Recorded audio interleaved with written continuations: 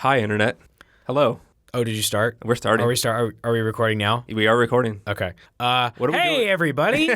What are we doing here today? We're going to do another big horror movie marathon podcast because you guys seem to like these so much. Leprechaun for St. Patrick's Day by accident. Yeah. And so we're following it up now with the Child's Play series. Yes, which we've been waiting to get to for a while. Yeah, I've been looking forward to doing this. I hadn't seen any of the Leprechaun movies before we did that, but I don't know. I feel like maybe I was like 12 years old at home with a fever or something like that and caught all the Child's Play movies on like USA Network or something like that. Just a fever dream. Yeah. So they're all like one movie. Actually, would you say you probably have never watched the uncensored versions of these movies? Yes, that's true. Because they're probably always on cable or something. Which funny enough, I mean, for a 12-year-old anyway, they're interesting enough to hold your attention for that many hours, even if you do take out all of the R-rated gore, I guess. And language, I guess. I think you're saying if you took NyQuil and you're having trouble staying awake. Right, yeah. Yeah, so we are here to do another podcast on Child's Play, the entire series, which this time is only 6 movies. Yeah, just 6 of them. Not 9 only or 6. Whatever the other ones Leprechaun were. was 6. 7. 7, including the one. So, yeah. Big difference here. These movies are theatrical, right? They're all theatrical except for the last one. Right. The Curse of Chucky. Yes. And that's the really hard part, too. The Wikipedia page makes it sound like there's one in development. I feel like one coming out every this horror year? series, there's always one that's still in development or like a reboot's coming or something. I don't give a shit unless it's real. The funny thing is, it's hard about this because you have Child's Play 1, 2, 3, and then you have Bride of Chucky, Curse of Chucky, Seed of Chucky, and it's hard to remember Bride of Chucky, Seed of Chucky, Curse of Chucky. Yes, and so for me, when I was like going through, I'm like, fuck. It needs to say 4, 5, and 6 because I can never remember what the order was. Also, you just start calling them Chucky 1, Chucky 2. But Yeah. I like the title Child's Play. Yeah. I mean, Chucky is the great name for the character. That's his character. He's iconic, but you don't call him Jason 1, 2, 3, 4, 5. You know, it's Friday the 13th. That's what those are called. It's Nightmare on Elm Street, and these are called Child's Play. Yes. But I remember sorting them through my media server, and I had to like literally go, okay, open up the Wikipedia page, go, what is the order of these movies? Sort the movie. Instead of saying Bride of Chucky, I had Child's Play 4. And speaking of titles, Child's Play is actually there may be more than this, but according to the special features, it's actually the third title that they landed on. There were 2 prior to this. When Don Mancini when he wrote his original drafts for it, he was going to call it Batteries Not Included. And they couldn't call it that because... that's that movie about like the floating robots, little UFO things. Yeah, okay. I saw that when I was don't think a kid. Spielberg made it, but I think he produced it. I don't know who actually It was definitely made a movie for kids, though. I know. Yeah. But it's like a family film. And they're cute little like. Yeah. Okay. And so I thought that was really funny. And then he was gonna call it Blood Buddy, but that's when it was a very different movie. But we'll talk about that later. Yeah. But I just thought that was funny for while we're talking about titles. That it was originally because that's a good title. Like I can imagine this movie being called Batteries Not Included. Because there's a scene in the first movie where there's like, there's no batteries in him, but he was talking. Yeah. Yeah, exactly. So before we get into the movies, just real quick, alpharookie.com, Instagram, alpharookie, Twitter, alpharookie_rookie. YouTube.com/alpharookie. Which you probably already are at. So. And we are on iTunes now. You can subscribe to us on iTunes. Search Alpha Rookie or Alpha Cast. Either one. Yeah. So on to Child's Play, which the whole thing premise started with we asked from our fans. We have fans, I guess. I think so. We asked our fans, hey, what'd you like to see after Hellraiser? And someone mentioned Child's Play, and I got really excited. But then I saw the price on Amazon. It was like $40 for the Blu-ray. And I went, you know what? That's actually not a really good investment because that's fucking expensive for this thing we're not making any money on. Yeah. But eventually I just broke down and said, I don't give a shit. I got enough money. So we bought the Blu-ray, and here we are. So... Yeah, so it is a disappointment. There's no special features on the second or third movie, and also the special features on the first one are the original like DVD features. Right. There's no new like high I def. think there's 2 commentaries. Also, they're completely different discs. Like So like when you watch, trying to think of other like box sets where every disc you put in is gonna have the same menu. Yeah, right. Like some kind of concurrent theme and stuff. Yeah, this one is not that. You know, you pop in the first one and it's got that cool 3D like POV of Chucky running around with the knife, and I thought that was really neat. And you pop in the second one and it's just that kind of basic. So they pulled a Rocky collection on you. Yeah, like the first Rocky got a bunch of shit, and then Rocky 2 and 3 are like movie with trailer. It's not like Alien Quadrilogy where you pop. Right. It's not even like fucking Leprechaun Pot of Gore collection where at least it has the same DVD menus.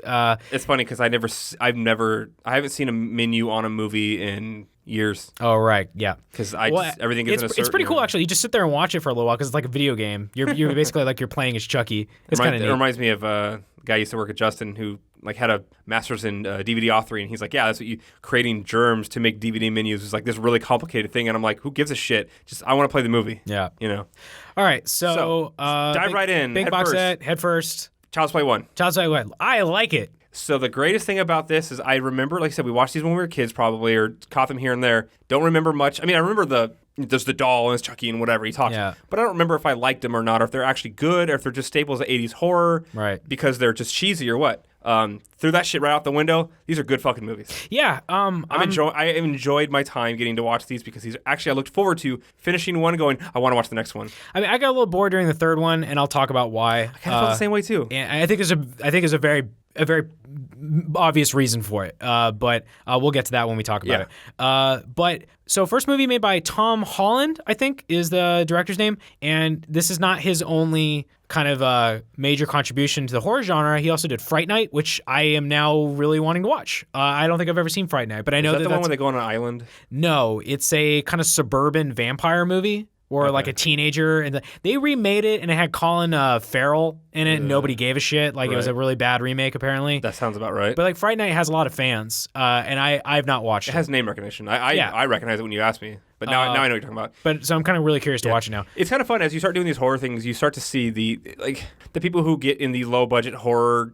typecast, like they're only going to be in movies that are horror movies. Yeah, like, they're never going to break out of that. And some people embrace it. Some people. But now I kind of want to know what other movies this guy made, because as I'm watching it, and then especially after hearing the Fright Night thing, I'm like, okay, that's another horror movie. But like my impression from watching is like, this guy could do an action movie. Like, I'd watch a crime movie made by this guy. Like, I think he had more journeyman chops, where it's like not just like horror. Like, I felt like he showed different things in that movie that I could follow him to other genres. It's also and it really makes me wonder if that's true. If his career, he's got a lot of that stuff. So like after Leprechaun, which are comedies, right? Actually, they're comedies with horror, and this is the same thing. It's a comedy horror, but it does a really good job at being a straight horror movie. I know. I think that it's a suspense. I think it's a suspense thriller horror movie. But the comedy here being more of a black humor or dark humor comedy, more of it, not like ha ha ha. It's like, man, it's fucking dark. It's not super self-aware. Some points it is, but it never so much. It's not like Leprechaun just threw its arms up and it's like, what?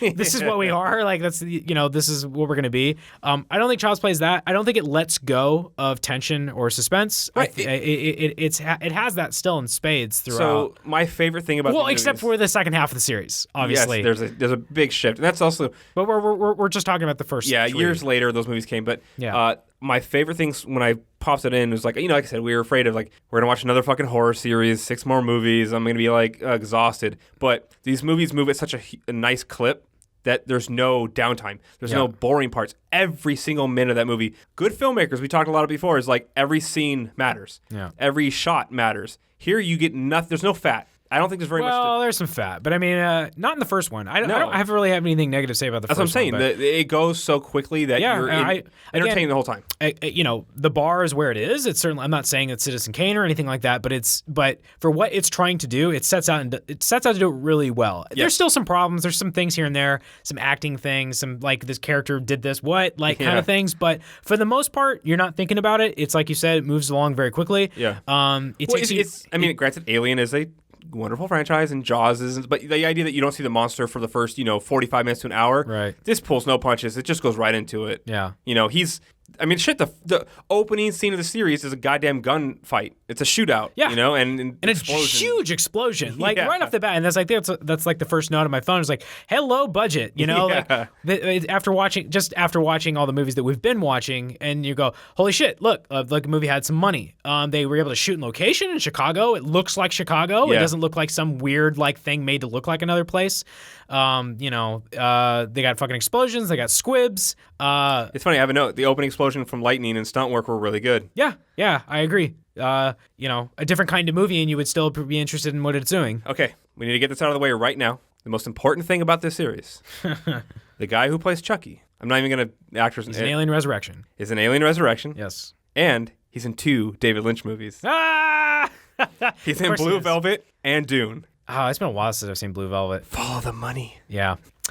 Twin Peaks 2017. Fucking David Lynch. I'm gonna every one of our Instagram posts from now on just gonna end with hashtag Twin Peaks 2017. We have to cut in a clip from one of his music videos. Like I know that you haven't seen it yet. I gotta make you watch it. You do not know David Lynch until you've seen the music that he makes. You've told me, and Holy shit. Anyways, Child's Play. We're not gonna. This isn't one of our videos. Brad Dourif, right? That's his name. He's got a great voice. People that are fans of character actors and small people that don't get big roles but get the weird fringe roles and stuff like that really like Brad Dourif. You'll hear conversations people talk about Alien Resurrection and just like whether they hate it or love it, but like everybody will be like, oh, but Brad Dourif was in it. The scientist. Yeah. As small as his role is, so it's cool that he has this thing all to his own. Like he encapsulated this character. It's one of those things that's funny because you think of something like we watched a lot of DC animated movies over the years, and Andrea Romano is usually the director of voicing. I can't think of the casting director. Yeah. And that's her job is animated. It's interesting they were able to get this great voice who became iconic, but they also had him as the actor. And he's a good actor. And he has a good look to him before he's even in the voice of Chucky. So he got to actually do dual roles rather than thinking, oh, we're going to get a guy who's just a good voice. Right. You got someone better than that. You actually got an actor who has a really good voice. So, fun fact, there's a cut of Child's Play 1, the first movie, that I don't think it exists. I don't think you can find it anymore, but it did exist at one point. Yeah. Where Brad Dourif's voiceover was never recorded. It was not, nope. And it was all a woman's voice. So it was like the doll's voice. It was like the doll's voice. And it was awful, according to those that saw it. Yeah. And so they brought in Brad Dourif to do all the ADR. So all of the... That's crazy. All of the Chucky's movements, his mannerisms, like whatever that they did in the movie were not done with Brad Dourif's voice in mind. They were done with this other voice in mind, or at least that's the way I understand it. So because Brad Dourif actually in the special features kind of complains about it a little bit because he said like I did the best I could because like I have to ADR to what the doll what I'm already doing. Seeing, and it wasn't written around me; it was written around something else. Another fun fact, they did a bunch of rehearsals. So Brad Dourif, there's actually footage of it, him with the actual actors, with the child actor and the mother character, and him acting out Chucky. He's a full-grown man, but but he's still so he did already have. He practiced all those lines, right, and stuff like that. It's really bizarre. Man, what a different fucking movie. Can you imagine? Yeah. Like if it wasn't fuck you fucking slut, I'll fucking kill you, but it was like this weird high pitched voice. And, it would have been super bizarre. So glad that they didn't do that because one of my favorite things about it is listening to Brad Dourif say really bad stuff, really off color shit. It's kind of funny because you think about that. If that was now, it would just be Andy Serkis behind the voice. And on set and directing it. Of course. You watch all the Planet of the Apes stuff, and it's just like, not only is he a voice, not only is he the guy doing the mocap, he's also the person just like, I create, this kind of character, and I know how to do all this shit now. So. And I kind of owe him, I don't owe him an apology, but I feel like in a podcast before, when you and I have talked about it, I've said him doing his Jack Nicholson impression. Yeah. It's totally not a Jack Nicholson impression. That's the way I remember it from a child. Oh, you're not talking about Andy Serkis. No, Brad Dourif. You made me no, sorry. You owe Andy Serkis an apology. No, Brad Dourif's performance, in my mind, I hear it from when I was 12. I agree with you. I hear it as Jack Nicholson, but now hearing it, I'm like, oh, that's not fair. This is not. Yeah. He is doing his own thing. By the way, Andy Serkis is great. I think Andy Serkis is great. He's underrated. He was so good as the giant Wizard of Oz character in The Force Awakens, but you wouldn't know. Oh, and I'm just kidding because it's the dumbest fucking thing in the movie. Remember that fucking video game I told you about, Odyssey to the West or Journey to the whatever it was, and you played it. Monkey. It's all because of Andy Serkis. Yeah, thanks to him. Anyways, okay. So let's talk about the movie. Actual movie. So I was gonna go through and get all the plot points because I don't remember what happens. Because I watched this movie it's not a very hard plot to follow. Right. But there's specific scenes I wanted to talk about, and I forgot to write that shit down. I took some phone notes. I took notes on the movie, but I didn't take notes on this particular whatever. Anyways. So we have this guy. Okay, wait. So something you said to me right as we started this, and something I made actually a really long note about was the idea of watching this as a kid and then watching this as an adult with kids. Right. Now you don't have any children, but I do, so I get to be the better person here. There's a totally different way I see movies with children now. As watching that, I go, I have a 3-year-old. and I think about how he would act under certain situations and how you would believe him if he said something to you that was crazy and wild and weird. And granted, that kid's a little bit older than my son, but like you think it's hard because you think of child actors as they're not like grown-ups, right? They don't have that skill. A lot of times child actors were just reading lines or kind of there. They kind of just feel you need a child, but you're never going to find someone who's as good as an adult actor, right? So they always feel a little bit forced, a little bit stunted. But now that I'm watching it with kids, I'm going, no, man, that's just one of the kids who just doesn't talk very much. Like, he's just very understated in this movie. He doesn't... Well, I bought this kid whole cloth. That's what I mean. Obviously, the movie wouldn't work if you didn't have a good kid actor. See, if I watched this at 20, yeah, and at 15, my age, I wouldn't have thought much about it. Right. But now as his father, and I see this, I go, no, man, he would just be one of the kids who's just very articulate, talks a lot, but isn't like wild and crazy. I could totally see it as a real kid. I bought his character more than his mother's character. Like, I bought him, like... I see what you mean, yeah. And actually, again, the special features, she's not a mother. Right. And she actually talks about that. She says they had to actually come up with things as actors to do to kind of find their... To make it feel believable. That's actually a good point. We were talking about the other movie, Silent House. It's another horror movie, but it's the daughter and the father have a relationship that feels so not real. Yeah. Like in that movie, whereas here you go, no, that feels like his mom. Right. That's the thing that's hard to get across. And it's cliche things. How he's making breakfast in the morning. We've all seen like, oh, little kid tries to make breakfast, pours the milk everywhere and burns the toast and shit, right? I look at them and go, no, my kid would totally fucking do that. Yeah. He would scoop the butter with the biggest spoon he had because he thought that makes sense. Like we went bowling this morning with him, and of course, you know, he loses, right? Like I win at bowling, but he goes, I win. I'm like, of course you do. Yeah. I got 3 times your score, but yes, you won. You know, those things felt cliched as a viewer at a younger age, but going, no, man, kids totally do those things. Yeah, I mean, and bought it. It feels real. Yeah, I mean, you know, again, since you brought it up, he reminded me of your son in some ways. Just the way he talked, he's very soft-spoken. Maybe just all kids are like that. I don't hang around kids anymore, but like sometimes there were lines that he delivered. I'm like, wow, that sounds a lot like things that I've heard him say. Yeah. And say like that in a way that's like, oh, like, that's you what know, I said, like, it's very cute. A young kid who's articulate, Yeah. who's using bigger words and phrases that go, that don't match your age, but also you are a dumb kid because you go, hey, Chucky, let me show you my room. Right. But no, man, I've seen my kid play with the puppy, its toy, and he'll walk him around the house on his leash. And he goes, I'm taking Puppy for a walk. Even though he has a real dog, he thinks he's taking Puppy for a walk. Right. So, yeah, it's kind of fun to be able to view it from another angle and go, and it actually does a really good job of how I say portraying a child. Right. Hey, Chucky, let me show you my room. And it's like, dude, it's a toy. But nope, they're crazy. Yeah. Children are crazy. Kids are crazy. The kids are absolutely crazy. They're allowed to have imaginations until murderers get involved. Yeah. It's cute at first, but then you know. Like I said, my 3-year-old tries to teach my 6-month-old or the dog how to do things that are impossible, but he doesn't seem to understand that or care, you know? So. Okay. Chucky. Can I say the good guy doll? Yeah. $100 fucking in 1988 money? I think there was stuff like that. Well, I guess I'll just talk about this now then. Yeah. So Don Mancini is the screenwriter. He created the concept where he did the script and his batteries not included. Yeah. And then he called it Blood Buddy, and it's very different. It's similar but very different than what ended up on the screen because it went through what the original was. Yes. Now, what his original concept is, I want to see that movie too. Because it's that sounds like so many movies where you go, like, think about Day of the Dead, right? Like the original. Well, I did actually read the original. No, but being able to see that movie be made, you know, like that happens a lot. You always get to hear the original was like this and go, oh, I really wish I could see that. But I still like it's one of those things where you see what they did on screen and you go, that makes sense that they did this. Right. And this was a good idea. But man, I would also like to have seen this other thing explored. Yeah. So in his original thing, it's not not an actual doll or anything like that. It's literally a kid's manifestation of his id kind of thing. Think like the Bob. Oh, you didn't watch the Babadook. I don't want to. Hey, so one thing to say, we might watch these horror movies. But you're a big pussy. I've watched too many. Like once I saw The Ring when I was like 16, and it just scared the living shit out of me, and I was like sleeping with the light on for a while. I reached a point, especially after having kids. When my wife was pregnant, she couldn't watch. Like gory things would like gross her out when she was pregnant because she's just like her, you know, their hormones are different. She's like, I don't know why I like this stuff, but I can't watch it anymore. I started realizing like watching after owning a house, having your own house that's empty and dark at night. Right. I can't watch scary horror movies anymore. Yeah. I have a really hard time, so I couldn't watch. I watched like 2 minutes of the Babadook. I skipped in the middle and was like, fuck this movie. I don't want to watch this. He was coming down the fucking chimney, and I went, nope, I'm done. That's a scary movie.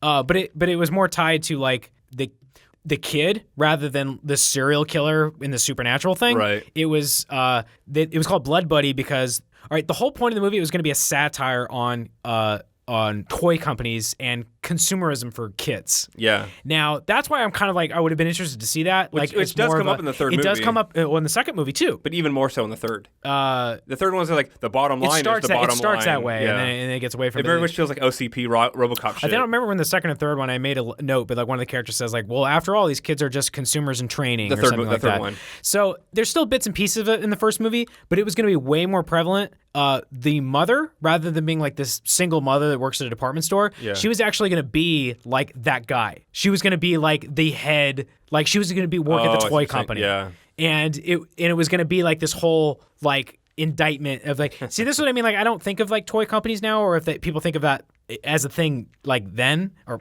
I'm not articulating myself well. I know that at least during this time period, especially from Stephen King books that I've read and stuff like that there must have been stories in the news about like making toys cheap, or like news reports about like, what are we doing to kids? Are we frying their brains? Or like, the stuff like that. There must have been a lot of that going on in the air to have this. I remember reading Cujo, right? The killer dog. The whole fucking actual plot of that is about a guy who worked at a cereal company. And their cereal is supposed to be healthy, but it ended up having too much sugar in it, and it like made some kid throw up blood or something like that. Yeah. And they like in his lawsuit and like all this stuff. And then I'm remembering stuff like Saturday Night Live, there was a whole skit with Dan Aykroyd where he was like a sleazy toy company guy, and he was like, "Oh, check it out," and it'd be like a bag full of razor blades or like stuff like that. So I know that there must have been something like that. The Simpsons, there's the Krusty-O's. There's like sharp, they cut their mouth open and stuff. Yes, exactly that. So I don't know. I forgot. Kind of losing my point now, but like, no, I get what you mean. It's just like we've been doing a RoboCop thing, and it's the idea that like at that time, there was very much a talk. It's just like censorship of music or like video games at the time. Like that was huge in the early 90s. There was probably something in the late 80s, early 90s about. Oh, that's right, because you were talking about how expensive the doll was. Yeah. So I think there may have been. I mean, this might have been over the top, but there probably was stuff like that. I mean, like I'm thinking like Tickle Me Elmo, which is probably not. But that's the thing I think of in my head. Yeah. Like when I imagine this kind of thing. But those are expensive because they have name brand. Right. This is like a new thing for $100. Well, it's like Teddy Ruxpin, I guess, would be like another kind of thing. Yeah. I don't know how expensive that stuff was when it came out. $100. Probably not $100. But maybe that's like how. Shit, a Super Nintendo was $200, I think. I have no concept of like inflation or like how much money was worth or whatever. Real quick, so in this Blood Buddy thing, it was called Blood Buddy because there was still a doll, but the whole thing was revolved around the kid, not a serial killer. The doll comes to life because, again, the kid's like weird, like manifestation of his psychic id or some shit, but the doll itself had blood in it. So, they made a joke about it in the second one. He's like, hey, those dolls that pee? Yeah. Like, that's totally a thing. There's also a joke in the fourth one about that. Yeah. I mean, but there weren't, I guess they still exist, but yeah, there were these dolls that did weird shit like that. Yeah. And so this one was going to be like, oh, like you scrape it, you put a Band-Aid on it, and stuff like that. Yeah. And so it actually had like blood. Yeah. And so it's called Blood Buddy because the kid like did a blood, like cut his thumb and then cut the thing, and they did like a blood oath together. That's like what. See recently where they do that. I don't know. Oh, I just watched something recently where they do that, where they cut the thumbs and they touch their thumbs together. I mean, that's in every. I know, but Stand By Me, I guess. I don't know, something like that. That's actually probably what it was. I was watching Stand By Me a couple weeks ago. Back to Stephen King again. Anyway, so I'm done talking about that stuff, but it's interesting how one thing turns into another thing. Yeah. And I heard about that. It still like kind of captured my imagination. I'm like, that would still be a really interesting movie to like talk about like the kid, like what are his fears and his anxieties like, and how that kind of manifests into fucking murder. Yeah. But also as even more of like a satire of like the toy companies. Yeah, it's a satirization of consumerism. So I have one of my wife's friends works for Mattel, right? And this kind of shit that I hear about how they do product launches and how they make your toes curl, like your skin crawl. How they, the idea like with nowadays with elections and big data gathering and how they try to target people for stuff. Yeah, very much the way they make limited edition shit. And we're not talking like limited edition, like, a Star Wars toy where, it's really important. No, they make like limited edition, not even Barbie, but like even lower than that. Yeah. Like things I'm like, why would anyone even know there's a limited edition that? Like who even gives a shit? Only kids would want those toys. Right. There are adults who buy toys. That's absolutely true. And because we're the generation who grew up buying stuff. So some of us, we still like to buy action figures and shit. Right. But No, dude, Mattel, like, they go hard fucking core into the idea of, like, there's a movie property, and we're going to make these things, and we're going to make all these different editions of them, and we're going to this one's this region and that region. If you want to buy it, it's going to be more expensive because it's going to be special only. You can't get it anywhere else. Right. And I just wouldn't think that'd be the case with kids' toys, but it totally is. So, in a way, I mean, not really, because it gets away from that, but it could have been, it made me think of other movies like, did you ever see the Robin Williams movie just called Toys? I did, but I don't remember any of it. And then there was another one, oh God, what am I thinking? Oh, Big. Yeah. You know, Tom Hanks' Big, you know, completely different fucking movie, but like it's kind of interesting, like just the toy companies. Yes. Nobody does that anymore. I can't remember the last movie that I saw that it was like toy companies aren't evil anymore. Like they right. used to That's be what I mean. Like back we've got bigger fish to fry, I guess, at this point. But like it's interesting as a snapshot of an era because when was this made, in the 80s, late 80s? Late 80s, yeah. Seeing like interesting the zeitgeist. So think like, about this. The stuff in the air. The Saturday morning cartoon has kind of gone away. I mean, it's still there for certain things, but it's like Sonic the Hedgehog and Yu-Gi-Oh! You mean today? Yes. Yeah, not like then. Compared to It's in back its prime, right at this point with So the idea Transformers, that G.I. Joe, all that shit. Advertising to kids. Yeah. Like think about sugar cereals. Like I go through this now. Like my kid, we try to keep him away from this or this or that because we don't want him. And then he goes to school and he comes back going Spider-Man, Iron Man. I'm like, yeah. Okay, granted, I like some of that stuff. I'm like, how the fuck do you know what that is? I haven't. Yoda. I have not shown you any Star Wars thing, but at school, there's a Star Wars book, right? That's like seeing the advertisements on the cartoons in the weekends. That was a huge thing in the 80s because there was only a couple channels on the weekends that kids would watch. Right. So they would get bombarded with all over when Soul Train came on. Nowadays, yeah, I liked watching Soul Train. Hey, my biggest gripe with Soul Train, everything was lip synced on that show, which sucked. Yeah. But nowadays, kids are watching stuff on the internet or Netflix, so they don't get they watch that it whenever they want. They get 24-hour. Adults get 24-hour news. It's horrible for them, and kids get 24-hour like cartoons. It's horrible. So there's for no them. prime time. Like here's when all the kids are watching. Yeah. Here's when we show that new toy that parents are going to get pissed off because like I didn't want my kid to see that because now he's going to want me to buy it for him, and I don't, that kind of shit. Yep. That was really the height of that time. Simpsons. What was the thing? Was like they teach the kid how to, mommy, I want it. Like that's. I don't remember what action figure it was, but it was like that. Yeah, Simpsons did a whole thing on it. Like Dana Carvey, the comedian, had a whole bit about make that. Make a toe, make a T. Yeah. And he was like, "What's the difference between that one?" I'm like, "That one's fingered, like does this thing." It's slightly different. So buy it again. So if you think about how old we were at that time and the way we lived, I'm like, that was a time when that shit was really, really, really being pushed. Right. And now we came into globalization as like the century changed and things are just different now. So bigger fish to fry. Right. Now we're just worried about is there lead in the toys because they're all made in China and stuff. But with all that in mind, setting the stage for Child's Play, which hey, we're gonna talk about the movies now. Okay, so you know what's nice though? We're doing this. We're so much more animated and having a good time, and I think that that is a mirror image of how much we enjoyed these movies. Yeah, I mean, there's more to talk about. There's a lot of these movies that are funner than just like God damn, this movie made me watch it. It's so Yeah, no, I had a good time watching these. So let's just real quick do the plot, I guess. Not like all at once, but there's not a ton of stuff to talk about. So Brad Dourif, we've already talked about him. The movie opens on this guy. He's running away from the cop. You don't know why. There's like a shootout. He gets injured. You find out that this is Charles Lee Ray. Yes. And he is a fake, not an actual, like a fictitious serial killer. They call him the something strangler or something like that. North Shore Strangler. North Shore Strangler. Yeah. He has a friend who like get in the van. And the van drives off. He's like, God damn you, Eddie. Yeah. I mean, at first you're just kind of like, oh, these guys like they just knocked over a bank or something. Like you don't really know. This cop chases him into a toy store. The Brad Dourif in the process of being chased has been shot.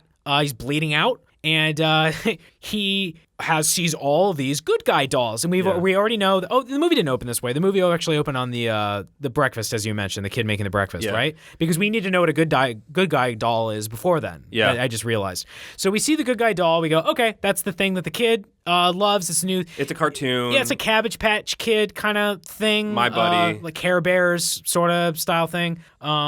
And they got a whole bunch of them, just boxes of them in this toy store. And he takes one of them. He puts his hand on his head and on its chest. He starts make some weird incantation. It's a language you've never heard of before. It sounds a lot of like Creole, French, like French. Well, you find out later that it's voodoo. He starts doing it, and it's really cool. Brad Dourif gets way into it, and he's fucking scary, man. Yeah. It's really intense. clouds gathering above the toy store, and which is a recurring thing you see multiple times throughout the series. And then he starts speaking in English, and he says somebody's name, like some god's name or something like that. Like, give me the power, I beg of you. Yeah. And lightning comes down and strikes, and it's a giant explosion. Fucking budget, man. Like I saw that, I'm like, oh, that's like that was cool. Yeah.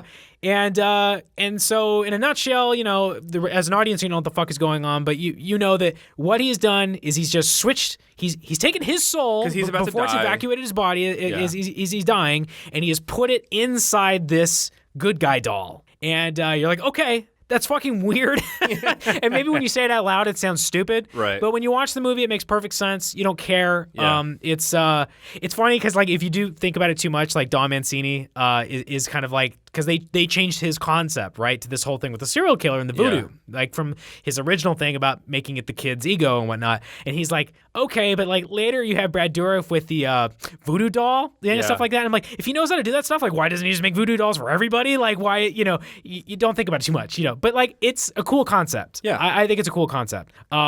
Anyway, that's the stage. So now we get it. Okay, the kid loves the good guy doll. We have a serial killer trapped inside a good guy doll's body now. A single mother who lives in Chicago taking care of her kid who needs help from her friend / sister or who that was. She referred to her as auntie whatever, but I think it was just like a friend at work. Right. And I'm gonna go ahead and just say that it was her some kind of friend from work, because one of my things was Are you like, talking about how they talk to their boss? No, not that. But like when she dies, when she's murdered, the friend, not the mom. Yeah, the friend. She gets over it pretty quick. Like, I'm just like, if your like best friend or sister fell out of your fucking window, you would probably take a week off work or something like that, But it's a horror movie, it moves on or whatever. So just to keep the magic alive for me, I'm just like, they were kind of friends, They weren't like super close best buds. Yeah, but she like helped raising their kid, and Andy knew her, whatever. I just tried to think about it too much. Yeah. So plot goes: mother, kid,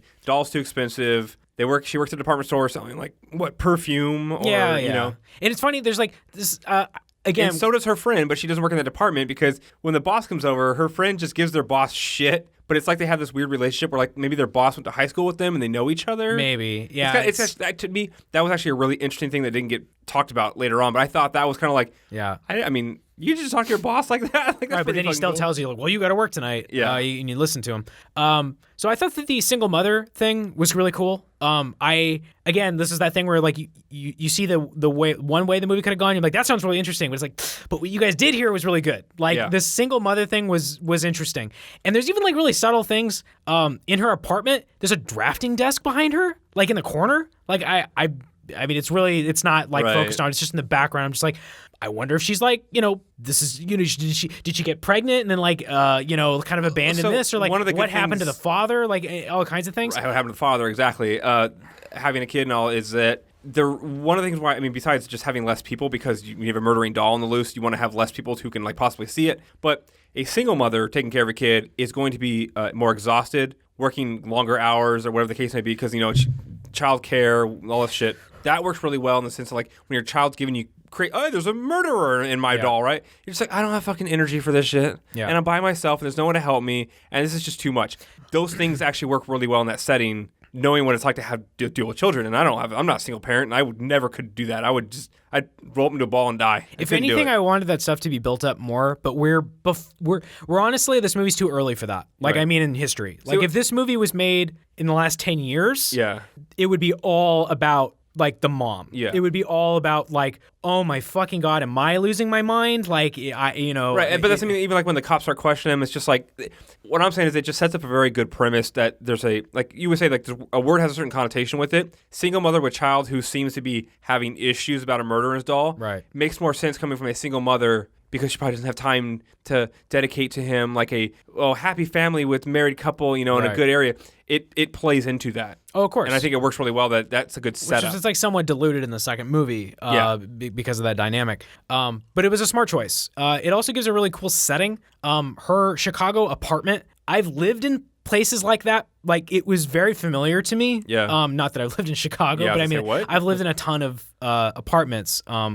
Growing up, I've moved like 16 times or something like that. And I actually drove by your mom's house the other day. Oh, really? I was telling my kid, I was like, hey, your Uncle Ryan, his mom lives over there. Okay. Or at least used to. I don't know if she still does. Anyway, it was similar to what Paranormal Activity did with that kind of like, here's this incredibly safe, familiar place. Like, look at this big, nice house. What could be safer, you know? And then like turns it into something that like you go to bed now and you're kind of creeped out. Yeah. I felt like they did that with this apartment, and it's kind of one of the problems I have with the second and third ones because they opened it up so much. Like this one was just like, is he under the couch? Is he behind the planter? Like, because he's so small, you take this small space and you make that small space seem scarier, you know, like it's not just this small thing that you have to handle. There's a lot of hidey holes. Like everything seems like a little bit more bizarre, I guess. It's kind of weird going back to Silent House. That movie is a huge house and it's all like furniture is packed up and stuff like that. The idea that there's a billion places to doors, closets, furniture to hide behind. Right. That if you were like in a house that was a boarded up windows and it was dark inside and all you had was a lantern, like every single corner someone could be there.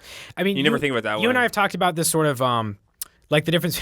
I can't believe we're talking about. I'm going to talk about the Raid in our Child's Play podcast. I don't know the fuck that happened, but like the difference between like Raid 1 and 2 for me is that I absolutely agree. They opened up the space too much, and what's amazing about the Raid is like what can we get out of this small location? We're going to juice it for everything it's worth before we like throw it away. Whereas in the second one, it's like, well, it's the whole city. It can be anywhere, and so I felt like it kind of lost that. Yeah, sometimes limitations are good. I think limitations are good. Creatively going around limitations and working within those makes you a actually better creative person. And so my point in this one is that like the apartment becomes totally what can we do? Yeah. What can we do with this furniture? What can we do with this room now? Like, you know, it was I really appreciate that kind of stuff. Speaking of the Raid, if you don't know, the Raid is it's probably the best martial arts movie outside of like John Wick. I guess John Wick's not really a martial arts movie. In that style, not a kung fu movie. Yeah. But like hand to hand. Well, there's a lot of gunplay in those movies too though. I'm drawing a blank on what country that's from. Malaysia. No, not Malaysia.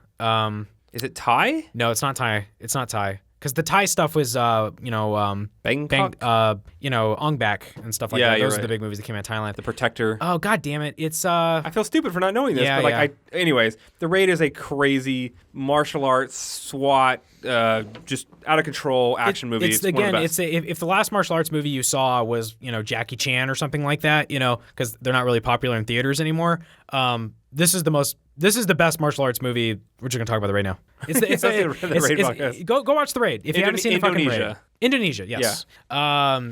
Put it this way, it's one of the kind of few foreign films, action movies that got a release in America. Yeah. Not a huge release, but it was popular enough that it's not completely like, hey, have you heard of this movie? Anyone who kind of is into that scene, The Raid got word around. It's a benchmark. It's like if you haven't seen a martial arts movie in a while, it's like watch this to be like, holy shit, like where they've gone in your absence. Like, I remember what I said was the Raid 2 is called the Redemption. Yeah. I said the subtitle should have been Raid 2, Jesus fucking Christ. Yeah. That movie is insane. Yeah. Just buy them both on it. Just buy them both. Yeah. I mean, it's got a character named Hammer Girl.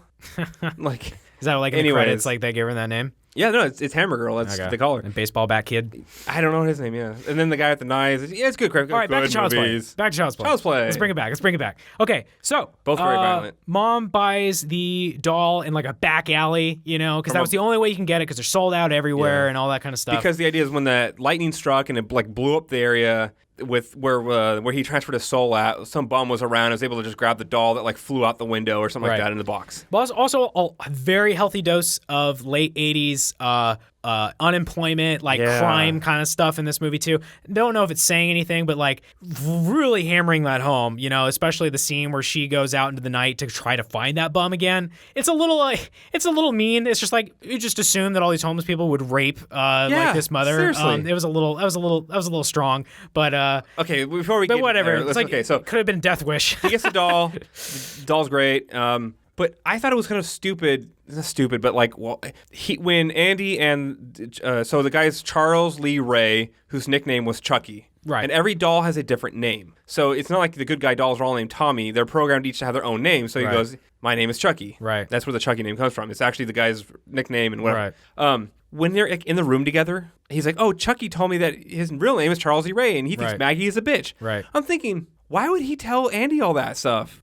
Why would he say my name is Charles E. Ray? No, yeah, like why would he tell him the secret of like I'm a real person inside of a doll, and I think the person babysitting you is a bitch? Like, why would he do that? what does this? Like he's exposing himself in a way that he should not. I'm trying to imagine the conversation. Like, I can imagine the bitch thing because of him just muttering to himself. That I could see, but he very much like why? had a conversation. Yeah, why would he be like, "Listen, kid, my name is Charles Eve Ray."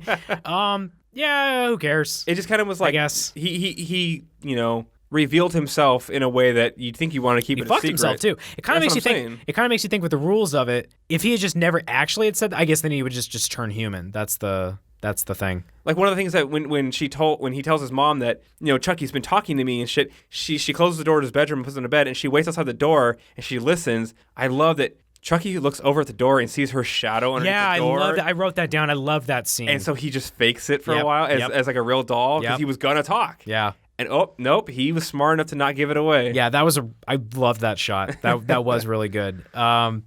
Okay, so just bare bones plot stuff here. Chucky. And so let's get. You kind of feel. I mean, more movies in, you realize the dude's not just like he was just the strangler and he was just like knocking over a diamond store thing when he got killed. This kind of guy is.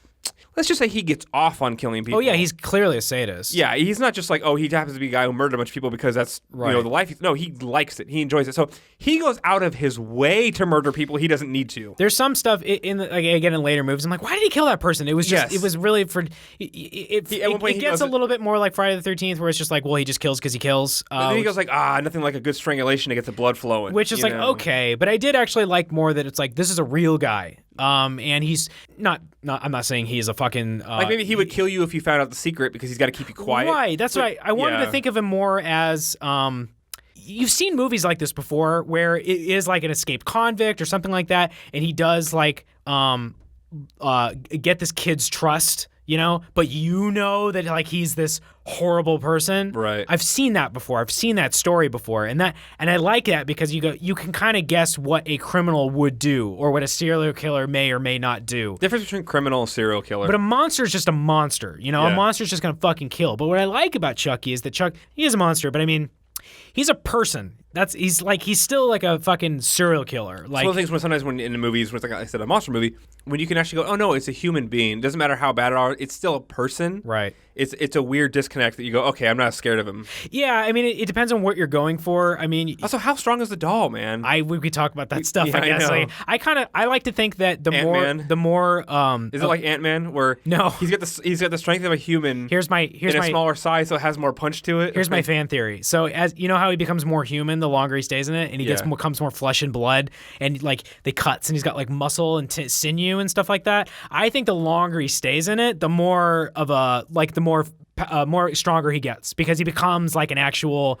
He's got muscles and tendons and bones and shit like that. Yeah. And before that, he's like just plastic moving around. Yeah, but I could beat up a 3-year-old. Yeah, but I'm saying, but maybe you couldn't beat up like a small person. I don't know. Maybe they're fucking like they work out of like. You probably could. I could probably beat up a small person. My point is that they're denser and they got muscle density and all that kind of stuff. I'm going with the Ant-Man theory. Okay. The physics in a small because he size. seems like he gets stronger as the movies go on. I just think he just does more. Yeah. The one point to say is that the longer he stays in the body, eventually he's going to get stuck in that Which body. we don't know that right away. This is all stuff. The movie sort of like has exposition later that you're like, because at first you didn't know he was into voodoo. You don't know what the fuck. Yeah. Like he just, he put himself in his body. Who knows, So it already goes, we have a time limit on like he has to get into Andy's body. Oh, and the other thing is he can only get in the body of the person he revealed the secret That's to. the part that's a little like, I actually almost think it would have been more interesting just to have it be like, fuck it, like let's live in this universe where you can move souls into like other things, but then it'll probably become silly. But I kind of liked it because it kind of kept the Andy character.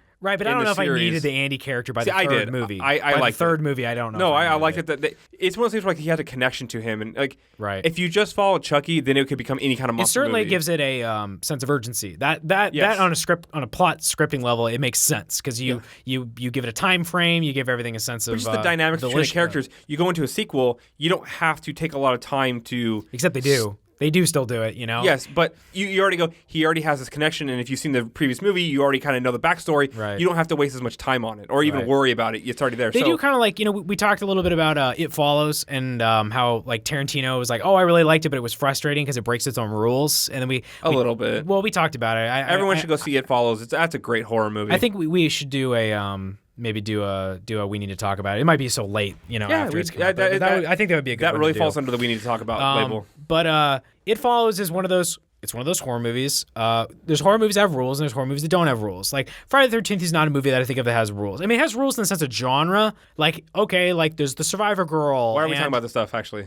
I'm talking about it because Child's Play has rules. Yeah. And It Follows has rules, and it's frustrating when I agree that it's frustrating when it has rules and then it just breaks them. Like Leprechaun never fucking had any fucking rules. We're like, here's now an amulet. I don't know who gives a shit. So goddamn true. But in Child's Play, by the way, while we're talking about Leprechaun, are we gonna go ahead and agree that these are all the same doll, or do you want to say that they're all different dolls? What do you mean? Well, you said that they're all different leprechauns in the Leprechaun movie for each Leprechaun movie. Right. So I just wanted to make sure we're on the same page that this is actually of course it's the same doll. I just want to make sure. It's not the same physical doll. It's not the same physical doll. They doll. recast him later. But anyways, I thought 3 was going to start off. Well, I mean, jump ahead. The actor that they melted him back down. I thought he was going to be able to become multiple dolls. Okay, here are the rules established in the first movie. So we got the if you say the incantation, you can move your soul into something else. Yeah. Can you move it into like a doorknob or something? I mean, I didn't want the movie to get silly, but I'm it's another Twin Peaks. You could Peaks. put it into a fucking can you put him in a toy fire engine? Like what the fucking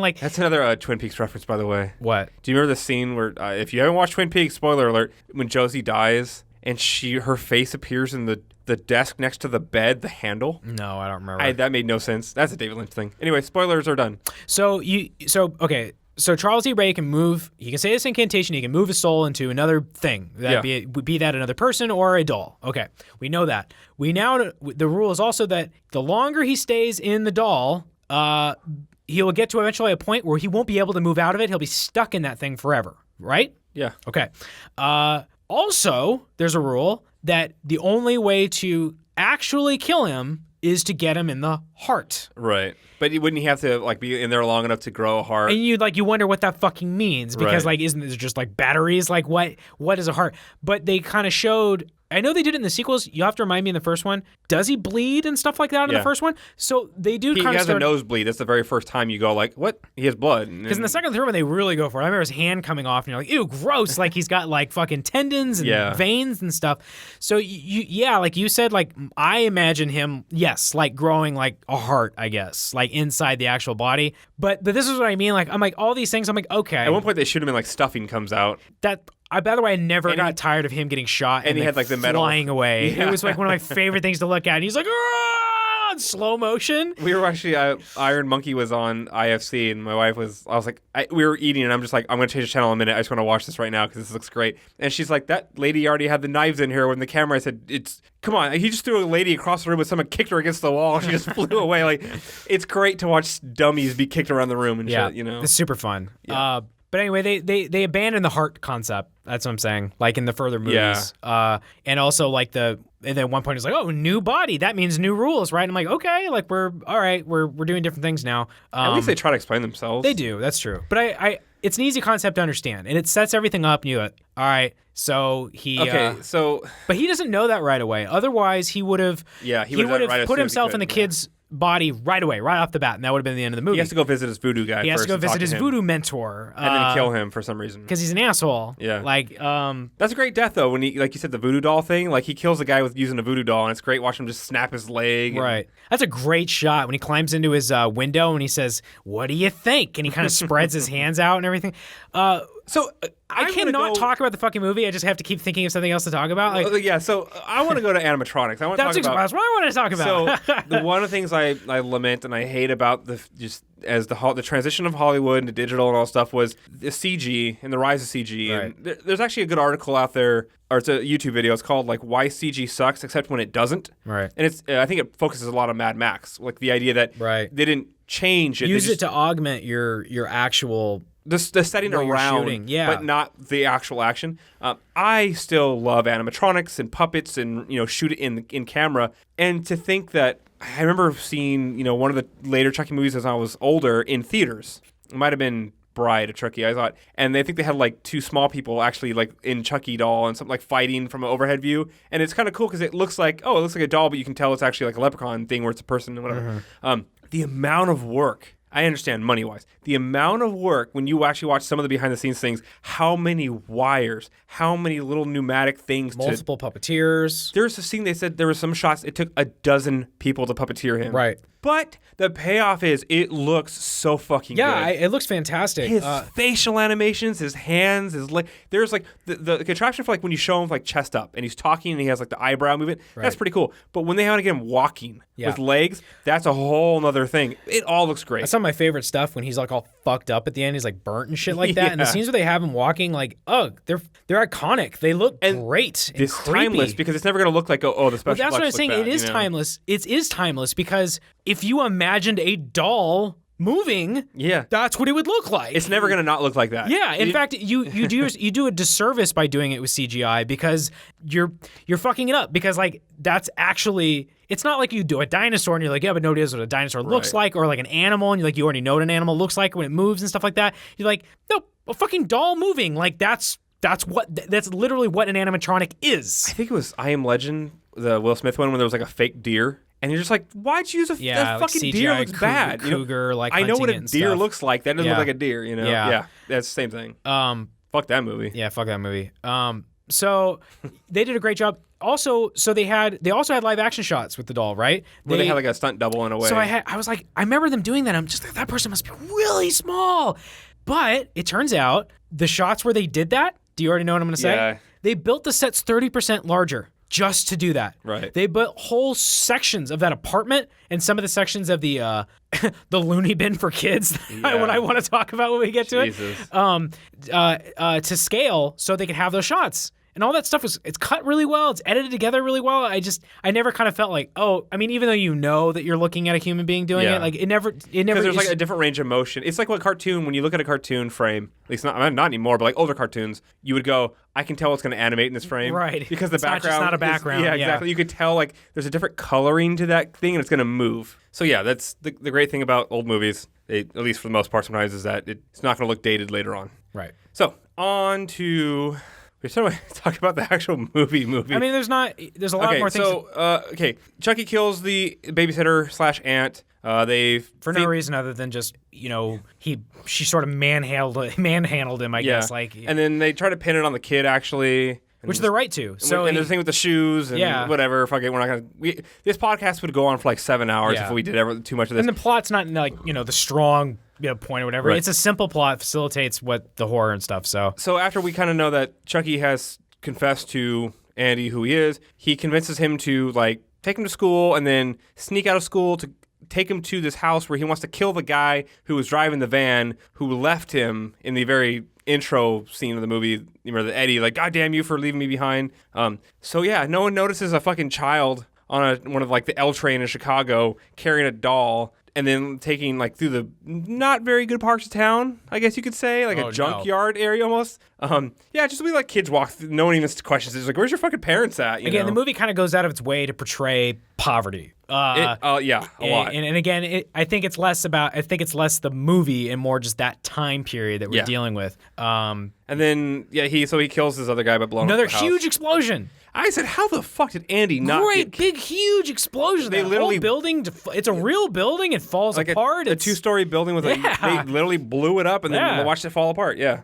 It's good old fashioned, like, this is a horror movie, but there's like good old fashioned, like, hell yeah, like old style action movie kind of stuff going on. Not CGI. Yeah. I had watched Spectre recently, and the whole intro sequence there when he like destroys the building and starts to fall apart. And like, for the most part, some of that shit's real, but then you look at like the CGI, like the dust they add to kind of make the scene. You can tell it doesn't fit in and it's not the real thing. It's like, well, that movie's ruined for me in a way because I'm like, that scene's always going to look silly because it's a fake building falling. Shit, there's a really good, not a car chase, I don't know what I call it, but there's... The detective, he's like, your son. That's something they like. No nonsense. Oh, these guys are fucking funny, by the way. Like those actual detectives. I think I made like a note because he says like, "Can I call you?" But like it. I mean, he means it as a cop, but it sounds like and they're kind of assholes. Like, but the idea like there's a main detective who's going to be like not the love interest, but he's going to be the one who's probably going to come to the rescue, whatever. Right. Yeah. They try to pin it on the kid. She gets really upset, tells him to get the fuck out. And then she's starting to, like you said, like she's starting to feel like she's losing her mind a little bit. I want to say there was one scene when she picks up the doll and she's talking to it. And she's like, talk to me. Yeah. Tell me these things you're telling my kid. Yeah. I have to say, that was really good acting. Yeah. On her part. That felt like a frustrated mother Right. who feels like she's actually losing her shit. And she has like That's after she's had the kid taken away from her, essentially. It's like under observation. Yeah, like they put Andy in like a mental institution in a way Right. for kids. Yeah, she's just the thing where she's talking and she's just like breaks down for a second. Yeah. Like, it was just, that's a really good scene. Yeah. Yeah, I agree. Who would have thought this fucking horror comedy movie? There's actually some really good acting in it. I like and this is when you get back to what you were talking about the car chase. I want to get to that. Is the detective at some point? I don't remember now.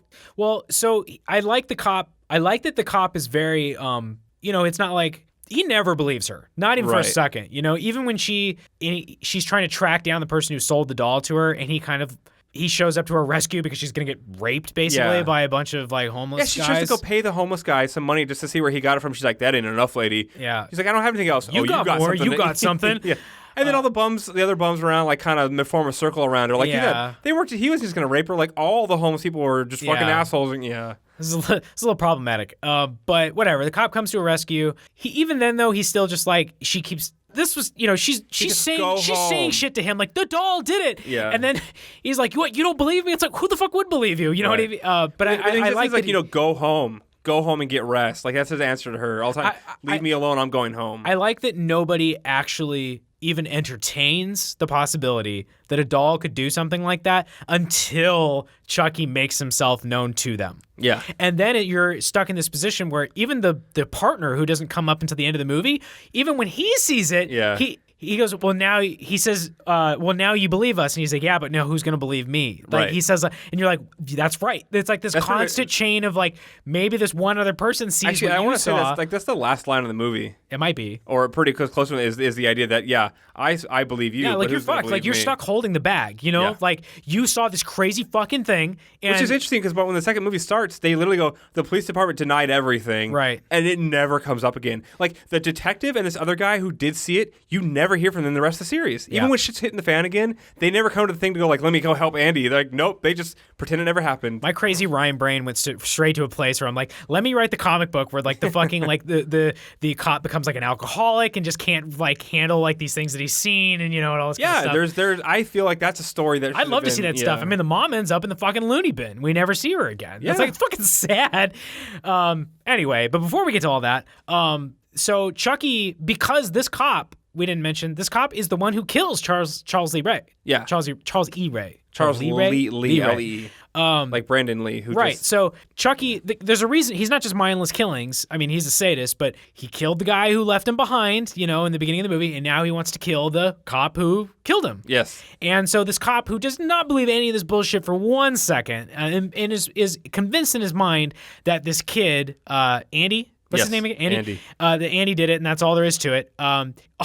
Has a fucking doll in his back seat, just hey, and throws a fucking thing around his throat, like jumper cables or Yeah. something like that. And we get this awesome. I don't even know if that.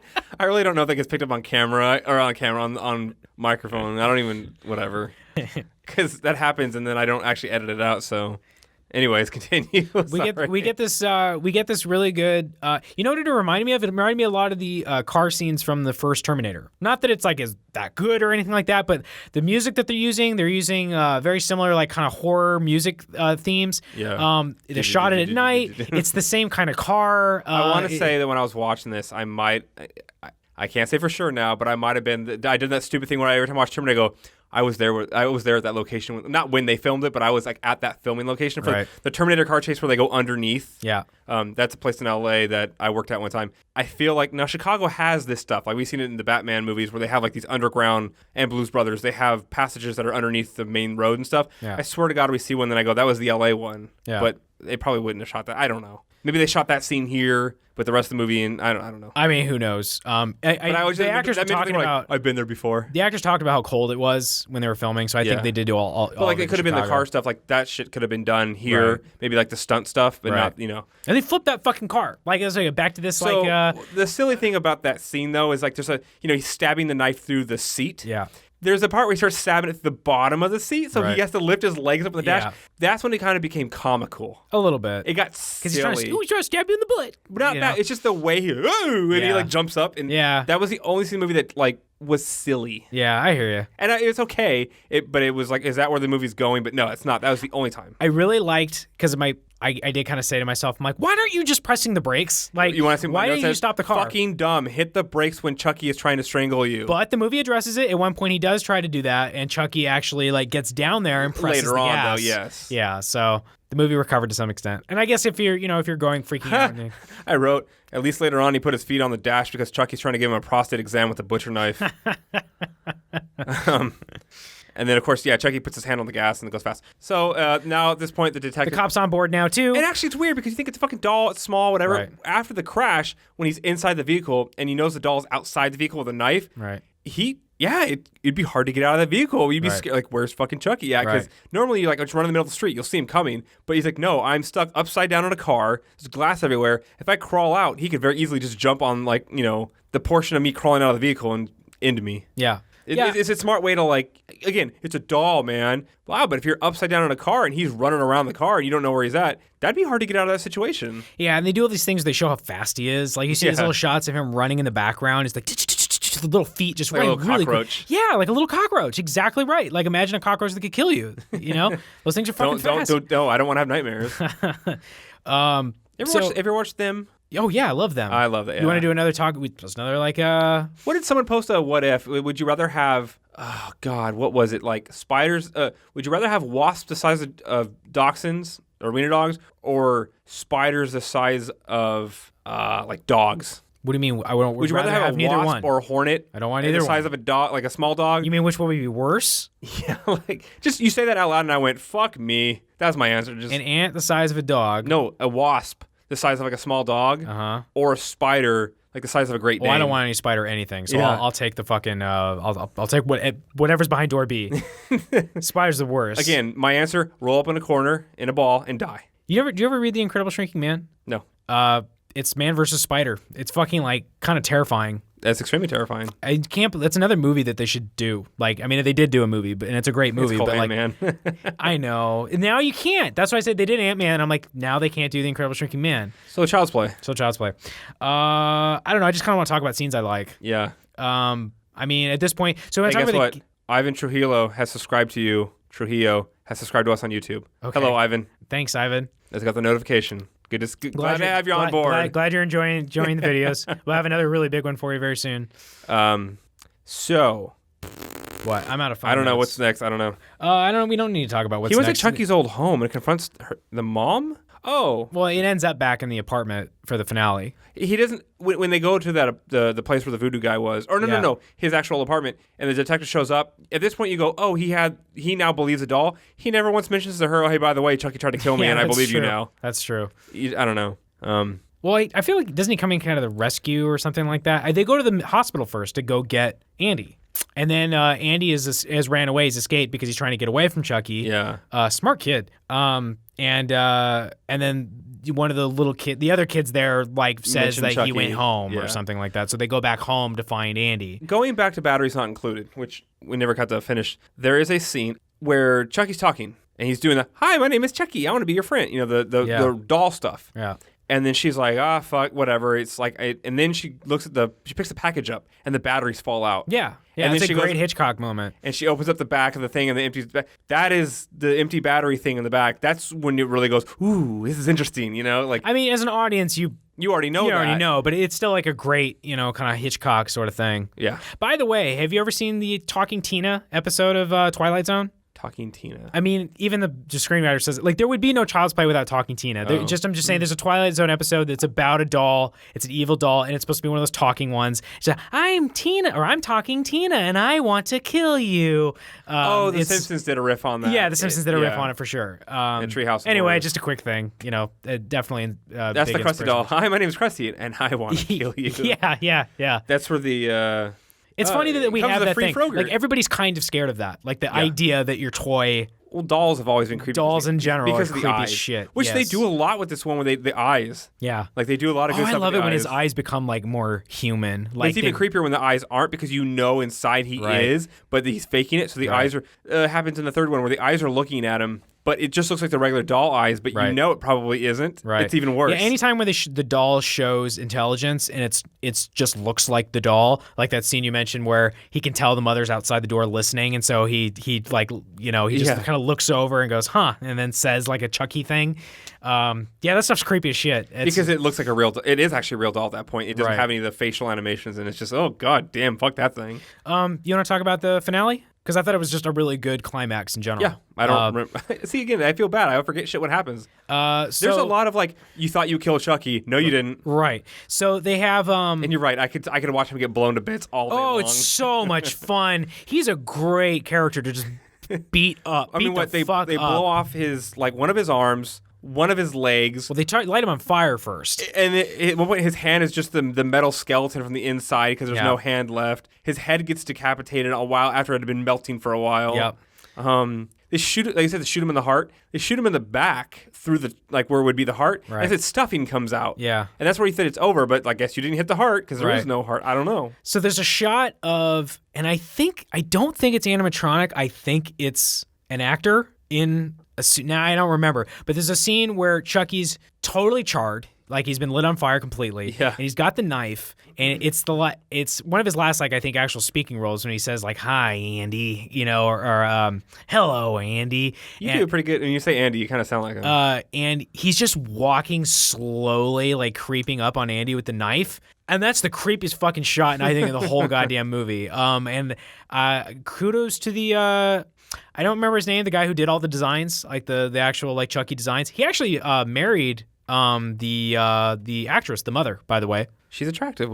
Yeah. No, I'm not saying I know- it's fucking okay, so- weird. I just think it's so I it's a know neat story. They met on set and they fell in love. Before you said this, you're like, you talk about boobs a lot, and I'm like, well, I like boobs and I like women, and while I was thinking this, like, for some reason I thought this was the mom from Kindergarten Cop, and it totally isn't. No, right. I kept feeling like I've seen this actress in another role somewhere, and I went through IMDb, and I'm like, I don't think I've seen any of these things. She's attractive. Yeah. Anyway, so they light him on fire. They shoot him. All kinds of shit. Really good stuff. The kid. What was the Leprechaun line? Like, eat shit, Lucky Charms, or fuck you, Lucky Charms, or what? Oh, what I is don't it? remember, but I know you're talking about. So Andy says, "This is the end, friend." That's his final line to Chucky. He says, "Friends to the end, remember, Andy?" He says, "This is the end, friend," and lights him on fire. I like how he tries to play with the psyche at the very end, like, Yeah. Andy, I just want to be your friend. No. Yeah. I would have liked to see more of that, actually, because he tips his hand already. He's like a fucking crazy asshole, like so early in the movie, you don't think of it. I love the shot where they're in the bedroom and she closes the door and he's trying to get through, and then she realizes, both her and Chucky realize at the same time, that there's another door to the bedroom through the See, bathroom. this is the silent house thing I was like about. When you have a house with all these fucking doors, Yeah. you kind of go like, there's not just one way into things. Yeah, I love stuff like that. That's like my favorite. and when the thing. camera goes with them and it runs through all Yeah, different and doors. you hear him go, you hear him running around. She realizes and she runs over to grabs the other door, and then he's stabbing the knife through the door, and it's straight up a nod, homage to The Shining. Like, it's the exact same. Her face right up against the door with the. I was like, they're not gonna do that. Really, they're not gonna like. He's not gonna poke his head through and head say, and go, "Here's Chucky." Johnny. I just was totally expecting them to Here's do. Chucky. But yeah, I don't know, good shit. I mean, not much else to say here. Like, I just really well shot movie. Good action scenes. Just not even like on a horror level, but just like well shot. Like I said, this establishing the movie action well. Isn't just good on like it's better than Hellraiser or Leprechaun. Yes. Or we talked about like A tier, B tier horror icons, and I think Chucky is. Well, you said he was like B tier. I mean, what are you going to put it up He's not- against? he's If you're not talking Jason about horror Voorhees. movies, it's not The Shining. Right. As far as I'm Yeah, but we're concerned, like, talking about, great films. Horror icons like Freddy Krueger. Oh, I Jason put him Voorhees. ahead. I put him way, way over everything else we've talked Right, about but so he far. would he'd be like tier number 2 is what you said. I put him tier 1. Who's Okay, above him? I put him up there with fucking after Jason. watching these again. Yeah. Especially the first movie. Yeah, no, he belongs right top tier. I keep saying, when they did Freddy vs. Jason, which I thought was a really entertaining movie, and they were like, what the hell do you do with it? And Ash versus Chucky. that's what they talked about doing, the Freddy vs. Ash versus Jason. And I go, whatever, but you got to throw Chucky in the mix. Yeah. Because he talks. And, Jason's cool, but like Well, think about the Jason's scene from Evil Dead 2, right? When his hand gets cut off and it's Right. like running. That's almost like that would be Chucky. Yeah. That would be like the same thing you would do with a Chucky. I would you know. love to see Bruce Campbell go up against Brad Dourif and let's just these guys go off each other. That'd be fucking fantastic. Have you watched the TV show? I saw I saw 15 minutes of the first episode because it was streaming for free on the Stars app because I ain't gonna fucking pay for Stars. Right. And so I downloaded the Stars app, and the Stars app is garbage because I watched 15 minutes of it and then it froze. Yeah. But those 15 minutes, I love the shit out of them. Yeah, I want to watch that show. Hopefully at some point it's like streaming some way that I can watch it or whatever. I'll pay for Showtime next year. Twin Peaks 2017. Stars. Twin Peaks Showtime. Is it really? Yeah. God damn it. I'll pay for Twin Peaks or for you Showtime. will. I'm gonna have to do it. I don't give a shit. All right. So let's talk about the sequels. Talk about Child's Play 2. Child's Play 2 is similar to Hot takes. in the tradition of horror sequels. It pretty much is the same thing, but it recontextualizes it in a new setting. Yeah, it's very much. I mean, It's a very much a older. retread of it because it's safe. It's like we had a formula in the first one and it worked. So let's not fuck with it too hard. We're gonna have, we're gonna do the same formula, but we're gonna do it in a different way. But there are things that I really liked about this one as well. My number one thing, love the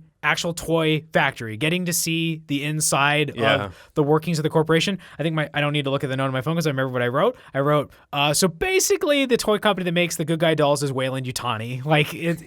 That's like the vibe that I got. It's the same like meeting room, like them talking about the Nostromo blowing up and all that kind of stuff, and they're just like, well, damage control, like the mother's in a mental asylum, and the police department's denying everything and all that kind of stuff. And well, some of that's the third movie, some of it's the second movie. It starts with the like the CEO walking in with like the VPs. Yeah, the fucking lab. Yeah. Like where they're putting Chucky back together, and it just looks like something. It looks like something out of like a Michael Crichton movie. Like it just looks like this is where you build dinosaurs. This is where you make Jurassic Park, not where you put dolls back together. I really enjoyed that. Like you said, it starts off with the idea that the mom is in a mental institution because surprisingly she tried to go public with it. Like I thought that would just be a thing they would have kept like under wraps, secret. Right. And no, she like tried to talk about it, and of course no one believed her. Right. And she got thrown in the loony bin. I would have thought it would have just been a thing where they lived with it. Because like the guy said at the end of the first movie, no one's going to believe us. Right. 4 of us now know it, but no one's going to believe us, all 4 of us. Or I think all crazy. Right. But yeah. I mean, that's the direction they went with it, I guess. There's all these cool things to be mined with this franchise. One of them being your kid and its imagination, and is he telling the truth or like? Right. And this one really doubles down on the adults not believing you aspect. It's certainly there in the first one, but it really is what all the second one is about. And surprisingly, it's like it was only a year later this movie was made, or like 1 year release. That kid, like, it's the same kid actor, grew a lot in a year, which is good that he did because again, part of what makes this one interesting is again in the first one he's young and it's like he just tells the truth. It's not about like he's not self-aware to understand that like people don't believe you because what you're saying is crazy. Right. Now he is. Now he even though at some points he's like, it's Chucky, but like he does realize that, crazy. I have to think about this. Yeah, like I don't have to just deal with the killer doll. I also have to deal with that nobody believes me about this killer doll. Yeah. So and the setup here is he's been in foster homes. He's getting adopted by a new family, and the first note I said was obviously they know his history, his past, the thing. Don't have a good guy doll in the house. Right. That might have been a bad idea. I mean, it's brought up. She's like, oh, I'm sorry, you get so many kids through here. I didn't know that it was in here. I would have never put this in the room if I had, cleaned out the closet. Right. All right, so how does Chucky come into play this time? I mean, how does he come? I guess it's the first thing you're going to see. I mean, it's going to happen multiple times throughout the series, but how does Chucky come back? So in this one, we get to see the toy company that makes the good guy dolls. Which I thought was kind of a stroke of brilliance. That's just this to me is the selling point for 2. I think it's the fun kind of like extra layer to it is seeing the factory, seeing the toy company and stuff like that. So I don't know why they procured it, but the entity, the toy company as an entity or an executive or whatever, got the remains of the Chucky doll. So the toy company gets the Chucky doll. I don't know why. Why did they get it? Well, they actually got some... Like the remains. I think it was like they got some bad press because of the whole... Like they went... Remember I took like the idea that the mom went public with this is crazy. Right. But, it did create some kind of... Like, they want to test the doll because there's all these stories like, did this one malfunction? Like, what could it have possibly done? Well, they wanted to put it back together and prove to people that it was just a doll. There was also a whole thing about they think... because don't believe the story, but all story comes from some kind of truth. And it's like, what if some wise guy on the assembly line or whatever programmed a whole bunch of like, fuck you, you fucking, stuff instead of like, hi, I'm Chucky. And so that's what they think like the the genesises of it, right? And they want to put it back together by hand just to prove to everybody else that it wasn't a malfunctioning, right, or whatever it was. They wanted to prove that doll didn't kill anybody or something like that. So this is one of my favorite scenes in the movie is when they're actually putting it together. I mean, that's kind of the opening credit sequence is them sort of scraping all the charred tissue off of the, it's like skeleton, I guess, for lack of a better. It's like a maquette almost rather than a just a stuffed thing. But then when you see like where they're doing all this, and oh, by the way, I don't know if I said this or not already, but this toy company is just basically Weyland-Yutani. Like it's essentially just the corporation from Alien. And they have this lab, and it's all brightly colored with like reds and yellows, like a toy thing. But it's got this fucking mechanical arm, and they're all like wearing like engineering like clothes and stuff. And it's just where the technicians it's like their workbench. It's where they fix the bad ones or whatever. I mean, it's like this is where you make your subatomic ray gun. Like, but we're putting this doll together. But of course, when the finishing touch, I guess, is when they put the eyes into it, which they show you very distinctly, like the thing presses the eyeballs into the head. Yeah. You got a lot of weird shots of like this creepy doll with no eyes, and they're like painting the freckles on it and shit. Like they're showing you how it's made, but they even say we don't do this by hand anymore. It's all done in the factory. Right. And it shoves the eyeballs in, but it gets stuck or something. Well, there's something. Whatever it was the last thing they do is that he becomes whole again, and that's when he comes back to life.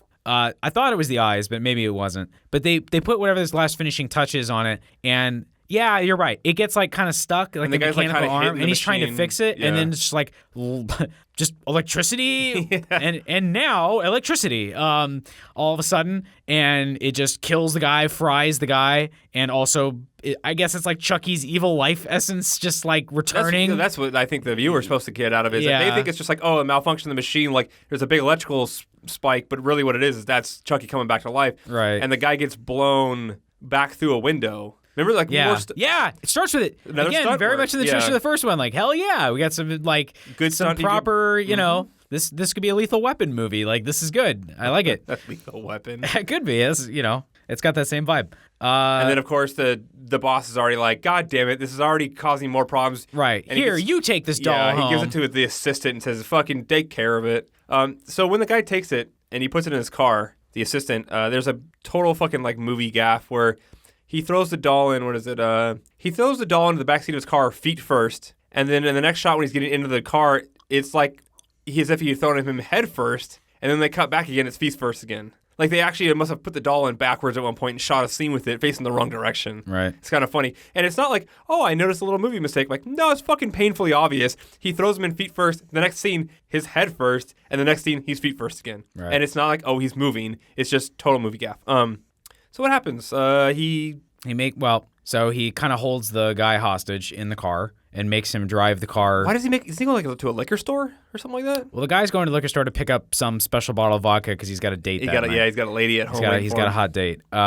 And it's kind of a funny moment because he goes in there and he doesn't have any cash. And the guy's like, cash only? And like, you don't take, this is a gold card. Oh, yeah. It's kind of a funny moment. You can't go anywhere now. Now we set up booths at comic book conventions and people get, I'll buy all these. And they pull out their credit card and I go, sorry, cash only. Because it's just the easier thing to deal with, and we just don't have time to do credit cards. We get really busy, but everybody looks at you like, what are you, insane? You don't take credit cards? Why don't you guys just get like one of those mobile, like with an iPad? We might start doing it in the future with like a minimum purchase, something like that. But if you just have that be like the default transaction method, we're so busy. We're so busy. We're like, it's like a swarm of people around the whole thing, and you're constantly like making transactions.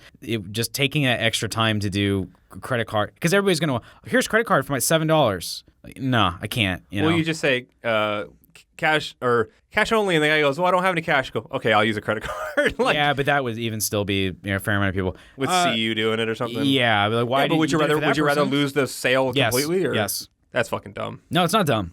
You'd rather lose a sale completely rather than take a credit card, just because it takes an extra. You would have to be there. You would have to see. I mean, I understand, but just the idea that if it's like a $20, $30 purchase, the shots of like like the inside of Wall Street. Everybody's like buy, sell, like that kind of a thing. Like trading places. Yeah, like that. That's what it's like. And cash is just fastest. It doesn't matter. Still, it's money you're throwing down. You're literally throwing money away.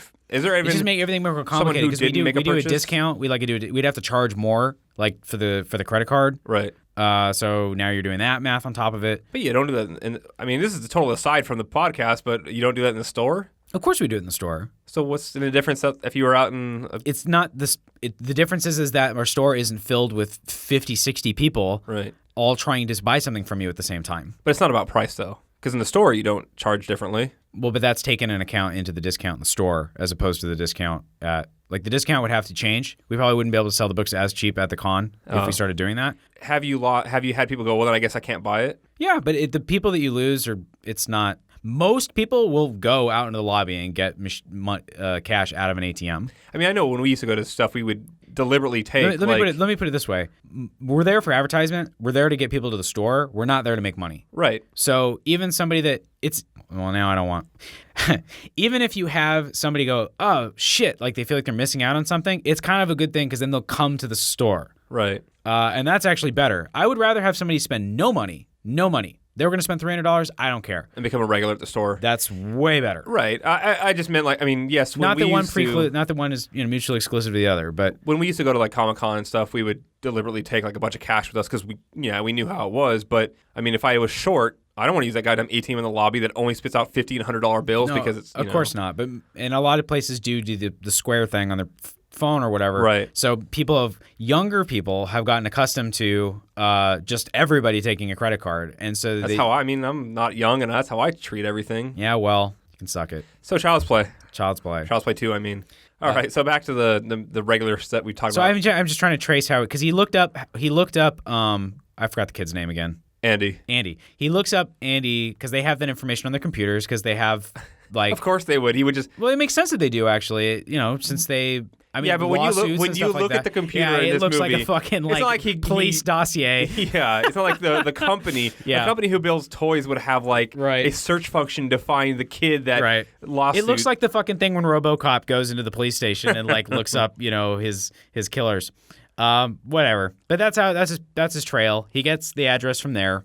And then we're back to the idea that we said Chucky is, doesn't need to kill people. Actually, you know what? Now that I think about it, he used the car phone. That's what he did. I'm getting mixed up with the third one. In the third one, he uses a computer to find Andy again. In the second one, you're right. The executive, who's the guy from like Ally McBeal, that's like the only other place I've seen him. I don't know who that is. He has like a car phone, and he uses his voice trick to be like, "Hi, I'm a relative of Andy, and I'm looking for him," and that's how he figures it out. How to get the phone number to call? The executive had a briefcase or like a had this information. Yeah, because they were talking about the that information because they were talking about like the before they walked in there. So actually, I only bring this up all to say there's like it makes sense. Like all of it makes sense to me. Wait, so he did a voice impersonation of the guy? I think so because he was like, "Hi, I'm his Uncle Chucky," but he doesn't have scary Chucky voice. He does like. But he doesn't do the voice of. Oh yeah. No, he's not doing. It's faking it. I couldn't remember. I was thinking like the Terminator thing where he just. No, not that. He's not impersonating anybody. He's simply using a different voice. Yeah, and then he gets the information, and then of course instead of just going off and doing that, he has to then scare the guy in the car, drive him past the institution. No, because the kid's in the foster home at this point. He drives him past the foster home. Yeah. Yeah. So now I know where he is. So like, and then he has him drive to like a nearby park. In the parking lot. And then does a mafia style. Yeah, it's like something it's straight out of Goodfellas and puts the plastic over his head. Remember he says something to him like that kind of alleviates the guy's fears? Well, because he held him at gunpoint, but he did it with a squirt gun. Yeah. And so he squirts him in the face when he's done and he says something funny. I don't know, like, who knows? I don't know what he says. I don't remember either. Squirt gun joke. And then kills him. By suffocating him with a plastic bag. Yeah. Yeah. I'm not a big fan of Dane Cook anymore. It's been whatever. I don't think anybody is. Anymore, right? I mean, he was popular for a bit and whatever. But he had the right idea. If someone tries to... Oh, but he ties his hands behind the chair. Yeah, with a jump rope. No, jumper cables. No, jump rope, because he has all the toys behind him. Yeah, the jumper cable was the first one. Yeah. The detective. Jumper cable's the first I was going to say, because you just poke a hole in the mouth of the bag and you can breathe. But right. His hands were tied up. Right. Well, come on, dude. Just dislocate your shoulders. Yeah. Move your arms over your head backwards, and you'll be fine. What he should have said is, I have a gold card. Use that. They take it everywhere. It's as good as money. Okay, so Chucky is now back in Andy's, neck of the woods. And then he laughs, and Chucky's laugh is just Is this a strangulation circulation joke? Nothing like a good strangulation to get the for the blood circulation or something like that. That might have been in the first one. Okay. I don't know. No, it was in the second one because I remember, I don't know, I didn't make a note, but I kind of made a mental note that up until this point, Chucky, I mean, he certainly is a sadist, but he does kind of kill people seemingly in his own interest, but now he's just kind of killing people. Again, we're going back to the idea that like he goes out of his way to kill people. Yeah, which is more like Jason territory. Right. Unless it's like no witnesses. He needed him gone because he needed him to drive him past the house. Sure. And then whatever. So, he gets in the house. The good guy doll that was in the house, the dad threw down in the basement. Whose name is Tommy. Yes. The dad's an asshole. Dad's a jerk. There's two big jerks in this movie besides Chucky. Okay, who's the other one? Well, there's the dad. Yeah. Who's just it was even hard to believe. I'll criticize the movie on this point because I'm just like, why did you even take a kid home? Like this poor kid, like he's a huge dick. Well, the mom, the wife, she, Yeah. And they already have another and like you said, they've had foster kids go in and out of there, which makes me kind of go, that's not a good sign. Right. But just in general, then the movie should have made it more about him not wanting any kids in the house. They have the older, the 17-year-old right daughter foster kid. Yeah. But yeah, he's kind of. Okay, he clearly doesn't want any kids in the house. That's all. I think he did, but he goes, this kid's got emotional problems. He's got psychological problems. He's like a good kid. This is more than... He's pretty well adjusted for what he went through. If you hadn't dropped a good guy doll on him right when he got in his new room. Right. But I mean, I understand the feeling when you have a kid and you go, wow, this is more overwhelming than I thought it was going to be. Right, but that's not what I'm saying. My point is do you feel like Andy objectively is an overwhelming experience? Andy was a great kid. He's a super sweet kid. Yeah. I think the dad, or the whatever you want to call him, I think he did want to have another kid in the house maybe, but he didn't want to get he wanted a puppy. He didn't want a rescue dog. Yeah, there you go. So he immediately is already kind of being a jerk. And, right. Yeah. So he's a dick. And then the school teacher. Just two. Oh, that's the other one, yeah. Just very cartoonishly almost like what a bummer people. Yeah. That you kind of, when they die, it's kind of a good thing. So we throw the Tommy doll down into the basement and he shows him like, he's just down there on the floor. Because there's all this stuff where Chucky is like causing problems. Chucky is so similar to what we were saying before, where Andy kind of has to exist in the self-aware space where in addition to Chucky trying to kill him, he also has to contend with the fact that he knows that his story is crazy and not everybody's going to believe him. Right. Chucky knows that too. And so he will do shit. Like he broke the thing that the dad was all like, this is a family heirloom. Right. And shit. He's like, why did you do this, Andy? Right. And he does that because like he's stirring the pot, so to speak, and preying off that scenario. So yeah, Chucky comes in, replaces Tommy. He buries Tommy out in the backyard. In a very cool. It's like he smashes its face in with the the porcelain doll. It's great because they're fucking dolls, but they do again very Goodfellas, right? Yeah, taking them and digging a hole and burying them and everything. Right. It's great because they're dolls, but it feels very dark and grown up, like human like, and it's kind of funny because it's a fucking Tommy doll, man. Right. Like whatever. He does all he hits Andy with a baseball bat too in the first one. That's kind of very Casino Goodfellas-esque. So what we're saying is Child's Play is just a reboot of God, Yeah. All right. So now he's in the house, and there's multiple things going on. So Andy and this older foster kid, kind of that becomes like kind of the core relationship. The Andy and the mom, or not the mom, but the foster mother, seems like that's going to kind of be a thing. Like she's very clearly very motherly, very sweet. But something happens later where she's kind of over that shit. Can I just say what did you that find? I just remember? What did I find? Because I'm sitting here looking on the internet while you're talking. Do you remember the names at all? Not really. I know it's a hard part because I feel weird. Oh, okay. So the girl, I do kind of want to, if you're looking, I am kind of curious if the foster mother was the nurse/love interest from American Werewolf in London. I'll look that up. I just remember the old. I'm gonna start calling her the sister because that's technically now gonna be his foster sister. Also, by the way, wait, real quick, while we're talking about this, we have to mention it. The foster dad is the dad from Hellraiser. The first Hellraiser? Yeah. Are you sure? Come to Daddy. Yes. No. Frank is. Come to Daddy is not. Oh, but you're okay. Yeah, Hellraiser. The actual actor, not because at that point when he says "Come to Daddy." No, yeah, I know. It's the guy's face. Soul of her it's brother. Still the guy's face, the actor's face, though. Okay, I don't. So not Frank. But I kind of don't believe that right now, but I'll look it up. I'm pretty sure it's him. No, I was looking up the sister whose name is Kyle. Right. Weird. It's kind of weird. I've never met a woman named Kyle. I don't think. I want to say there's couple, but it's also Kylie or Kyler or it's interesting to watch a movie where every time they say your name and they're referring to a woman, that kind of feels weird. She's very 90s. She's got that cool 90s haircut. Well, also, I feel like she's in other movies. I felt like she was the girl from The Craft. She's one of those. No, I know what you mean. But she's not. She got a little bit of a Nev Campbell look to her. That's who I was thinking of, Nev Campbell. This is going to sound like she's pretty, so I'm not trying to make it sound like she's ugly. But well, you know me. I'm already looking at her going, she looks like Heath Ledger. He kind of. Like, they look like they could be related. Are you saying you're attracted to Heath Ledger? Yes. I can agree with that one. 10 Things to Hate About You is one of my favorite movies. It's stupid to say that, but it's one of the first movies me and my wife went to the movies together. Anyways. Well, so did you find it? Or okay, I was going to keep talking the while dad, you look is he up in something? Hellraiser? Well, because I was going to talk about just more of the house stuff. No, he's not in Hellraiser. It's not him at all. Is it not? No, it's not. I was like, what are you talking about? God, I thought he was. No, the dude's got curly hair. No, not even at all. All right. Okay, so the God, what is her character? Her Can you just make sure he's not in actually any of the Chucky movies? Because I swear I had a moment where the guy from Hellraiser. I know who he is. He is in one of the Chucky movies. He's the barber in the third one at the military academy. The guy from Hellraiser. Yes. Yes. Okay. That one I can believe. That's possible. Who it is. Yeah. Yes. That's why he looks so familiar. Yeah. That's who he is. Okay. Okay. So who is Grace? Grace, is that not the foster mother? The foster mother was Joanne. Okay, well maybe she's the woman that works at the actual. She's the woman who works. You know who she is, right? She looks really familiar. Is she in Twin Peaks? Yep. Of course she is. It's so funny. That's the first thing you go to. She's Laura Palmer's mom. Okay. She's the one who has the visions. She's been in a lot of stuff. Right. She has a very unique look to her. And then that school teacher. It's always about Twin Peaks. School teacher should have been in Twin Peaks.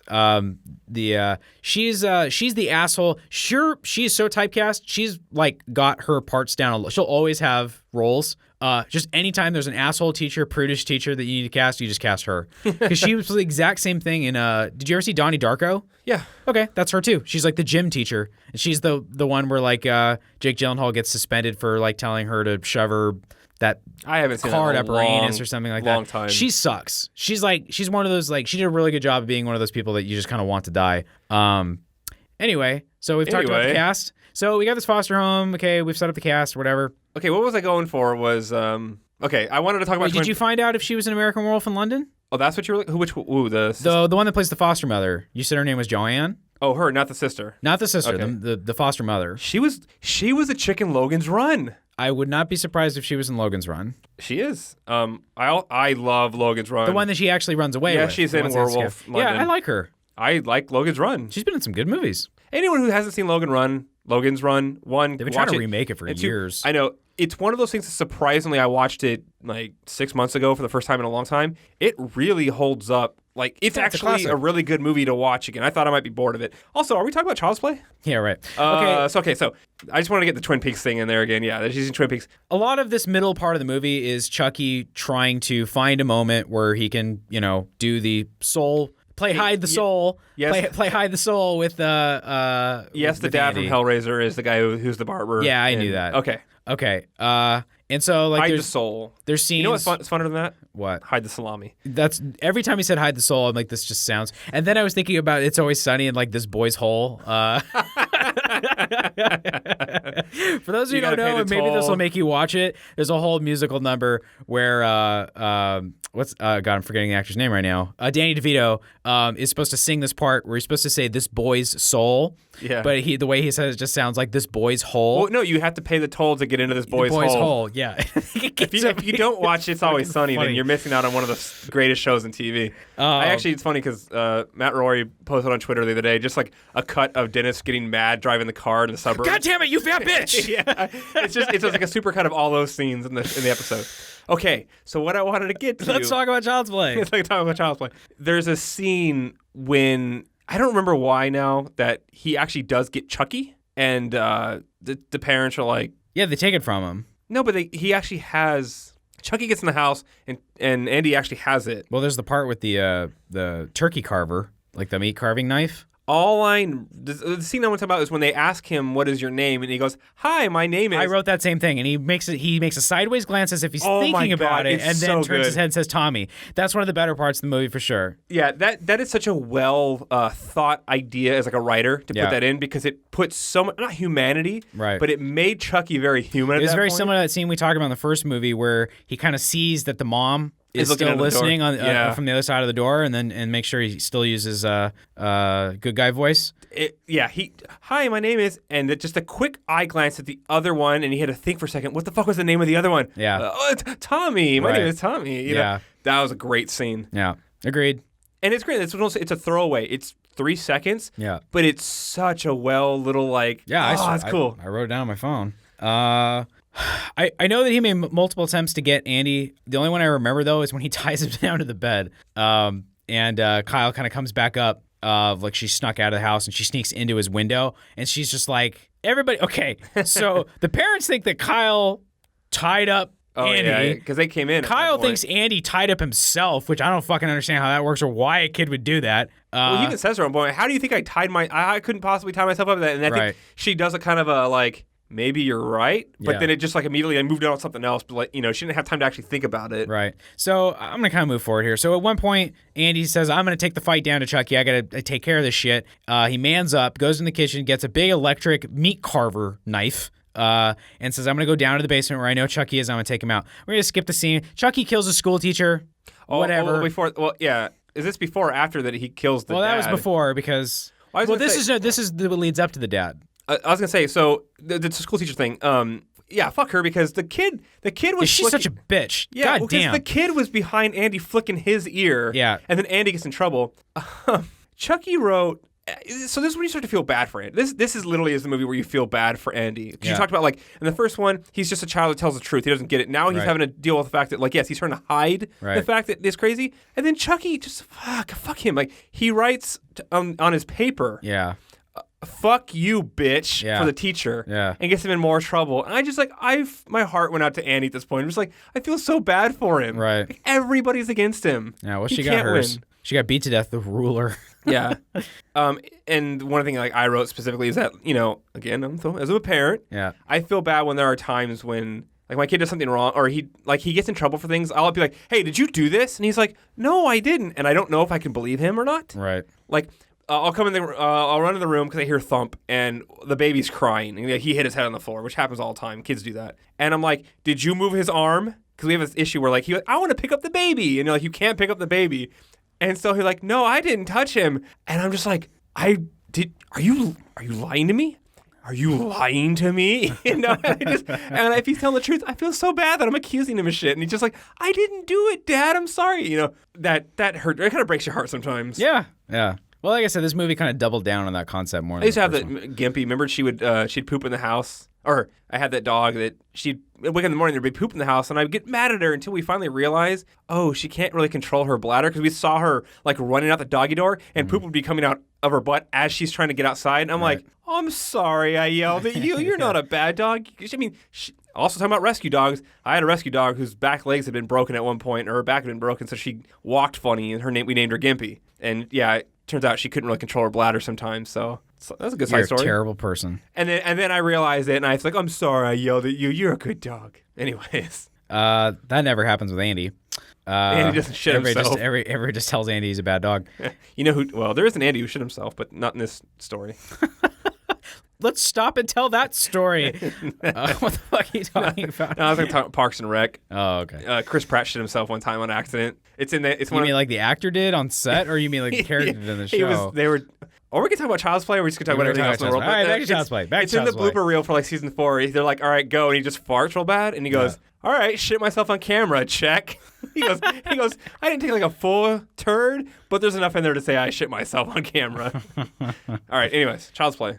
Yeah, she. Okay, so he goes down into this basement with this electric knife. I'm skipping. The teacher got killed by getting hit with a ruler. It doesn't matter. Like There's a quote. There's a kill quote in these movies. They have to find scenarios where characters get killed. It's not important to the plot. It's not important. Right. I feel like this is important to the plot because Also, how fucking unsafe it is to lock a child in a classroom and walk away. well, Different time period, I Catholic guess. school, maybe. Private school. Looks Yeah. like it. Yeah. So he goes down with this knife, and he's got a little scary, like Chucky's running around. They tussle. They have a little bit of a fight. He gets a couple good hits in and stuff like that. They even do like an homage to. God, I mean, so many movies have done I feel it. like there was like another big good horror homage in the story. Like in the first one, it was so for some reason they dry their sheets on a clothesline in the basement. You know what I'm talking about? You know how you usually have the clothesline, you have the sheets outside, and the killer's hiding behind one of the sheets. You know, they did that, but they're hanging on the basement. Yeah, which you'd think they wouldn't really try well down there. They'd probably snow. But that made me think of like It and that's true. Other multiple horror. Well, the best one ever isn't It, because when the sheet blows and you see Pennywise the clown behind it, and then it blows and he's gone. It's a good movie. So in the middle of this, the asshole foster dad, what's going on down here? There's all this noise. Because he was screaming because Chucky was on top of him. Right. And okay, this is it. Give me that knife. Put the knife down. I can't put the knife down because of Chucky. Like, oh, that's it. He's on his way down, walking down the stairs, and Chucky trips him from behind the stairs, and he falls and breaks his neck. Well, before he breaks his neck, he's just kind of hanging for a minute off the stairs, something like that. Yeah. And Chucky, because it's kind of a fun moment, because the foster dad thought this has been bullshit the whole time, and Chucky's right there face to face and says like, "How's it hanging?" Whatever the guy's name is, Fred. I don't know. And then he falls and breaks his neck. I'm always surprised at the people that when they see Chucky and they finally like see him alive, right? They never had the reaction that I would have. It'd be like, "Motherfucker, he was right." You know, it's always like, "What?" The way your first reaction should be, I'm terrified right now because I've gone insane. Like my brain's gone. I've just lost my mind. I mean, if you guys be like, "Sorry, Andy, I guess you were right. I'm sorry, I was an asshole." See, I wouldn't do that. My first thing would be like, "Well, okay, I'm crazy." Yeah. Isn't that kind of scary though? And then that would give me. I'd have a panic attack because like my brain's not working. My brain stopped working. But in real life, my brain's not working. It would be like if you woke up in the morning and your legs weren't working. Like you're just all of a sudden paralyzed, and the panic attack that would go along with that. If the doll started talking, you just like, my brain stopped. I have to go to the hospital because my brain stopped working. But would you ever think, like, if you thought about it in real life, like, what if something weird like that happened? Like, would you be able to accept that it actually happened? I would be able to accept that I've gone insane. Which is different. Which again freaks me out. Yeah. No, I wouldn't be like, oh my God, talking doll. That wouldn't be like, I need to get away from this murderous talking doll. It would be like, what do I have to do to make my brain start working again because it stopped? So anyways. I'm blind. I can't see. It would be the same reaction. Why aren't my eyes working anymore? Wake up, wake up, wake up. Wake up, wake up, wake up. Yeah, or like I'm dreaming. Yeah, that same thing. Yeah, so he dies. So his foster mom now is just like, fuck you. Like, it was the kind of a nice, sweet relationship they had up until this point. But now she would defend him. And yeah. But now Andy takes a few steps towards her. She says, just keep away from me. So now the only person he's got left in his corner is Kyle. The sister. The sister. Well, whatever. And she's even like, God damn it, Andy. Like, you threw a good thing away. Yeah, but she's still sympathetic. Yeah, she is, but she feels bad because, but she doesn't think, like, oh, he's innocent. Right. No, she doesn't think that. And so she goes outside after the police are gone. The kid gets sent back to Foster Kid Central. Yeah. Where Grand Central Foster Kids. That's what it's called, Foster Kid Central. You just drop them off. I don't know what it's like. It's the center, actually, where the school for disturbed children. Yeah. So she, while she's smoking her cig out in the backyard. Yeah, this is a really good scene. No, she goes outside and she throws the Tommy, quote unquote Tommy doll in the trash, which is actually Chucky. Right. She closes the lid. Right. Goes and have a cigarette. She's swinging on the tree house which is right underneath her is where the actual Tommy doll was buried. And then, eventually she kicks up a little bit of dirt. Right. Just like in a mafia movie where, you find the body. Its fingers sticking up out of the... I was going to say, that's from a movie. I mean, I feel like it's an homage to another horror movie. Probably, it's a lot of other things. And then she finds the Tommy doll and she's like, wait. And she looks back at the trash can. The trash can's empty. And she's like, it dawns on her, I got to go save Andy because he's fucking right. Right. But of course... Like the battery moment from the first one. Yeah. But of course you can't just, the realization that this is real means you're the next target, and on the way to driving to save Andy, Chucky was in the fucking car. Right. So we get another doll car action set piece. Third one now. And the first one's not. Across two movies, this is the third time we've done this now. Right. Yes. But this one's like the first one where the car is actually crashing and kind of stuff a little bit. No, the first one, the detective is crashing the car and flips the car over. Yeah. Yeah. What's the second one? No, you said 3 times. In the first movie, the detective. Yeah. And then and then the second movie, you had the guy in the beginning. I mean, that's just driving and parking. There's not really like, I wouldn't call it an action scene. Oh, an action, but the idea that Chucky's holding someone hostage Chucky in a holding car, somebody, in a car, yes. We like to do this. Well, it's not like he can fucking get around. Right. His little stubby legs. He's got to get a ride. He can't drive the car himself. I mean, do you get tired if you're a Chucky doll? If you're Chucky and your soul's in a good guy doll, do you get tired if you run a lot? These are the kind of things I would like to explore. Do you get fatigued, or can you run forever? I don't know. Maybe the more human he becomes, the more like... Does he get out of breath? Yeah, because then he grows lungs. Right. But before then he doesn't. Who cares? I care, actually. Anyways. I love that shit. Okay, so... whatever. Okay, so by hook or by crook, Kyle and Chucky are both now at Foster Kid Central. I always remember she drives the car into a... There's some back and forth tussling. And he flies out the windshield. Yeah, and she tries to crash into him, but then he's mysteriously gone. Okay. Chucky pulls the fire alarm at the... Oh, no. Yeah, so he gets back. The fire alarm goes off at the school, or whatever the fuck he's at. They're all running downstairs, and he's going downstairs. This is a really good scene, actually. This is really good camera work.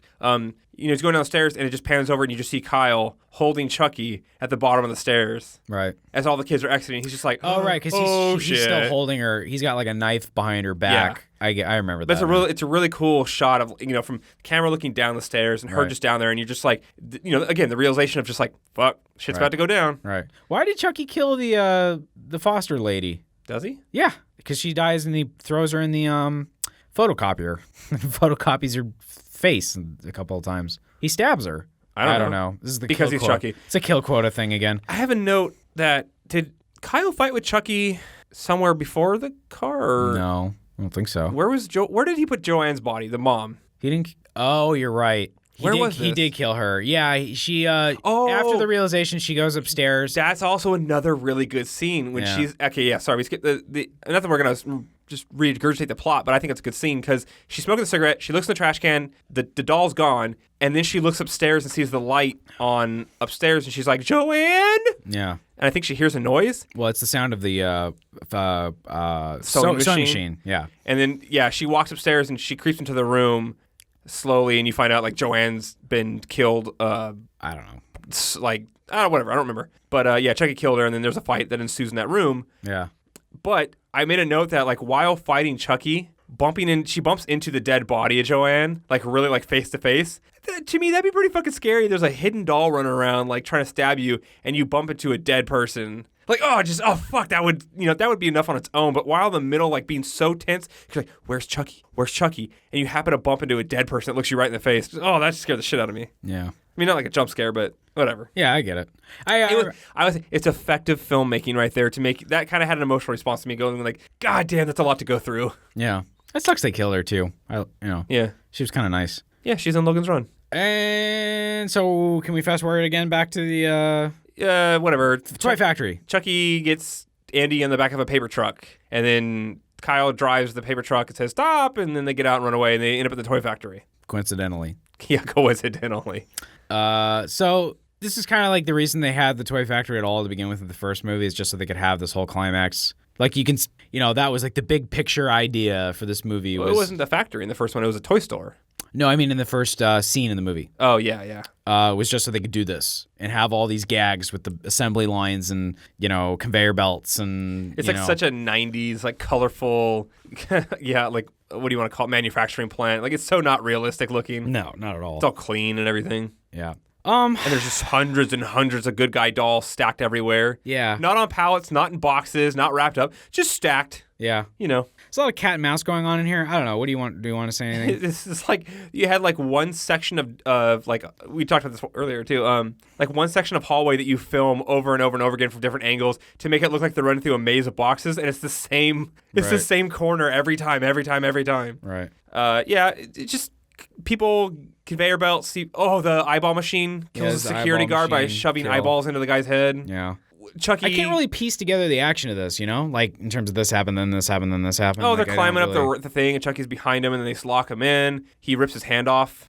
I remember that part. They close the gate on his hand. He rips his hand off. Yeah, that was gross. Yeah. On purpose to get away. Right. Basically, it ends up with Chucky being locked down. Oh, at some point, okay, isn't there some point? Okay, this part's worth mentioning. He actually gets Andy and does the whole voodoo thing, and it doesn't work. And it doesn't work because he realizes it's been too much it's been too long. It's past the expiration date. I'm stuck in this body. Really? Yeah, I remember that. I feel stupid that like Because he's super pissed. Just I'm trapped in this body now because of you. Like it has nothing to do anymore with I need to hold you down and do this thing. Now it's all about like I'm just fucking gonna kill you. I mean, just to be clear, it's been quite a few days since we watched this movie, so forgive us for not remembering everything. I'm like 90% certain that's the way it happened.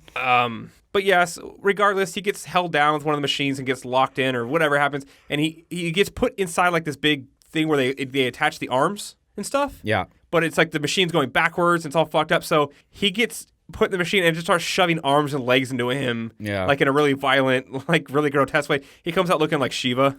I don't know all the arms and shit. I don't know if I was talking to you about this or somebody else, but somebody should really do just a supercut of like Chucky getting beat up.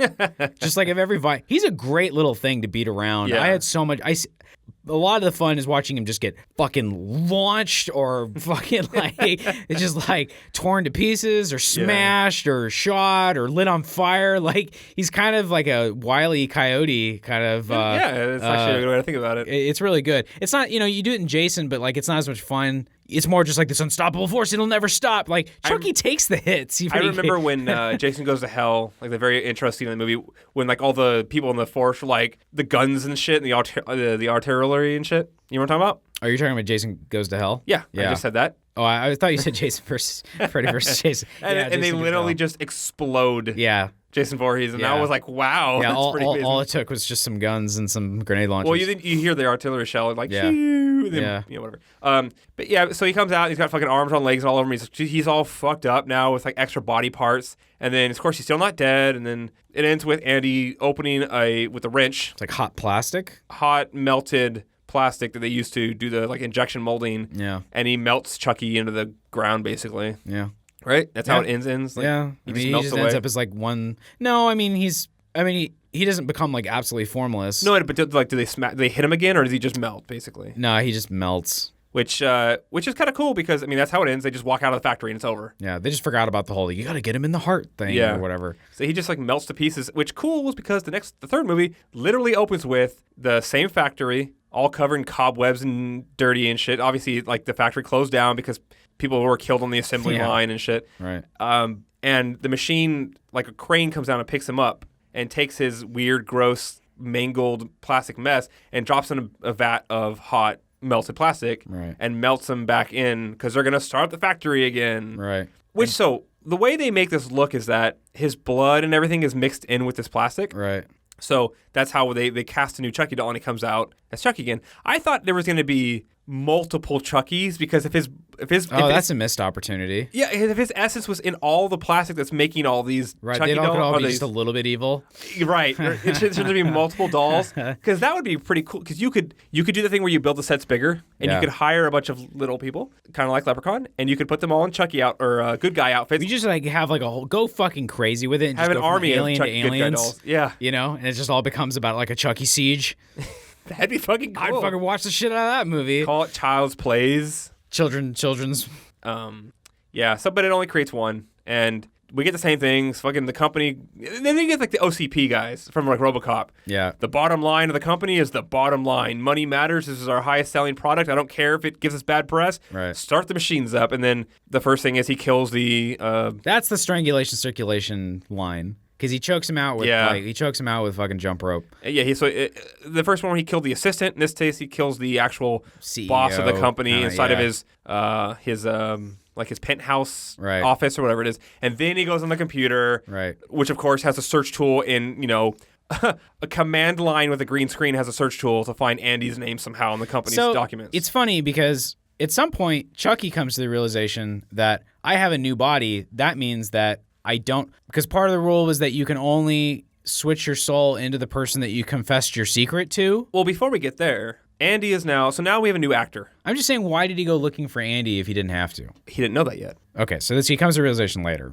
So in this case now we've moved forward in time enough that Andy is like 16 years old now. Yeah. Different actor. Yep. It's actually now it's a new kind of thing. Same thing. Mom's still gone in the psychiatric whatever. Andy's on his own. Foster cares again. He's now in a military school for causing too much trouble. Like a boarding school. Yeah, for causing troubles and shit. Chucky somehow gets himself inside of a good guy doll box wraps it, Yeah. How the and fuck did mails he do that? himself to the school. Yeah. To Andy. Yeah. A school that's going to let him have a big box, like someone mails it to him or some shit. No, yeah.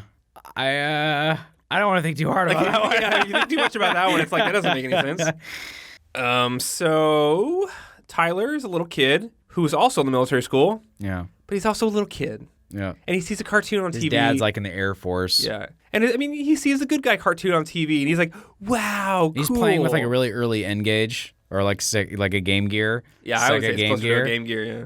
And so it's like even those kids like, yes, sir, no, sir, he's still very much a child. And he's like, I want a big toy to be my best friend. Right. How does Chucky realize that he doesn't need Andy anymore? I don't know.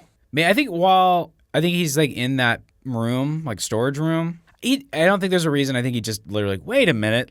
And then he realizes he can fuck with this Tyler kid instead. I need to go back and watch it now because I really want to know what the answer was. But yeah. Because I think at first he's going to be kind of an asshole to this Tyler kid. Like, get the fuck out of here, kid. But then he's like, wait a minute. I don't, you don't know confess my secret. Yeah. And then he tells him, like, hi, my name is Charles Lee Ray. Right. And then he's like, wow, we're going to play hide the boy's hole. Hide the boy's hole? Yeah, so that Tyler was supposed to. They're like, Tyler, go give this package to Andy, and he drops it down the stairs, and it rips open a little bit, and he sees it's a good guy doll, and he goes, I'm gonna fucking steal this good guy doll for myself. Like, Yeah. Jesus, kid. Like, I understand you wanted a toy, but you're just gonna fucking steal this thing. Whatever. I'm just gonna say this one, and maybe agree, maybe disagree, but I wrote down that little shit was gonna straight jack that good guy doll. yeah.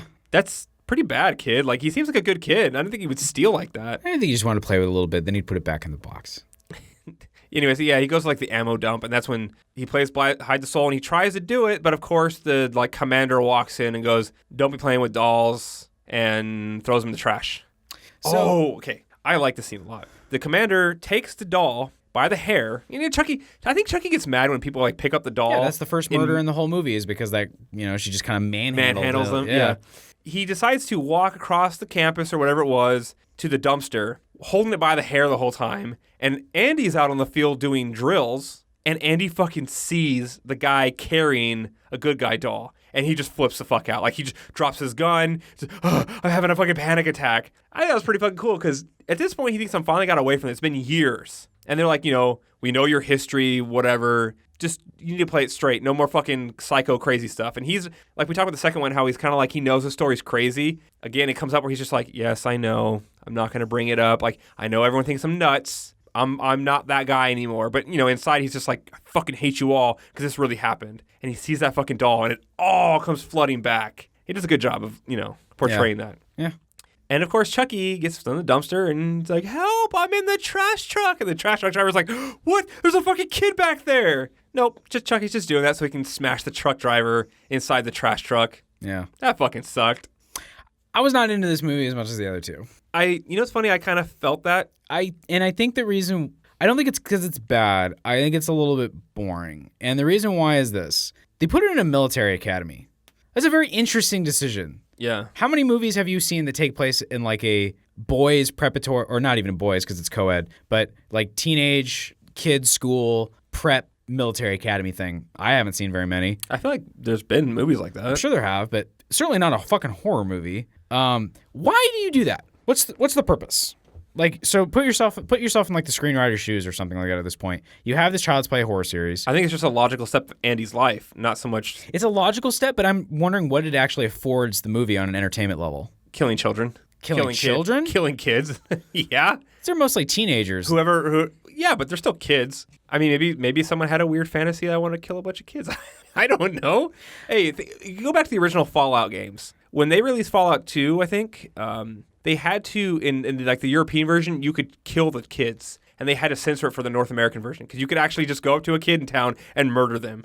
There was actually a perk or like an achievement or whatever you want to call it back then. I can't remember exactly that. Like if you were branded as a child killer in the game, we can't handle that in America. Maybe this guy wanted to push boundaries and have kids get killed. So how in Leprechaun we were talking about how we don't know what to do with this character except let's just put him in a different location. Yeah. I kind of feel like that's what this was, but I also am like, but a military cat. So it's I feel like it's not interesting enough, and the movie knows this. That's why its climax actually takes place in a carnival. Right. As opposed to the military academy. Like, it's a completely different setting.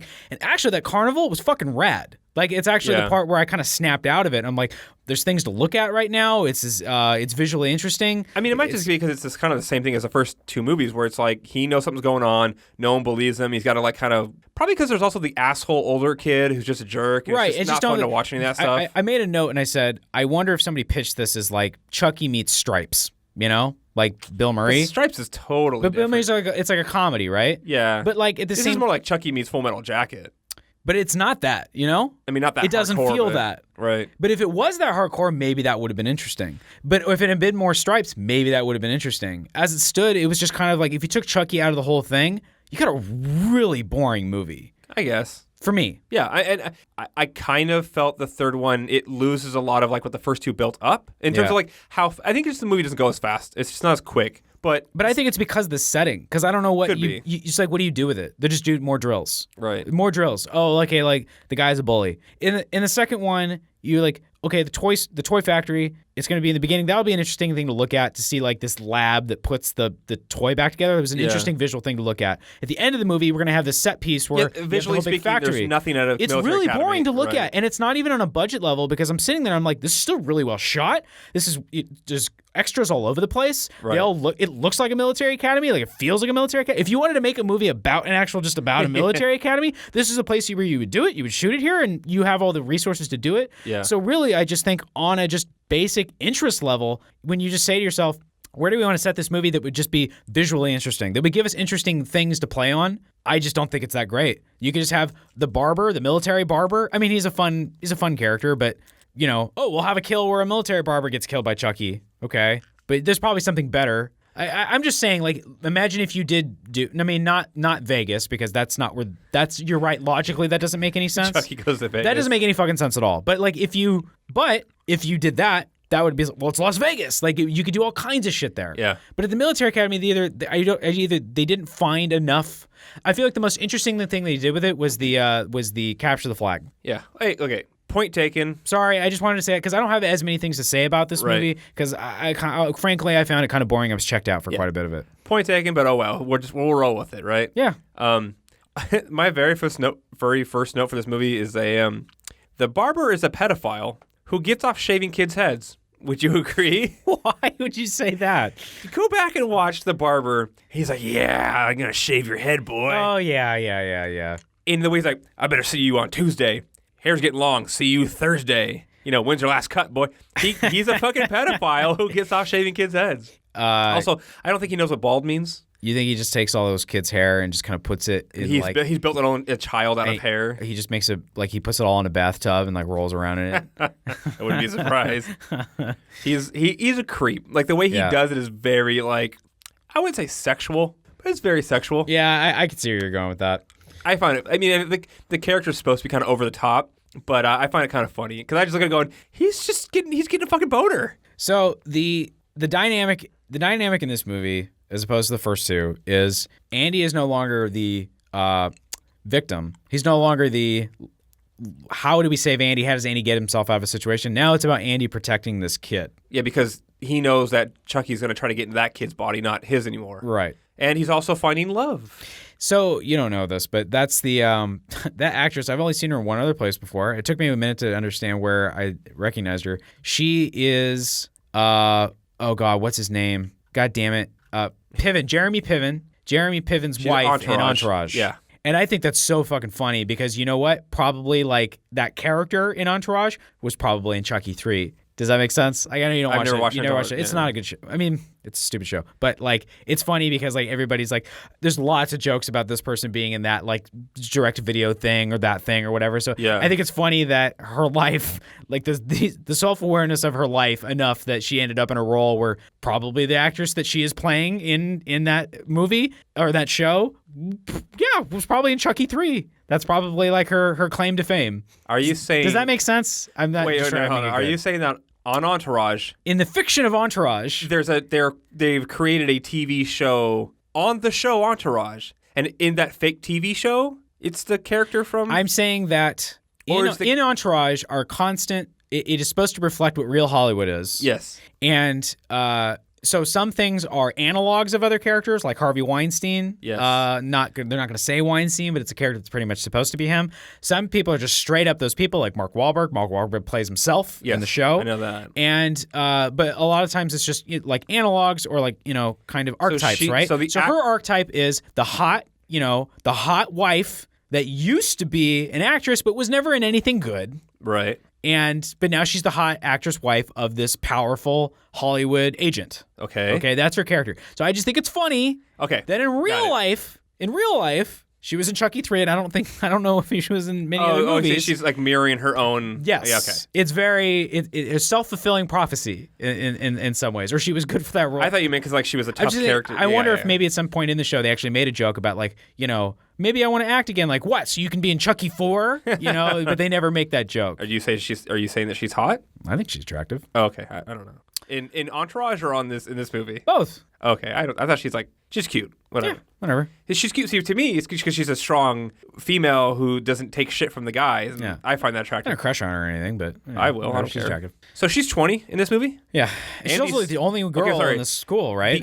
No, she has a friend there. Okay. I would say, no, sorry. The actual actress, not the character, was 20 years old during the movie. Yeah. The character of Andy is 16. Now, the reason why I looked this up, because when I was watching the movie, I'm going, she looks, like her face looks way too old to be around these kids. I thought she was like in her mid-20s. She looks much older than like a military prep academy. Yeah. I mean, I don't know if you agree, but like I looked at her and said, she doesn't look like a kid. It's not 16, no. And then like but I mean, it's long celebrated tradition of. But she doesn't look right compared to because the kid maybe actually be 16. Because the actor actually was 16. So let me ask you something.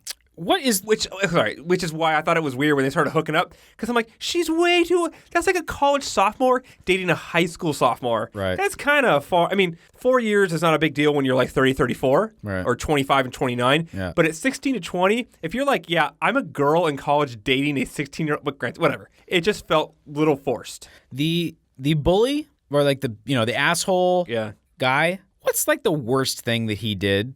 He just gave people lots of push-ups and like made them run a lot. He's not really that bad of a guy. Well, he made the entire bunk get up in the middle of the night. That's not a big deal. You want to know the worst thing he did? What? He stole the good guy doll and was going to give it to his sister. That's also not a big deal. Okay. That's asshole. This gets back to again, like, what did this movie, how could it have been more interesting?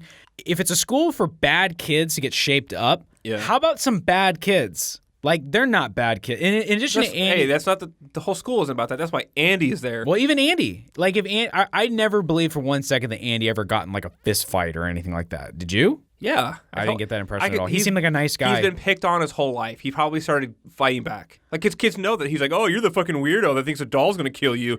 He probably had to end up fighting a lot. I just feel like probably at a military academy... If somebody, like actual hazing, actual kind of like bullying or preying upon weaker kids or whatever, it'd be a lot worse than what we saw in here. And if you did something like that, then when that kid actually gets killed, you would feel like it was a little bit more deserved. You're saying that like he wasn't a bad enough kid no, when hell he actually no. got killed? No, nobody really deserves to get... I'm just saying, in the last movie... I mean, the foster dad doesn't deserve to die either. Okay, point taken. Okay, I got it. Saying. No, just saying. I go where you're going, point taken. You didn't make the movie. If I was Andy, I would hate the shit out of that guy. Yeah, sure. Of course, he's a dick. Think back to your high school. Yeah, he makes the kids shine his shoes for him, and like he's an asshole to him and everything. He's like, but you can make fun of him when he's not looking. I don't know. He doesn't think he's not threatening. Is the word that he's not raping people, is what you're saying. No, he doesn't have to be raping people, but he's not threatening. He's not scary. I don't actually perceive him as any kind of threat in any way, shape, or form. I guess not. So he's like if you got in a fist fight, you could take him or something like that kind of thing. Yeah, he's a fucking pussy. But like, I don't know. I feel like there could have been a more culture of meanness. That's all. Like you said, Full Metal Jacket. Like, goddamn. Like, right. I see what you're saying. That's full.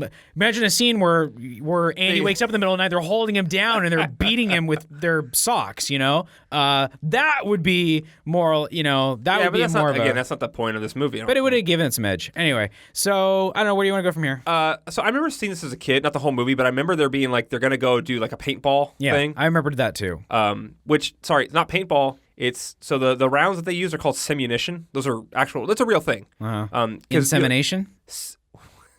What? Yeah, insemination. They inseminate the bullets with paint. Okay. No, it's called simunition. Okay. It's simulated ammunition. Okay. It hurts like hell. Yeah. But it doesn't obviously enter your body and kill you. Right. It hurts more than a paintball does because paintball's a pretty fat. I got shot in the foot at point blank range with a paintball. Yeah, I know. That shit fucking hurt. Yeah. So I can't imagine getting hurt with something. I used to go paintballing with like no protection. Like I'd wear like a flimsy sweatshirt. People are like, "What? You're wearing shorts?" I'm like, "You live dangerously." I do. I wear shorts on the paintball field because I don't wear pants ever really. I got like shot in the tip of your dick or something. That'd be bad. That would hurt. You know, it's funny. People say, "Oh, you're not wearing a cup and everything like that." I'm like, "Why? I'm not gonna get shit in the." Okay, come on, guys. My dick's fine, you know. But no, yeah, you can get hit in it. I got shot in the hand. I had my hand like I was peeking over. Yeah. Cover. Yeah. And my hand got hit so bad that the like every paintball has like a little bit of ink on it. It says like, you know, the brand or whatever it is. Yeah. I had the fucking inscription of the words on my hand for a couple days. But yeah, I mean, paintball, it can hurt, but it's not like the end of the world. All right, so what's a simulated ammunition? What's the difference? What's it's like an actual cartridge? Airsoft hurts more than paintball. Right. Because they shoot them a lot faster. Little plastic balls. Yeah. So and I shot my brother-in-law's friend one time. I was playing around with an M16 airsoft rifle. We were like 2 feet away from him. He's on the bed, and I was kind of shooting him. I was pretending like, I'm going to get you. I'm going to get you. And I shoot it closer and closer. And then he turned, and I actually ended up shooting him in the back by accident. Like, I took a piece of his skin off. Yeah. Like, no joke. So those things can hurt. Simunition, as far as I remember, I haven't looked this up, is a real bullet. Like, has gunpowder. Just instead of shooting a bullet, it shoots a thing of paint. It shoots a thing of paint. So the velocity of it is intense. The idea being that, yes, it can hurt like hell. They weren't wearing goggles. If you got hit in the eye with simunition, you could, lose your eye, B, you could be killed. Right, yeah. So when they actually train with this stuff, like real SWAT, real military, you have to wear protective gear for your face, like vital areas, you would say, you know? Because there's a lady who got hit with a rubber bullet in the eye one time in Boston. Right. During like after like some team won the World Series or whatever it was. The Red Sox won the World Series. I think cops shot rubber bullets into a crowd, and one of them like ricocheted and hit a girl in the eye. She died. Yeah. This stuff can do that. So, which if you watch when he goes, like he shows them the paintball, like he's in the front of the crowd and he shoots the thing, it comes out fast. Yeah. It's no joke. So, it's a real thing. Okay. And when they go out to fucking play capture the flag, they have no protective gear on at all. Right. But of course, the one thing I remember is Chucky replaces those bullets with real bullets. Yeah. Because of course you would have real bullets at a military prep academy. You don't think they would? No. Why? Target practice. For target. Did you use this ammunition? Why would you ever need real ammunition? I don't know. These aren't adults. This is not real military. Like, this is an academy. You don't think it's like connected to a military base or anything like that? I don't really know anything about it. I mean, maybe they do that, but I think that's extremely I didn't unsafe. find that like crazy. I'd imagine far-fetched. that all the ammunition they would have would all be non-lethal. Like it'd be rubber bullets, it'd be like beanbags, it would be things like simunition. So even when you practice target, whatever, you probably wouldn't be using real ammunition. At least not the one that they portray in this movie. Maybe on a real one, like you said, if you like West Point type thing for younger kids, yeah, probably. But still. Chucky replaces all the paint bullets with real bullets. At least, only for the red team. Yeah. So, of course, you get to a point where there's going to be a confrontation out in the woods for capture the flag where one team starts shooting, and, of course, they shoot and kill the asshole kid. Yeah. And then everyone's like, we'll put real bullets in the guns. What are we going to do? You know, they're all freaking out. Yeah. And there's a real grenade. Don't know how that got there either. I don't think there'd be real grenades in the military. Chucky had it. Yeah. But you're again like, why is there an armory? He took it from the armory, yeah. Right. Like, I don't think a military prep academy would have a real armory. The nerdy kid that we didn't even mention because who cares about him jumped on. He sacrifices himself. Like Captain America in the first movie. Oh, you're right. I was like, what? Yeah. Yeah, he jumps on the grenade and saves everybody. And then they go to a carnival. Don't you feel like more of the kids saw Chucky? Like when they were out in the woods, the kid who got shot, he saw it and was like it kind of dawned on him that, oh, again, someone sees it, doesn't go, immediately go, there's a talking fucking doll, everybody. Yeah. He just sees it and kind of just like in a little bit of, I guess, he's in shock. My brain's broken or whatever. But I felt like all the other kids saw it. Or like more of them saw it. Or like he kidnapped the girl. So she obviously knew it was real. Yeah. Why does that not, again, when this is all over, said and done, I guess you're back to the first movie and goes, yeah, you believe me, but who's going to believe me, you know? Right. So, yeah. I don't know. I have this big blank space in my head now until they get to the carnival. I just feel like more of them saw Chucky. Like, who do they think threw the grenade? The other kids. It's chaos, who thinks about it? I guess. But I thought it feels like there's enough of the other kids who saw Chucky, and now it should become like a real thing. Like, all go on the hunt for Chucky. Well, no, the idea that when it's all over, you can't like deny that like 40 kids are being like, no, we all saw this fucking thing, Right. Whatever, but that never gets brought up. The carnival. Yeah. How did they, just because I don't remember, how did they get away from the other, like, why did they separate? Who? Like, why do Chucky, Andy, and the girl end up at the carnival, and what happens to the rest of the kids that are doing the capture the flag exercise? So when they're marching out, Tyler. Because I'm saying you have a bunch of kids now with live ammunition. Why aren't they all like going after Chucky? They're freaking. They're calling on the radio for help and to All right. get medics and shit like that. And only Andy and De Silva, which is the girl, see him take off with Tyler. Okay.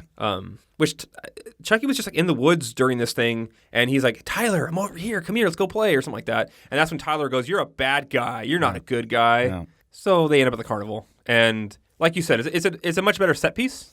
Yeah. It has a cool, interesting look. It lights and shit like that, and really. There's like a haunted, scary roller coaster ride thing. Yeah, it basically just ends on like a big mountain It's inside a neat. haunted like house roller Chucky's coaster trying. ride. What's the kid's name? Tyler. Tyler. So Chucky's trying to get Tyler, and they're playing hide and seek in like the scary monster house. You know. Yeah. There's fun things to look at. Well, when you say hide and seek, I mean we're talking Not hide and seek. You know. we're talking a cat and mouse. Cat and mouse. It's a chase sequence. It's not like they were actually playing. Because if you said that, someone might think that they're still friends or something like that. Yeah.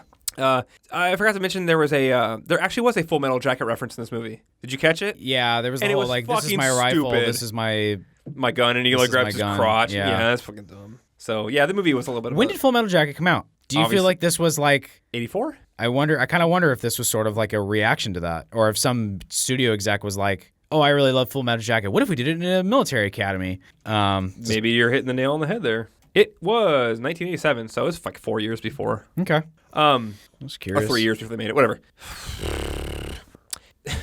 I have just stupid notes about like why would Chucky care if he got a haircut? Why was he in the Oh, barbershop? that's right. It was just one other one thing. Why was he even in the barbershop? Like, I that don't was know fucking dumb. because kill quota. So one of the cool things that happens in this last fight sequence or whatever it was there's a giant.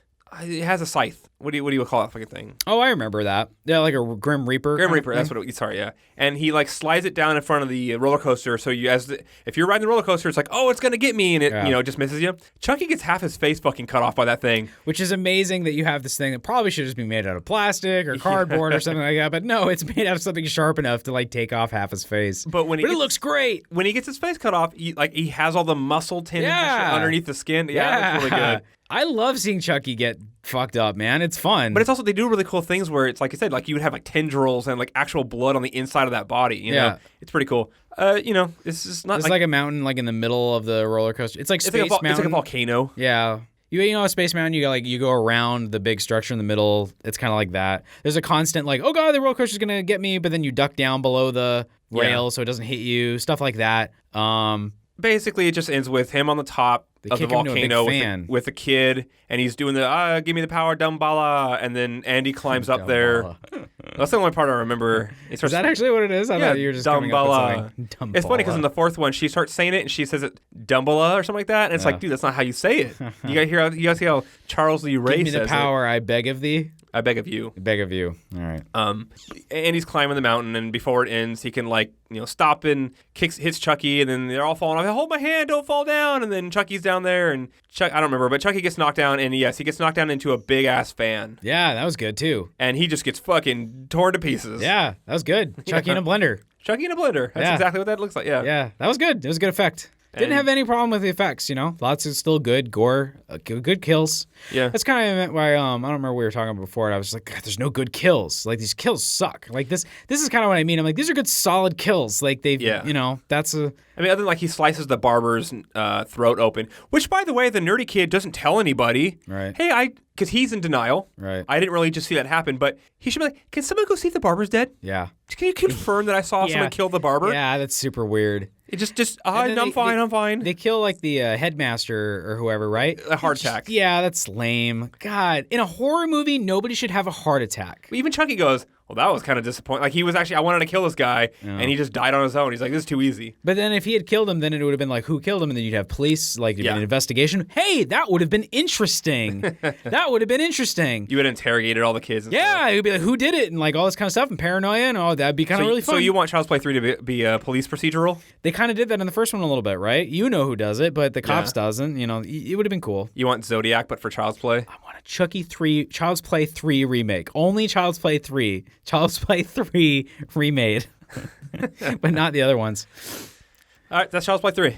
Yep. This is going on way too long. Yep. Child's Play 4. The very first thing that can come out of Child's Play 4 is that it's 1998. So it was like 91. This is 98. So it's like 7 years later. This one feels so goddamn different. Like, you can already tell, like, this is no longer the same set of movies as the original. It feels so 90s. The opening credits, like the font, the color they use, the music, you're just like, God damn it. This is just going to feel like such a 90s ass movie. It's going to be so goddamn dated that going forward, if you go back and watch this again, you're going to be like, oh, yep, that 90s movie. Just like one of the Leprechauns. Which one of the Leprechaun was that? They're all in. But we felt like one was very dated, like time period. Probably Leprechaun in the Hood, right? Well, yeah. That was very much like, oh, that's time period. Yep. So when you say Child's Play 4, of course, you're talking about Bride of Chucky. Because it wasn't Child's Play 4. We're moving away from the numbers. Now we're calling it Bride of Chucky. Which is really annoying when you're trying to have your movies alphabetical in your media server and it throws Bride, Seed, and Curse completely in random fucking areas. Right. And you have to manually go in and say, no, Child's Play 4, Child's Play 5, Child's Play 6, and I don't know which one's which. I have to look it up. Of course, this is a throwback to the Frankenstein and then Bride of Frankenstein, which the movie is like, just in case you didn't get it, Jennifer Tilly's actually watching Bride of Frankenstein on the TV while she's in the bathtub at one point, I think. I didn't get it. You know me, I don't really pay attention to the shit like that, but, good catch. But I think of Bride of Reanimator more than anything else. But I like that too. Well, Bride of Reanimator is playing off of Bride of Frankenstein as well. I've never seen Bride of Frankenstein. I will eventually watch like all those Universal movies, but like a lot of people, you would think like, oh, why would you watch that? Just watch the original Frankenstein and forget about the other one. But like everybody says Bride of Frankenstein is way better than Frankenstein. Like it's the best like Universal monster movie, which is really weird. Whatever, I don't know. Anyway, I think that's kind of a fun way to name it anyway, because like you think of Bride of Frankenstein, you think like classic monsters, like classic monster legacy, and this is just like, fuck that. So you were saying how different this one feels. I don't think it's just the 90s aspect of it, even though it's way 90s. So Scream came out in 1996. Yeah. So that means that we have to be at this point like just dick deep in like fucking MTV horror. Yes, yeah. MTV horror. So we've got I Know What You Did Last Summer, and you get the Scream sequels. God, there's got to be other ones. I can't remember them all now, but like there was. But I very much remember that time. Yeah, it was.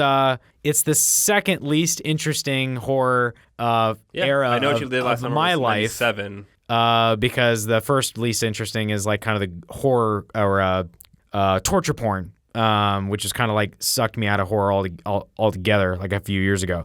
But yeah, so this lasted a while. You did Scream.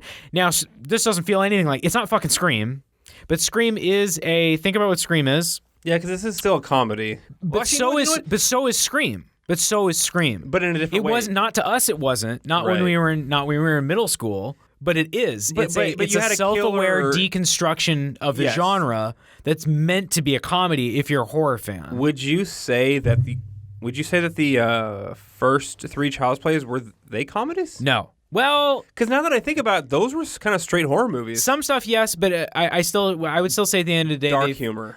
Yeah, dark humor, but I still put them more in the horror. I put them more in the horror thing than anything else. In fact, the first movie, I'm almost like kind of like, I don't know, horror thriller. Right. But these are these is a straight up comedy. It's just total comedy, which totally different. I don't have any problem with that. I love horror comedies. It's one of my favorite genres. I love Slither. I love Evil Dead 2. But again, you're right. Okay. I love Cabin in the Woods. Like the idea of comedy and horror being put together, I have no problem with it at all. I wouldn't call Cabin in the Woods. I'd say that's a dark comedy. Sure, but it's still supposed to be funny. It takes itself serious, but there's guys taking bets on whether fucking like what people are gonna die. And yes, it's a dark comedy, but it's still supposed to be funny. But it's not funny like Slither is funny. No, well, kinda. Somebody gets killed by a unicorn in that movie. Don't forget. I mean, Slither is someone like they grow fat with the things in them and they explode. I don't know what's wrong with me.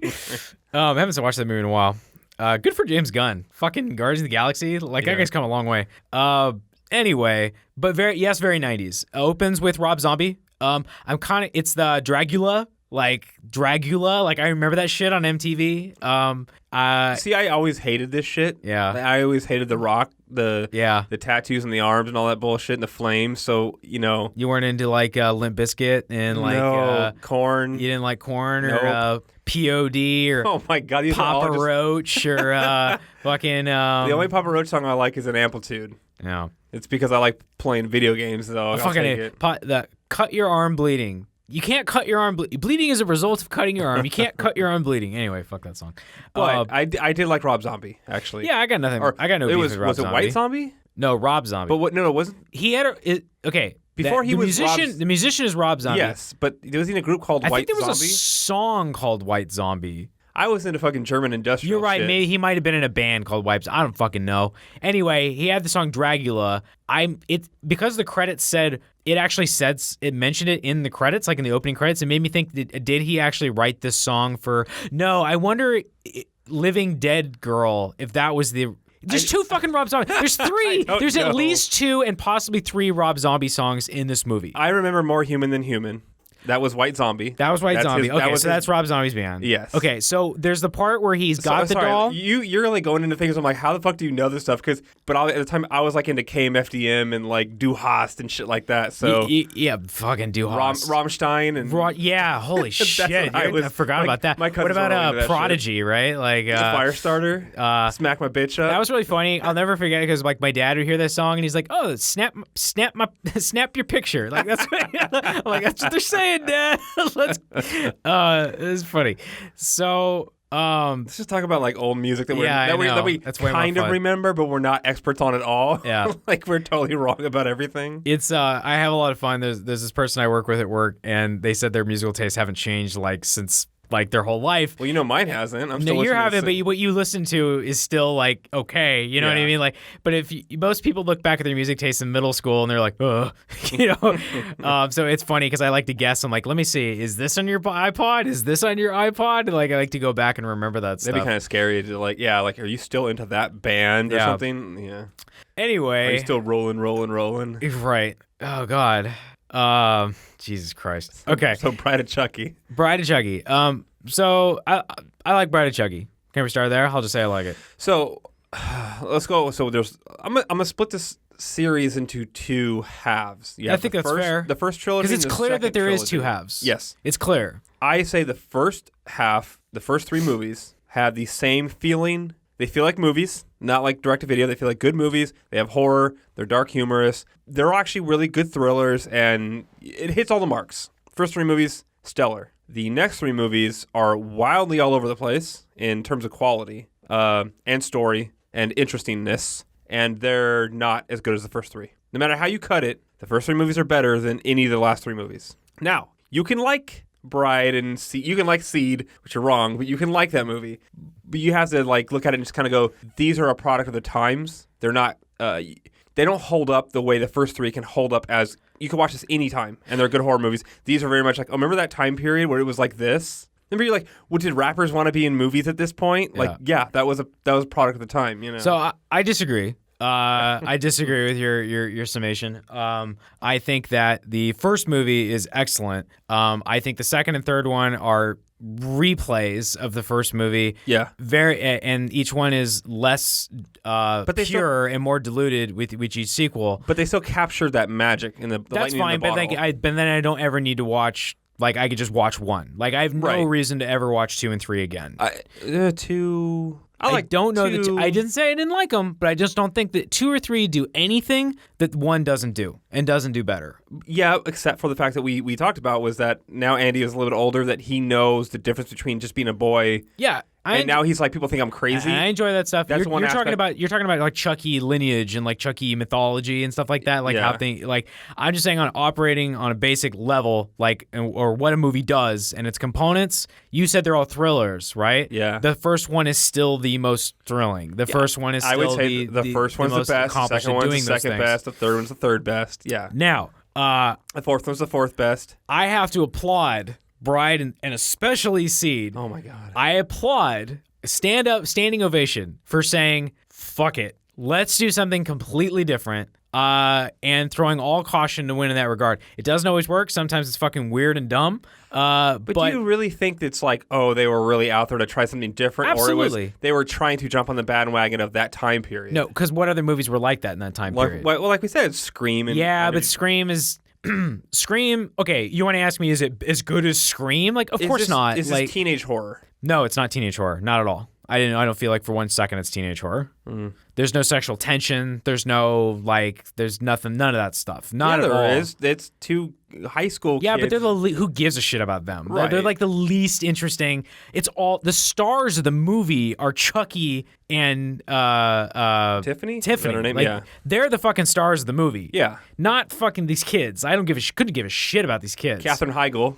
Katherine Heigl. Which, yep. So let's start we with should mention. Let's start with that. John yeah, go Ritter for it. and Yeah. Katherine Heigl. Right. Whoa, what? Wait, who's the other guy? John Ritter. Huh? The dad. Oh, Or right. dad. I don't know who Yeah. the kid is. Yeah, from what's the show that he was famous for? Three's Company. He died a few years ago. Yeah. And 8 Simple Rules. Right. Which is Three's where, Company, but the which Three's is where Company Kaylee Cuoco came from. That she's in Big Bang Theory now. And Yeah. Okay. Anyway, like I said, I think it my was. note says John fucking Ritter. What? I'm just saying, like, if you look at the trajectory of the films, if you look at like what you just said, 1, 2, and 3, and each one, it's literally in the order in which they are good. Yeah. If they kept doing the same thing, it probably just would have been like you would have kept doing the same thing. 4 is not as good as 3. 5 is not as good as 4. So I'm not saying that they had to do the same thing. Like I was all for change, and I think Bride is actually okay. I think it's good. It's not as good as Seed. It's not as good as Seed to Chucky. You're only saying that because you're trying to be an ass. I'm but not being an ass. I know you're not. But you're saying it to me because you know that. Okay, whatever. We'll get to that fucking movie.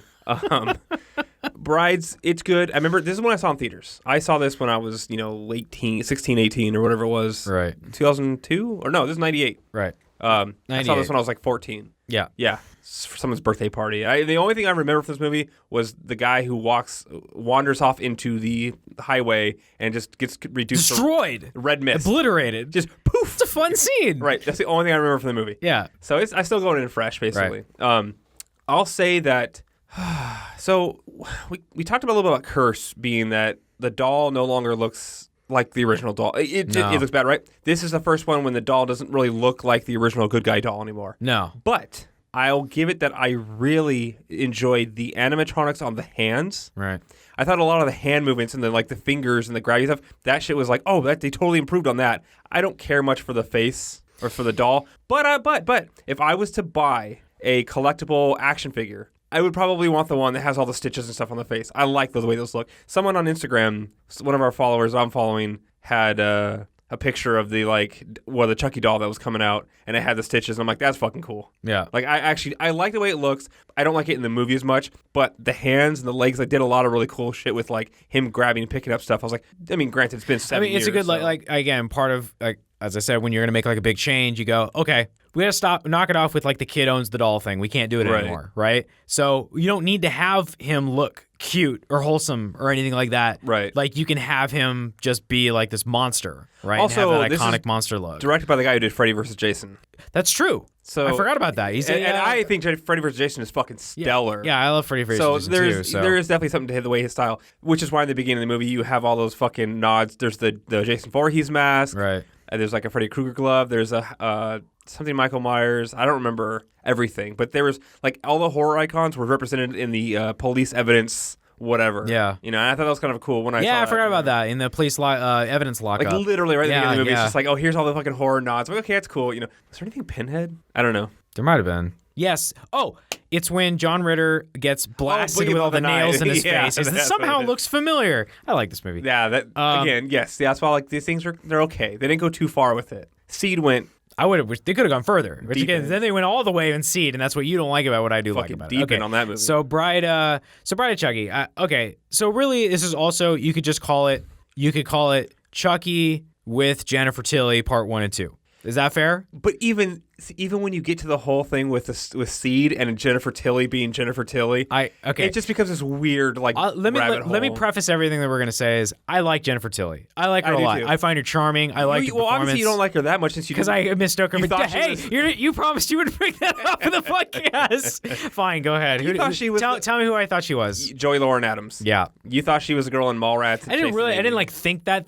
I just kind of offhandedly thought it. Give me a fucking break. I haven't seen Mallrats in like 10 million years or Chasing Amy in 10 million years. You text me and I looked at myself and said, "That's not right." And then I had to look it up. And I'm like, "No, I knew you." Well, that's were why I had to wrong. kind of like double check. I'm like, why do I like Jennifer Tilly? I guess she's been in Liar Liar. Like, Yeah. what are some of the other ones you mentioned? But I think she's got comedic chops. Like, she's got the interesting voice. Yeah. And I think that she's like this sultry, like big boob, like, slutty persona, and she's very self-aware about that because it's the whole movie is about is like making fun of that persona that she's in. In Seed, yeah. In Seed, not in Bride because obviously it's okay. All right. Backing up. The setup being that in 4 in Bride she plays Tiffany, who the actress is Jennifer Tilly. Yes. And then she goes into a doll. Right. And then in Seed of Chucky, Jennifer Tilly is in the universe. Wait. The actual actress plays the doll of Tiffany still. Right. And then but plays also herself. plays herself as Jennifer Tilly. Yes. And then there's jokes about how Tiffany loves Jennifer Tilly and they like each other's voice because she thinks she has the voice of a goddess. It's just it's too fourth wall breaking and too self-referential. Oh, that's what I love about it. There's little, like the whole thing with the pinhead in John Ritter's face. Yeah. That's cute, little whatever. Yeah. But by Seed, it's just like constant. The whole fucking thing is just going enough. I get it. Yeah, that's what I like. At that point, it is just a comedy. Like, and again, if you want to watch it's not a good comedy. That's fine if you want to say it's not a good comedy. That's fair. I'm not going to be like, oh, it's one of the best comedies ever made. Yeah. Like I'm not here to say that. I feel bad because anything with John Waters in it deserves to be like on a fucking pedestal, but I still enjoy it. I fucking like you got Chucky masturbating and making little plastic squeaky sounds because of jerking on his cock. Fucking doll that pisses himself and why does he look like that? I don't know. I was into it though. It looked fucking weird. I like listening to him. Like he at least captured my attention every time I talk. Yeah, but then and I'll give him credit. Like he's fucking like made in Japan, so he's constantly like doing like fucking speaking Japanese and stuff. I mean, I don't know. I guess I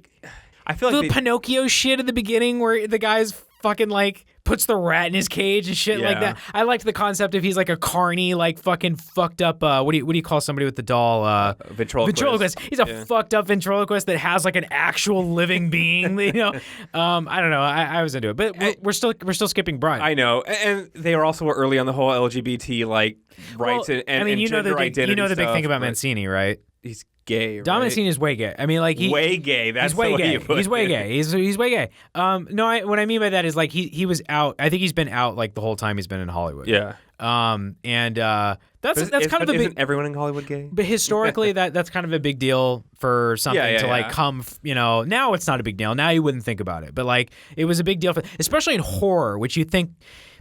You don't associate horror with gay people, I don't think, like, necessarily. It's usually macho dude and girl having sex. It's also, like, violence. Like, you think of it as, like, more masculine thing, but, like... But also, think about Friday the 13th. It's always, like, the two kids having sex that Jason's going to come kill or whatever, you know. But you also, I mean, don't forget Clive Barker is gay. Really? I didn't know that. Clive Barker is homosexual. So, it's, I mean, there's that, too. You know what I mean? So he is, really? Oh, yeah. That's crazy. Oh, yeah. Anyway, so that stuff's not there by accident. Right. Like, so when I'm watching it, I'm thinking of it in that way too. Yeah. Like I'm kind of like seeing this gay humor and this lesbian humor. Like it's there, you know. Whether it's funny or not, I don't know. But like the only reason Don Waters is in that movie to begin with is because of that. Right. I get that. Again, and it's like what they were shooting for and what they actually produced were just two totally different things. Like, you know, good on them trying, bad execution. We agree to disagree. Whatever. Let's talk about Bride. Yeah. So how does Bride start? So Andy's out of the picture. Let's start there. And I'm bummed. Yeah. And you might think it's stupid, but I kind of would like to see. I would have liked. This is we'll get to Curse when the stuff you showed me in Curse. I would have liked to see Andy come back too, but I wanted to. The difference between you and I here, like, I wanted to see Andy come into this crazy zany universe. Like, I would have wanted to see maybe that actor would like to show some comedic chops. I would have preferred this more like. I don't know, show Andy like fucked up or I don't know, like where is Andy? But like make it funny, like make it in this kind of like heightened reality, no longer the real world kind of. And you can kind of say like, well, he doesn't matter anymore. But I don't know, it kind of does mean something to me. Like that's, I don't know. Yeah, that was him. Okay, whatever. There's no Andy anymore. There's no Andy anymore. And the same rules apply. No, okay, so now this one introduces the amulet. So I guess you don't have to. Because it's not Leprechaun. Yeah. You don't have to tell the person, or you don't have to put your soul in the person that was the first person you told your secret to. You just have to have the amulet, and you could do it to anyone, I guess. You have. So he said he was wearing the amulet on the night that he transferred his doll, which I don't know if I think it's there. I don't think it's a retcon. It's not. I don't think it is either. I mean, I could look it up. But I don't think like he used the amulet in the first movie. It just was so jewelry he was wearing. But there's like these weird fucked up, like, so he needed the amulet to transfer his soul out, which he didn't need it before in 1, 2, and 3. Well, and he also puts Tiffany. Maybe he just never thought that like he could go like have his body exhumed and get it, you know. But like, so the rules were like, oh, only the first person you tell, unless you have the amulet, then it could be anybody. Sure. But then he also transfers Tiffany into the doll without it. After she's dead, by the way, because he electrocutes her. You're totally right. Yeah. But and she's also, I mean, maybe she wasn't dead yet, but he electrocuted her ass in a bathtub and then transferred her body after she stopped moving and whatnot. So again, well, he technically in the first, if you want to get technical, he did do it in the first movie as he was dying. So perhaps her soul hadn't quite evacuated her body yet. I don't know. I feel like the Chucky rules are not really like what's at the forefront here at this point. I'm always a stickler for the lore, though. I know you are, but this not even the lore, but like this is more like follow your own rules. What gruesome and funny things can we do with two dolls? That's really what this is all about. You know, what happens when you give him a companion? And also the female doll that he put her in is fucking ugly. Yeah. He's always had a little bit of charm to the way he looks, even when he was the good guy doll, and then he was like kind of mean Chucky inside a good guy doll. He always had a cool look, and even in this one, he still has an interesting look. The Tiffany doll just looks like I thought it was weird in the first, but then once she like puts her own clothes on and changes her hair and stuff, then I mean like the face of the cheekbone, it's really weird and ugly. Yeah. I don't know. Well, it's not supposed to be cute, you know. I guess, but it looks more like Tim Burton's like in a bad fantasy or something like that. This is a pretty basic story. We have a teenage couple, young couple. This stuff's dumb. I don't know if you recall I texted you. I'm just like, what is this? I said, is this a continuing storyline from something else that I missed? Like, you're like, is Katherine Heigl from somewhere? Yeah, like, no, is she like a grown-up character of somebody? Like, what the fuck is this? I don't even care about talking about the plot because we've just been talking about the more like the matter. So sum it up. It's a road movie. John Ritter is a police chief. His daughter's Katherine Heigl, and Katherine Heigl's dating a guy. And of course, John Ritter's making life hell for the guy she's dating. He's trying to keep her away from him. They decide to run away for reasons. Yeah, and they're gonna run away to New Jersey or somewhere to go get married or something like that. Because he's got $500. Yeah. So Jennifer Tilly lives in a trailer park. Tiffany. Because you can't call her Jennifer Tilly because she actually will be Jennifer Tilly. So I don't know if we mentioned it or not, but so Tiffany, this character Tiffany, is the ex-girlfriend of Ray. Chucky. Yes, of Chucky. Before he turns into a doll. And she's got a doll fetish.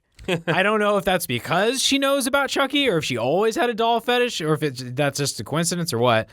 So it's kind of like what's that fucking movie? Natural Born Killers or, Bonnie and Clyde kind of thing. Like they're a couple, but they're both homicidal. Yeah. She kills somebody right at the beginning of the movie to get the doll. There's like a cop that gets the doll out of police. So she pays a cop, which is why we're in the evidence locker. Yeah. The cop goes in there and gets the pieces of the doll because he got fucked up into 3. He got chopped in a fan. Yes. So for some reason, police have evidence that and they put it together in a trash bag of like the body parts. She puts them together, right? And she puts them back together. But before that, she slits this cop's throat. Yeah. And doesn't even and then makes a joke about it or something. So she takes his lighter, right? That's it's funny. Whenever I think of that lighter, and I thought it was going to pop up again, like in the other movies, I kept thinking it was going to say "fuck communism" right, on because it. You're in the middle of reading Preacher.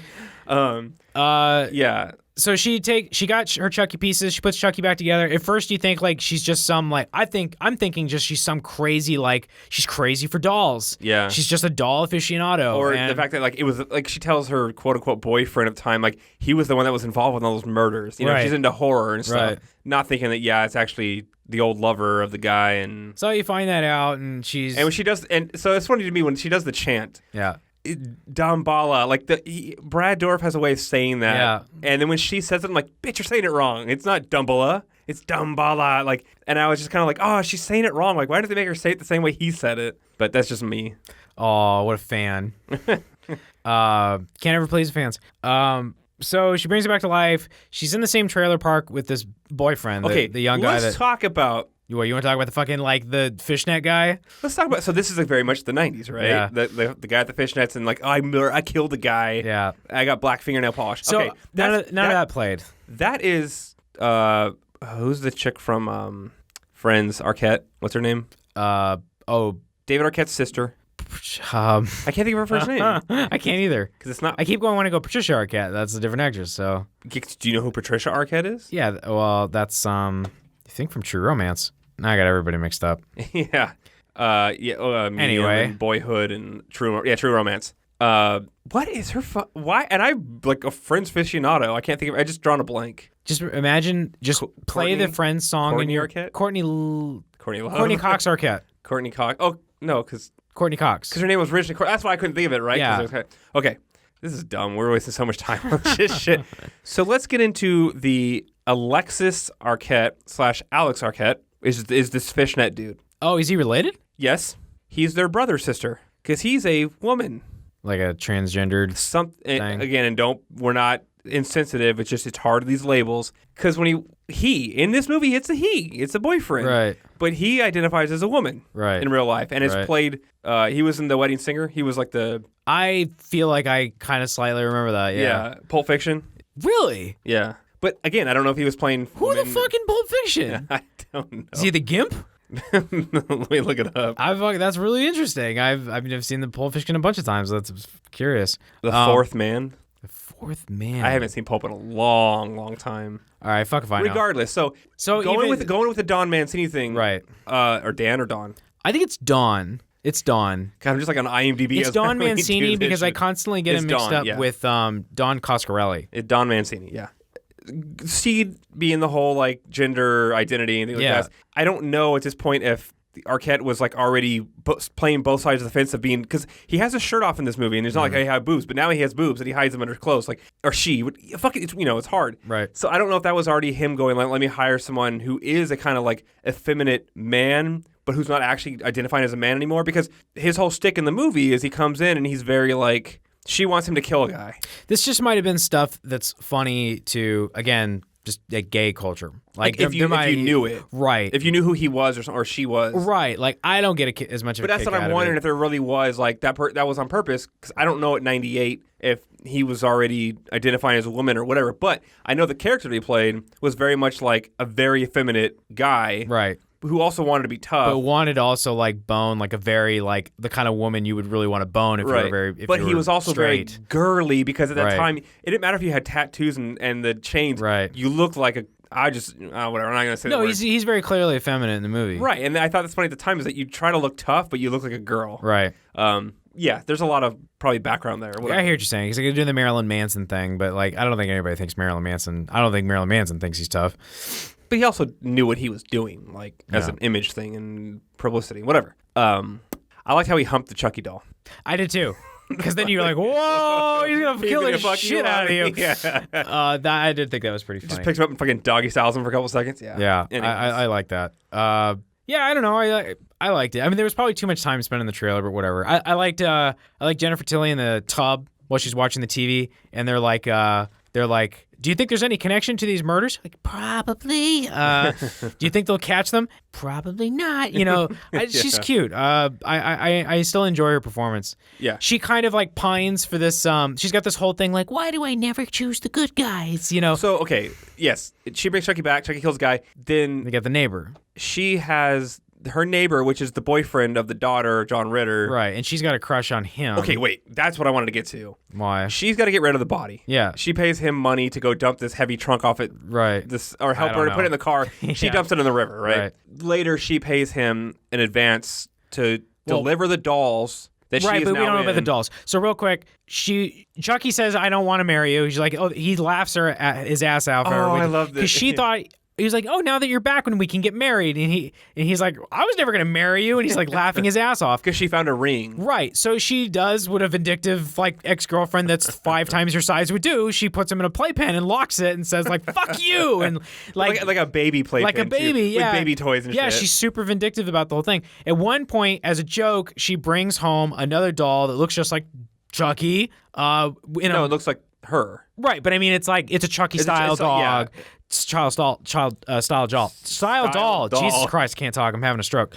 So she puts the thing in the playpen with him, and then at one point, like, he ends up palming a knife or whatever. And while she's not paying attention, while she's taking a bath, he cuts himself out of the playpen and kills her. He uses the wedding ring on the doll. And he like files down the wood until he breaks it. And so then he, as kind of revenge or whatever, he puts her in this doll. So now they're both in dolls. That's the setup, right? And she leaves a note for the neighbor / boyfriend young guy to pay him $500 and then $500 more in delivery to get them to New Jersey because they want to get the amulet off his dead body. Yes, it was still buried. Is buried, right? So now she has no choice but to help him. She wants to get out of the doll body, right? Yes, and this is weird because when she first talks to this neighbor, Jesse, I think his name is Jesse, she's like, like you said, like, why don't I ever get the good guy? Why don't I ever get them? The good guy doll. Good joke. Yeah. She's like flirting with him, and she's like, do you want to go get a drink? Right. And he's like, oh, I got a girlfriend.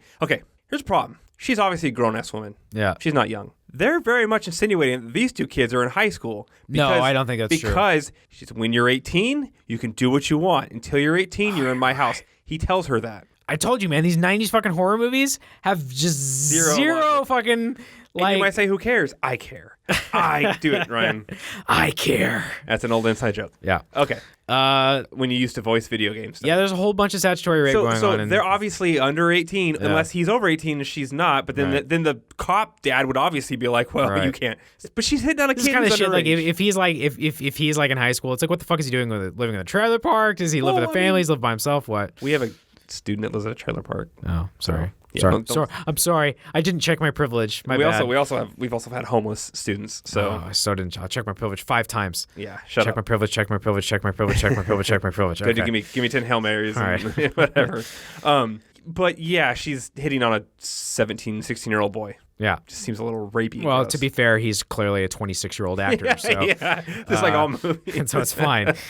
So now it's a road trip. Yeah, they're gonna get away, get married, and he has a van. Right. And the dad catches them before they leave. He's gonna plant weed in their car. Right. But Chucky kills. I think this is the part where you can start skipping the plot if you want to. We'll just sum it up real fast. Yeah. It's just Chucky kills the dad, dumps him in the van. They get pulled over later in the van. A cop wants to search the van on the dad's orders, but then they're like, oh my God, there's a dead body in the car. They blow up the cop car. Chucky does. They think they're blamed for it. Then they realize the dad's not dead, and then Chucky actually kills the dad. And then they realize the dad's in there, and oh my God, blah blah who blah gives a blah shit, blah right? blah. The cops think that these guys are killers. Yes. So these that's kids. So now it's in addition to them trying to make it to Jersey, it's also them they're wanted by the police and stuff.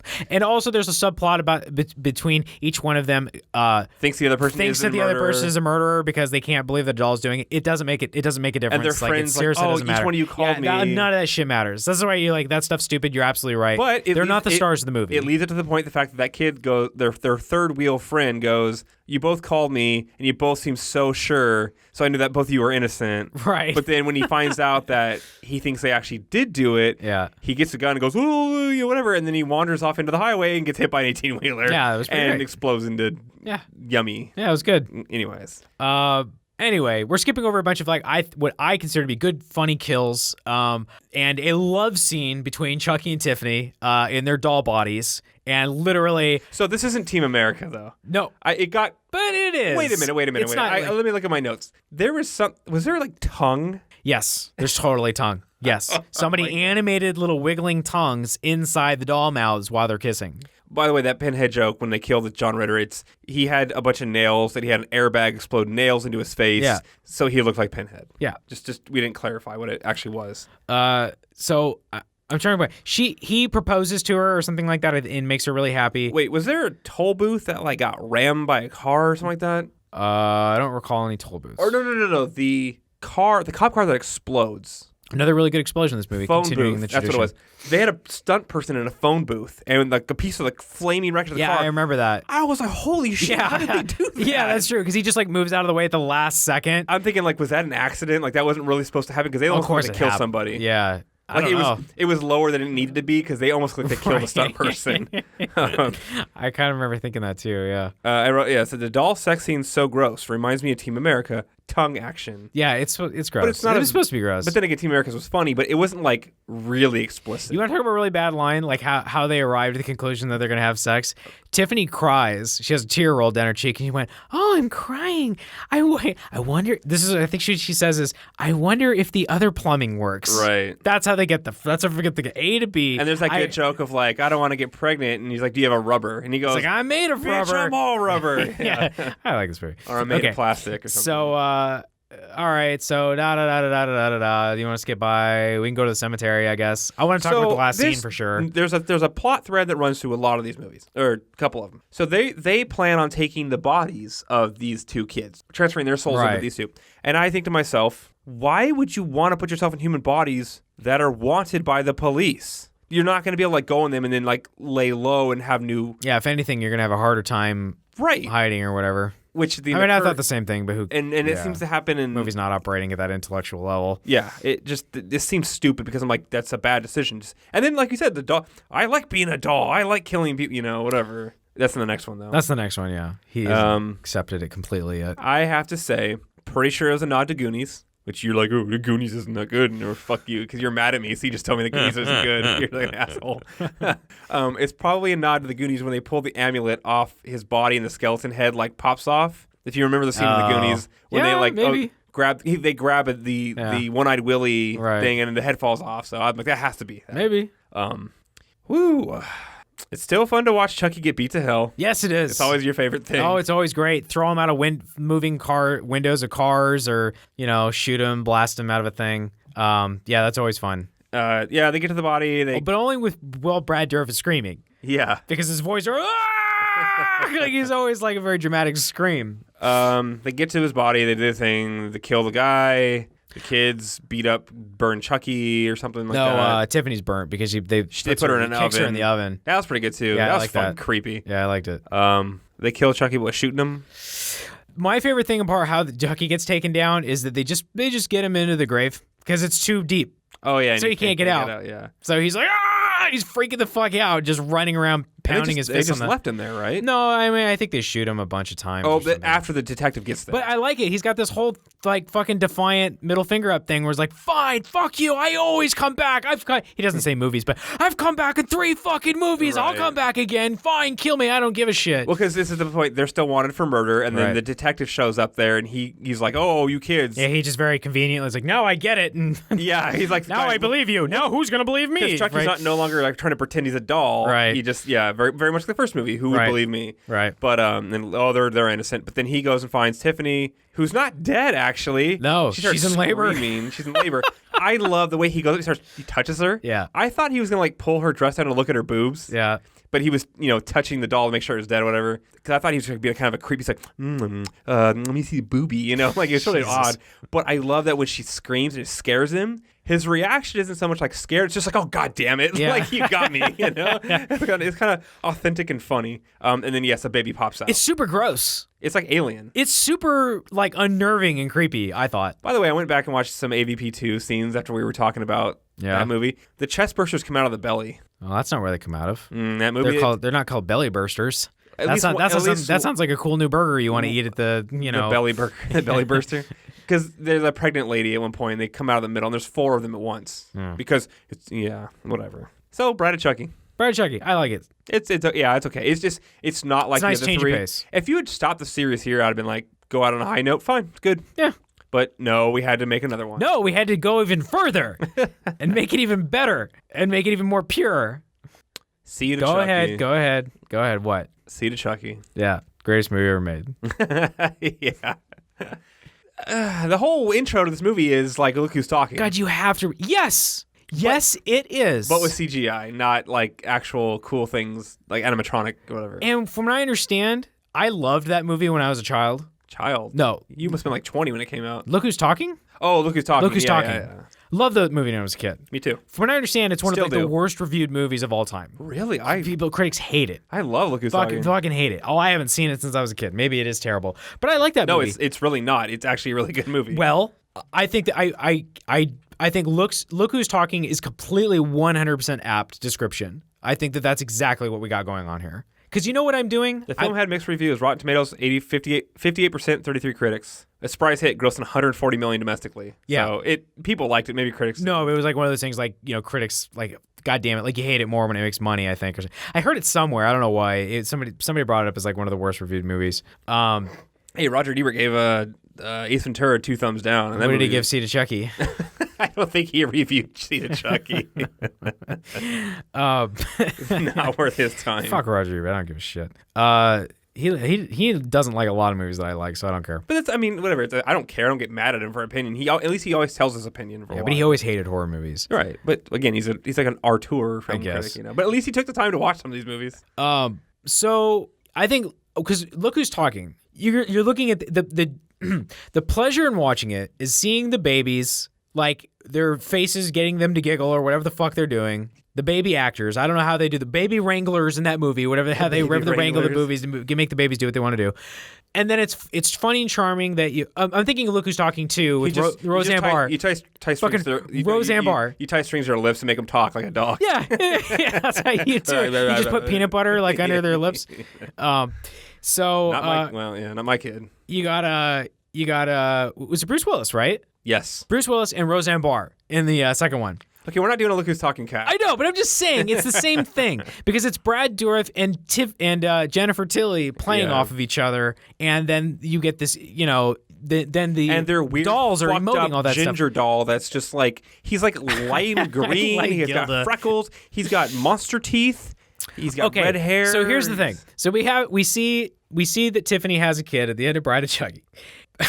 Seed of Chucky opens on what we have to assume is the child of Tiffany and Chucky, and he has serrated teeth. Before that, he's dreaming, and he murders a family that takes him in home. first person, which is, again, I liked this sequence too. I thought that this was fun. Again, before the movie threw me for a loop, right? I dig it. I still dig it. And he kills a bunch of family, and then she's like, and the daughters are just like, "You're pissing yourself, right? You're pissing yourself." Right. And then he wakes up and he's just fucking pissing himself. Yeah, and I'm like, "What?" In a gross, disgusting, like Pinocchio like style. I don't know if you saw the cartoon, but like the guy that gets him hold of him, and it's kind of like, "Oh shit! Like I'm fucked up now. This is bad." Like, he probably puts cigarettes out on him and shit. Like, that's the kind of thing you get. But he's a ventriloquist dummy. He's a ventriloquist dummy, but he's an evil ventriloquist dummy in Britain because reasons. Because it was, I don't know, it was fun. He's got a made in Japan imprint on his wrist, and he doesn't know who his parents are, and he wonders about his parents. He wonders where he came from, and all he knows is that they must be Japanese because of the thing. Yeah. So what is it? He sees something on TV. So the next scene switches to like this. It's like almost. Oh, no, it's Santa Claus is delivering a guy dressed in a Santa Claus outfit to his girlfriend. Girlfriend breaks up with him on the phone. He's just like, fuck. And then all the presents in the sack fall out because Chucky was in one of the boxes. And then Chucky kills the Santa Claus guy with Tiffany. And then it pulls back and you realize they're shooting a movie. Yeah, so it's doing the thing that... So Nightmare on Elm Street did it. I don't remember which one. But eventually they did one where they were actually making a... one. Okay. A New Nightmare? I don't think they ever did that with Friday the 13th. I'm trying to think if there's some other horror franchises that have done this before. I know it's been done before. Yeah. Like, it's not like brand new territory or anything. I think it's funny. It gives the whole movie gives an opportunity to satirize Hollywood in very broad way, but in a way that I still enjoy. To like the nth degree. Yes, like to the furthest possible, broadest, stretching, thinnest degree. To the point where, again, the only thing that I didn't really get a kick out of was, why is Redman in this movie? Like, and the only thing that I can think of is either one, probably Redman was just trying to break into movies, and so this was something that his agent could get him, or maybe there was something in... No, he was already... How High came out in 2001. Well, just another movie then. And this is 2004. Well, were there like... It's surprisingly How High was a popular movie with a certain crowd of people. Us. I don't know, high school kids, like middle school kids. Well, do you know what How High is? I never saw that. I know Method Man's I haven't seen it, but do you know they go to like university and they're just smoking weed? No, they smoke the ashes of some dead guy who's really smart, and they get really smart and go to like Stanford. All right, I gotta watch this. No, you don't. So no, they were already established as in like they can make a comedic. Well, maybe there was there like maybe there were some rappers trying to make movies at that time. I don't know. Like I've never heard of that. I don't know like what rapper tried to like transition into a directing career. But everything else I thought jived. Anyway, it was a look forward to the future to Kanye West. He's never made a movie. I can't wait. Can't wait. Can't wait. He was in Anchorman too. I mean, that won't be worth watching. No, it will be because he's like, this is shit. I like Kanye West. Gilda. Wait, he doesn't have a name yet. Whatever. The kid. Oh yeah. So it's also setting up that he is not violent. Like he's super not violent. Even though we just saw this dream sequence where he murders a whole family, there's this thing where he gets his voiceover and he's like, "I wouldn't even hurt to fly." Right, but he's having these nightmares because it's inherited from Chucky. He's got serial killers for parents. So Indiana Jones style, he jumps on a plane, he runs away and jumps on a plane, and instead of him showing him be on the plane like an Indiana Jones, it just shows... He sees they're making the movie on TV. That's what it is. He sees the dolls, and he sees the Made in Japan on Chucky's wrist as well. That's right. And he goes, "Mommy, Daddy." Like, that's an Indian accent, but anyways. So he rides a map. He somehow gets to fucking Hollywood. Who cares? He rides a map. He rides a map. He rides a map. They literally do the Indiana Jones thing where you see the line going from England to Hollywood. He finds the set, where they're making the movie or whatever, and tries to find his parents. I don't remember how they come back. Does it matter? Like how Chucky and Tiffany end up coming back? He says he finds the amulet. Oh, he might have found it and then just reads it. Like he finds something and then he reads it? He has the amulet and he reads the words on the amulet. Okay. And they totally come back in the puppets that were built for the movie. Where'd the fucking amulet come? I don't even want to ask. Okay, so... He had it. Who had it? It's the doll. Glinda? Glinda? Glinda? Glinda? Why did she have the amulet? He's had it since birth. I don't know. Okay. And then, so we brought it up before, but the Chucky movie they're making stars Jennifer Tilly. Like the actual Jennifer Tilly. Jennifer Tilly. Like Jennifer Tilly playing herself. Playing herself in the movie. So she's playing two roles. She's playing herself, and then she's also playing Tiffany. Yes.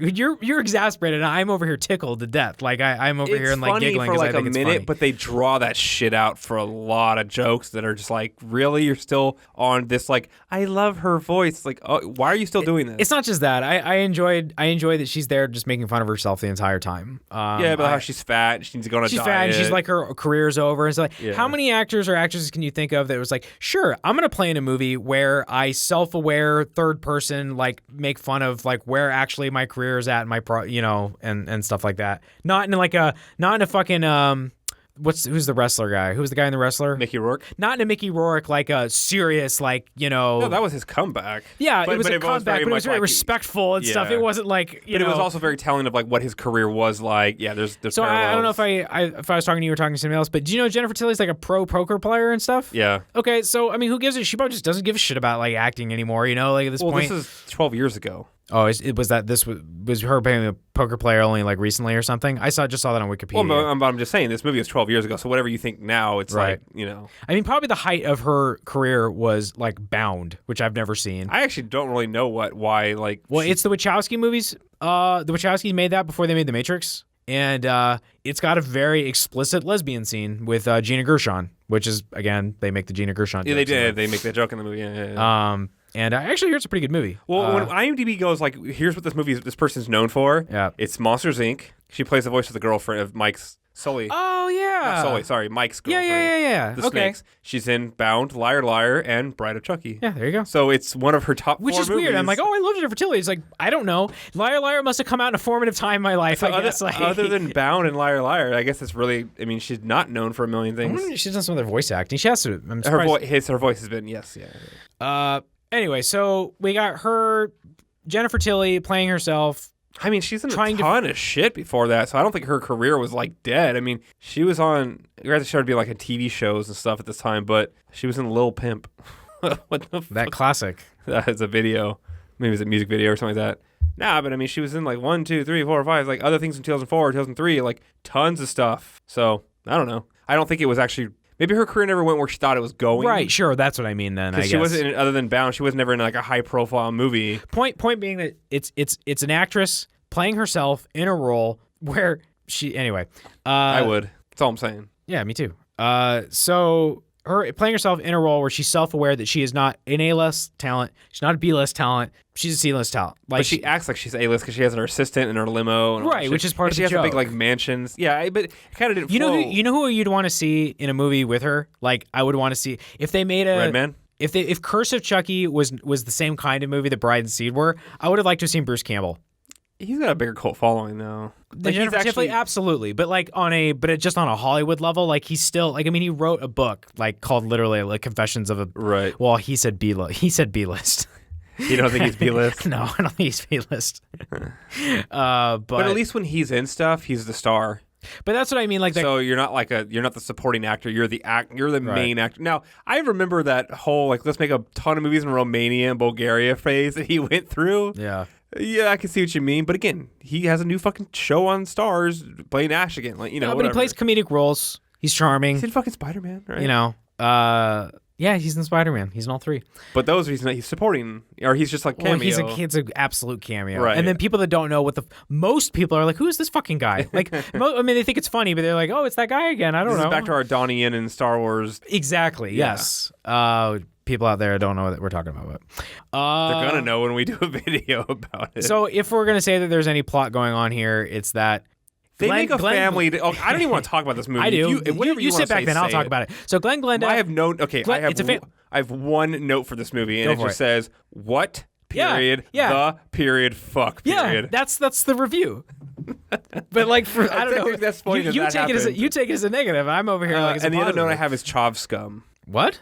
You don't know what Chav Scum is? No, I don't think I want. For anyone know. who's listening to this, just go to the Googles, type in CH. Is this like when you tell your grandma to look up goatsy? Or like Lemon Party. Reverse Goatsy. I used to like that one. It's outside looking or inside looking out. You know what I'm talking about? Yeah. It's you can silhouette something. You can put like a darkened silhouette on the edges that makes everything look like it's a reverse Goatsy. No, just go to type in CHAV Chav and then space scum and go to Google Images and just look away. It's the best I can describe it is it's. I don't even know why I wrote this now because it's actually more than it needs to be, but it's like white trash in the UK. Okay. It's the UK's version of white trash. Is that like because of Glenn Glenda? Maybe some of her accent. I don't even know why I wrote this, but something made me think Chop Scum when I did it. So if you don't know, maybe watch the movie, look at Chop Scum, and maybe you can figure out why I wrote that. Chop Scum. You put in the show notes. Yeah, if you can figure out why I wrote that, because I don't even remember. So Glenn Glenda meets up with his, I don't know, his parents come back, whatever. They're like, yeah, and they kill somebody to celebrate them being back again. And Glenn Glenda finds them. They're back together as a family. It's a pejorative epithet used in Britain to describe a particular stereotype popularized first decade 21st century by British mass media to refer to an antisocial youth subculture in the UK. They're fucking hilarious. They're the ones who take like tiny little cars and wrap them in like Louis Vuitton print. But it's like a $200 car with Louis Vuitton. Like Eggsy from Kingsman? They're usually ugly, missing teeth. So like the guys that he beats up, or the girls are just like they look. You ever seen The Simpsons when he has the shotgun that shoots makeup? No. He's like, oh, you set up to prostitute or whatever it is. Yeah. I remember they wear that kind of makeup. Okay. It's gross. Yeah. It's gross. Chop Scum. Hey, we have a lot of fans in the UK. Hey, you learned a new hateful word. Good for you guys. We have quite a few UK fans, so they probably know more about it than me. And if you are Chop Scum, I'm sorry. I love you anyways. I don't care. This movie. Jennifer Tilly wants to be in a Jesus biopic that's being made by Redman. She's willing to sleep with Redman to get that role. She does, in fact. Well, no, she doesn't. But she tries to sleep with Redman to get the role because she wants to play the Virgin Mary, which is a joke. And then at the same time, you have Tiffany and you got Chucky, and they're okay. So they have another scheme to get bodies again or whatever. This time, Tiffany's gonna end up in Jennifer Tilly's body, and Chucky's gonna end up in Redman's body. And Tiffany was a big Jennifer Tilly fan. Yes, and it's cute. It's funny. And then there's a lot of silly jokes like that like we can't do them all, but those are like they are the funny things in the movie. I but enjoy that they stuff. Take it too long. It goes too long, too far, whatever. I don't think so. It didn't go far enough. It could have gone farther. So Chucky. And by the way, I want to just say, even though these movies sound like they got really silly, and they did, they got super fucking silly very intentionally. I still think the kills are like legit rated R fucking kills. Dude, she guts Redman is steaming entrails pile out and fall all over the floor. They're not supposed to look real, but they look silly. What about Don Waters' fucking acid kill and stuff? That was like, hey, we have this thing called CGI we can start using. It was dumb. I mean, I thought there were some pretty good kills in this. This is like the whole let's go to space and with Leprechaun and Hellraiser because I would love to see Chucky go to space. The technology, the I'm CGI. way more interested in seeing Chucky and Tiffany go to space than I am fucking. I would because they'd be playing some anti-gravity shit like flying around. Okay, and then really like the whole weird part that is this whole plot about Glenn. They pull he doesn't have any junk. He's like a Ken doll. But he pees himself androgynous. at one point, and then that's fucking right. He pees himself. What the fuck? What the fuck? You're right. He's constantly peeing himself. So Chucky pulls. This is like a huge revelation for me. He pulls his pants down to see what's inside. There's nothing there. And it's smooth. How did he pee himself? It just like happened. Whoa! All right, now I hate the movie. Now it's broken. This is what broke the movie for me. Because they broke the rules. Anyway, so it's a whole thing where like Tiffany is like, oh no, it's a beautiful girl. She's Glenda. She's going to be a girl. And Chucky's like, no, he's a boy. I'm going to teach him how to do boy stuff. He's Glenn. And then the other thing is that Glenda is like all about not killing and not violent. So Tiffany's like, we're parents now. We have to be responsible. We shouldn't kill anymore. As if they were alcoholics and they needed to stop drinking. And so Chucky says, fine, I'll do it, and crosses his fingers and he keeps killing people. They actually make a joke about that where she calls someone like a hotline. I thought that was funny. He's like, oh, I slipped up the other week. It was just a little slip. Yeah, because he was talking about alcohol. She's talking about murder. Right. Hey, there's a movie called Chicks Dig Gay Guys. All right, I can tell you're losing interest, so just real quick, couple things. I'm looking at the girl from Curse of Chucky, what movie she's in. Sorry. And I do want to talk about Curse of Chucky still. A couple things I want to get to really quick. They impregnate Jennifer Tilly with a turkey baster. Well, this is after John Waters, with his super telephoto lens camera, was taking pictures of Jennifer Tilly's house and sees the shadow of Chucky jerking off. With a hand up in the air, like he's pumping up a fist and like, ah! Like he's so excited. Yeah, and it's making little like rubbery... And then they show the turkey baster with all the cum in it. Yep. And it's like CGI dripping, or maybe it was. I think it felt like it was special effects. Yeah. It was like dripping out all super gooey. It's pretty fucking gross. So they impregnate Jennifer Tilly. Jennifer Tilly has the kid, comes to term and has the kid and everything like with inside of a week because of reasons. Because of, well, they're like, it's accelerated pregnancy because it's a voodoo pregnancy. It's the voodoo pregnancy. And one thing I would say, because people actually do believe this part, and this is like portrayed in movies and TV shows. I'm gonna educate motherfuckers out there right now. You cannot tell that you're pregnant the day after you have sex. Okay, it takes a couple weeks. You can't take a pregnancy test and know you're pregnant the next day. Just so you guys know that. Okay. PSA brought to you by Alpha Rookie. That's not how it works. Okay, but she kills Red Man because she thinks Red Man's an asshole, and I don't know. Chucky decides that he doesn't give a shit about having a body anymore. He has a pretty wonderful speech that I'm really into about him kind of embracing who he is, and I'm Chucky, the killer doll, and I dig it. And but this movie like goes and gets really slow, and you're like, what are they doing? Like this whole thing about the bodies and killing, and they're living in the attic of Jennifer Tilly's house, and she's making phone calls to support, and then he takes her to go kill someone, and then she kills someone. It's just going on and on and on. I'm like, where is this movie going? It doesn't matter because it's all about it's all about the comedic relationship between the three dolls, which I found charming. You did not. I did. Probably nobody else did either because it's clearly not the direction they kept going in. So I guess we just real quick talk about how it ends.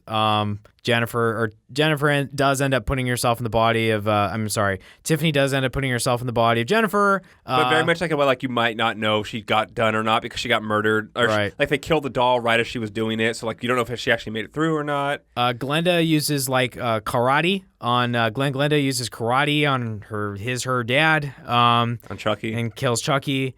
I don't remember how he dies. They just like stab him or something. I can't remember. And so yeah. And then they I don't know, and then she has kids, and it doesn't matter. I thought it doesn't matter. This movie's fucking weird and bizarre, but I thought it was funny. It's a weird and bizarre movie because again, there were things they were going for, gender identity and all that stuff, but I feel like the execution on some of that shit is just like I think it was played for laughs and nothing else. I don't know that it dragged on too long. Well, let's talk about a movie that dragged on even more. I will say Curse of Chucky is a better movie than Seed of Chucky. No, I think you're fucking insane. Like, Curse of Chucky is a more watchable movie any day of the week than Now, this to be fair, I did watch a lot of this movie while... Yeah, fuck you. You know, I don't know if we've said this enough on these podcasts so people know this when they're listening to you and I want to make sure it's crystal fucking clear. When I watch these movies... That you don't finish a lot of times. When I watch these movies... I watch them at the speed. These movies, these fucking movies, 9 movies. When I watch these movies, I watch them at the regular thing. It takes me, if it's an hour and 45-minute movie, it takes me an hour and 45 minutes to watch this movie. Kyle watches these movies at 4 times fucking speed, okay?